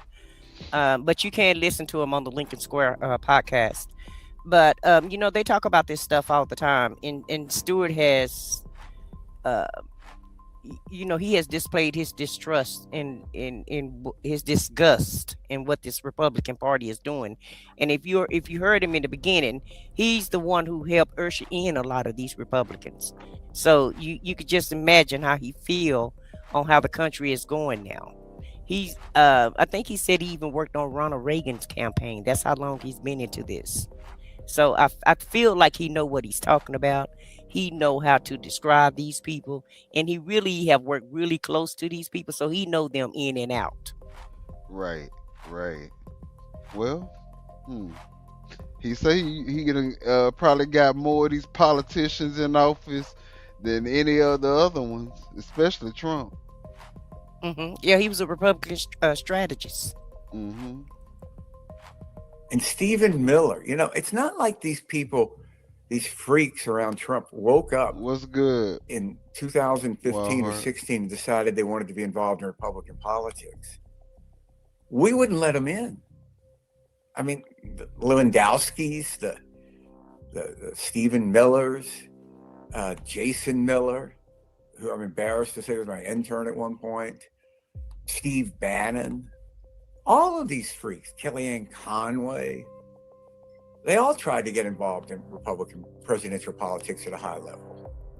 And the Bush campaign wouldn't have anything to do with them, and the Romney campaign wouldn't have anything to do with them, and the McCain campaign wouldn't have anything to do with them.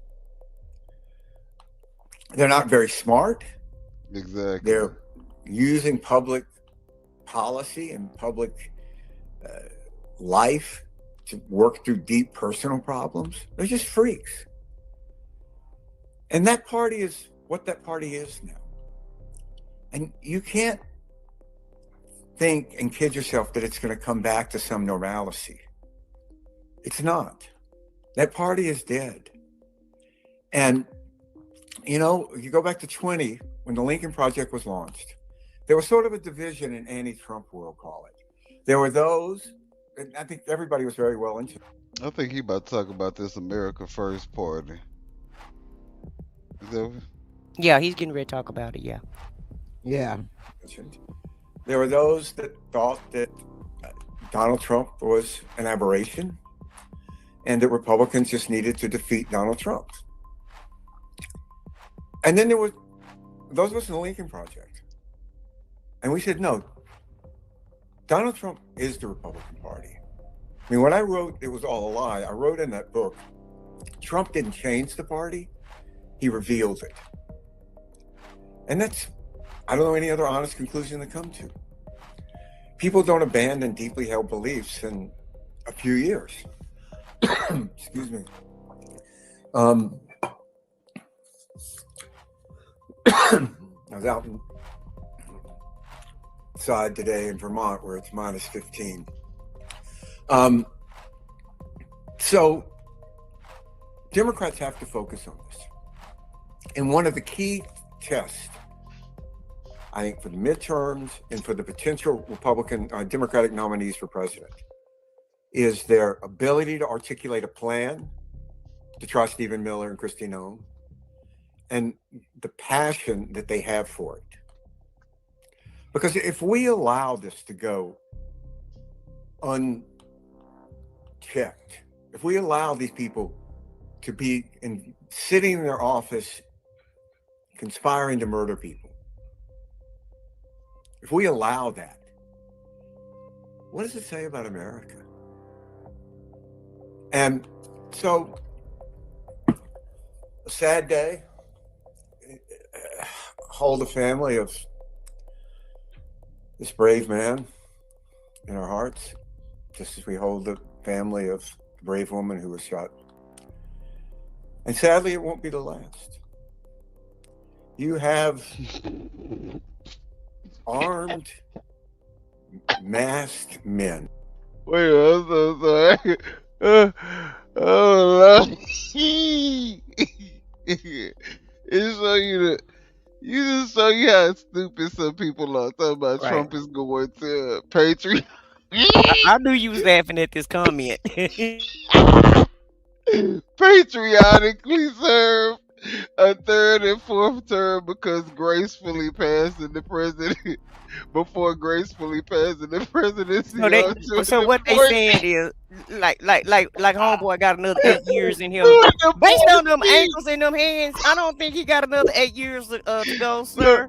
No, you don't even. He do good to make it for 8 days. Wait. They talking about before passing the presidency on to an appointee, like it ain't gonna never be another election. Baby, they asking to be taken. They are asking for a dictatorship. Why would you want to be under a damn dictatorship and kingship? Why? Well, that's what that's the opposite of what America stands for. Totally opposite of what America stands for. These people so stupid. Like I can't even believe this. And don't even know They if this clearly happens. trolling. Well, hold on. If this actually happened, if this actually come true, and he actually stay around another 8 years, which I highly doubt, right? Allegedly, right? Then you wouldn't even be able to put this on social media. Matter of factly, whatever social media that he don't like, then it's gonna be a goner. Yeah. Whatever TV show he don't like, it's gonna be a goner. Yeah.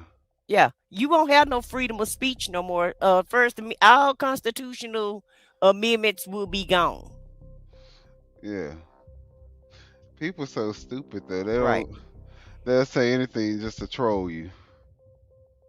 Or to make themselves look right or feel better about themselves. Yeah, or feel better about themselves.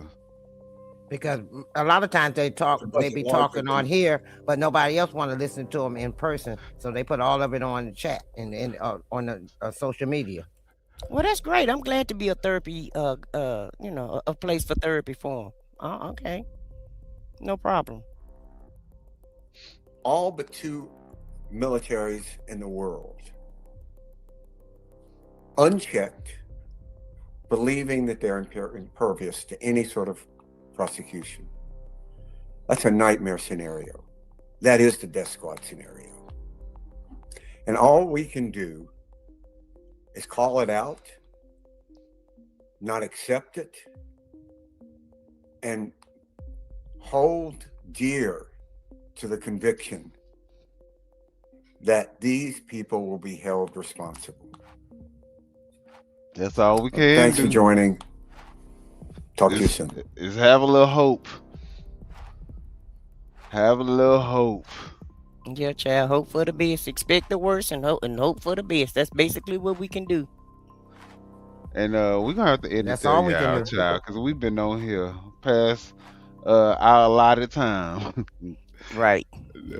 Well, we had a few call-ins kind of set us back an hour, but it's okay. Yeah, no, it was fun. I had a good time talking to the people. Yeah. And I think we should do that I think we should do that at least once a month.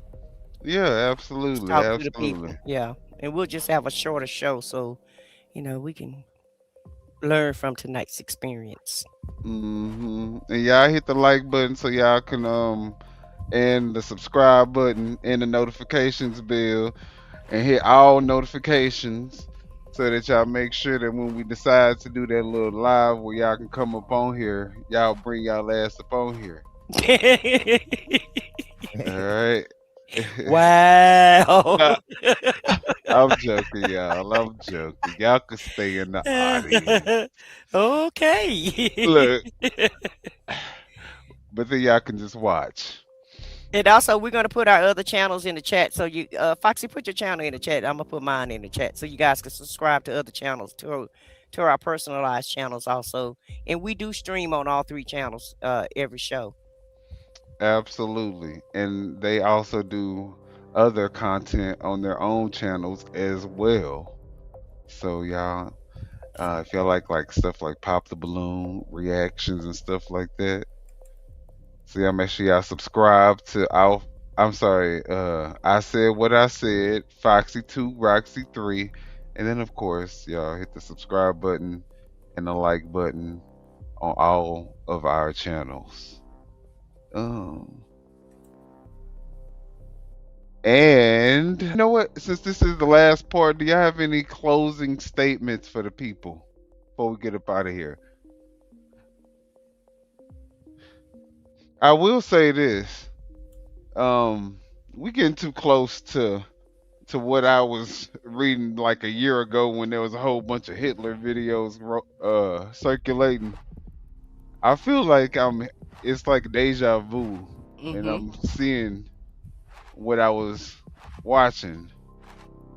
So it feels like we're getting closer and closer, and at one point it's not going to be any turning back. And I just hope that people don't wake up too late and find themselves in a whole dictatorship and not understand how we got there. And so Benjamin was saying that he wants everybody to get along. We want everyone to get along. We're not here to tell you how to vote, who to like, what to do. We're not here to do any of that. All we're trying to do is inform you of what's going on in this current administration, all the shenanigans, all the BS, all the lawlessness, all the fraud, all the crimes, all the pedophilia, all the cover-ups. Yeah. Just everything that's wrong with this administration. And I'm not saying that other presidents didn't have problems, but I don't know any other president in history that has committed so many atrocities and has gotten away with it, and not that many people are outraged about it. So definitely pay attention. Try to do whatever part that you can do. If it's nothing but just, telling your neighbor what's going on, or, we're doing our part by being on this show. If you want to go out there in the streets and march, please march safely. And, just make sure you just try to stay safe and try to stay alive through this ordeal. And that's basically what I get y'all a German Shepherd. If you just get you a German Shepherd, make sure it's on the leash though, and I guarantee you that none of them people will mess with you. You go out there with your German Shepherd, they ain't gonna mess with you. No, but I'm talking about for your own protection, not so you can, not for nobody else, just for you, just to have some protection. All right, because we all in this together. Whether you guys believe it or not, we're all in this together. And I would definitely, look, if you are not interfering with my bank account, if you're not, like I said, increasing my cost of living, if there's no impact on my life from you, then there's what reason do I have to even worry about you? You know what I'm saying? So that's how we all need to be, but we can't be like that right now, because guess what? He is messing with our cost of living. He is messing with our safety. He is messing with our ability to just, exist and be okay with, not talking to anybody and being isolated. We can't even do that. So not without getting insulted, and not without being accused of trying to do something that we're not trying to do, other than just trying to inform the public. And ICE can come to your house right now and break into it if they think you are, so you don't even have peace from ICE. You might, exactly. ICE can go to anybody's door at this point. Yeah. Because they're not doing it lawfully. And all we ask is that you follow the laws. That's it. That's it. That's all. That's it. We don't care who in the presidency, because at the end of the day, none of those presidents really help I'm just gonna be real with it. They don't help the black community that much anyway. Right. And you can go in any black neighborhood in any city in America, and they all look the damn same: desolate, raggedy houses, and a bunch of trash, and a bunch of broken down buildings that they won't even demolish, and no type of innovation, and it's always been that way for the black people. So the black people They're not complaining about that because Black people gonna make a way out of whatever way they have. Okay, we know how to survive. We're gonna survive no matter what happens. Right. But right is right and wrong is wrong. And then you're trying to start to come after us, because I got plenty of videos of ICE agents going after regular Black people, like Black people with a Black accent that you know ain't from no damn foreign place, but you messing with them anyway. You know what I'm saying? So now you changing the game again. And so, anyways, guys, that's all that we have for tonight. Foxy said she loves y'all and thank y'all, and she agreed with everything that we said. And we will see y'all on the next show. So good night, everybody. Good night. We love you guys. Hit the like button. Yep, hit that like button and subscribe to the channels. That's right. And we are out. Yeah, you know what time it is. No scripts, no filters, no fear. We said what we said and meant that. Off the record, yeah, we keep it real. No filter, shit, we say what we feel. Politics, stories, truth on display. Come on, we talk that talk in our own way.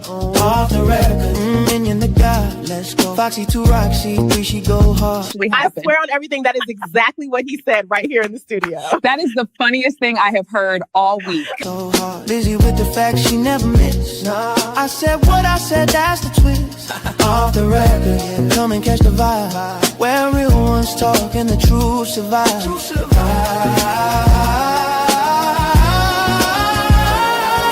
Late night truth, we don't just speak. We pull the roots from what they keep. From pain to progress, we light the flame. No spin, no script, we call it by name. Minion bring the vision, Foxy bring the flame. Lizzie drop a cease, it'll never be the same. I said what I said, say it loud, no shame. We taking truth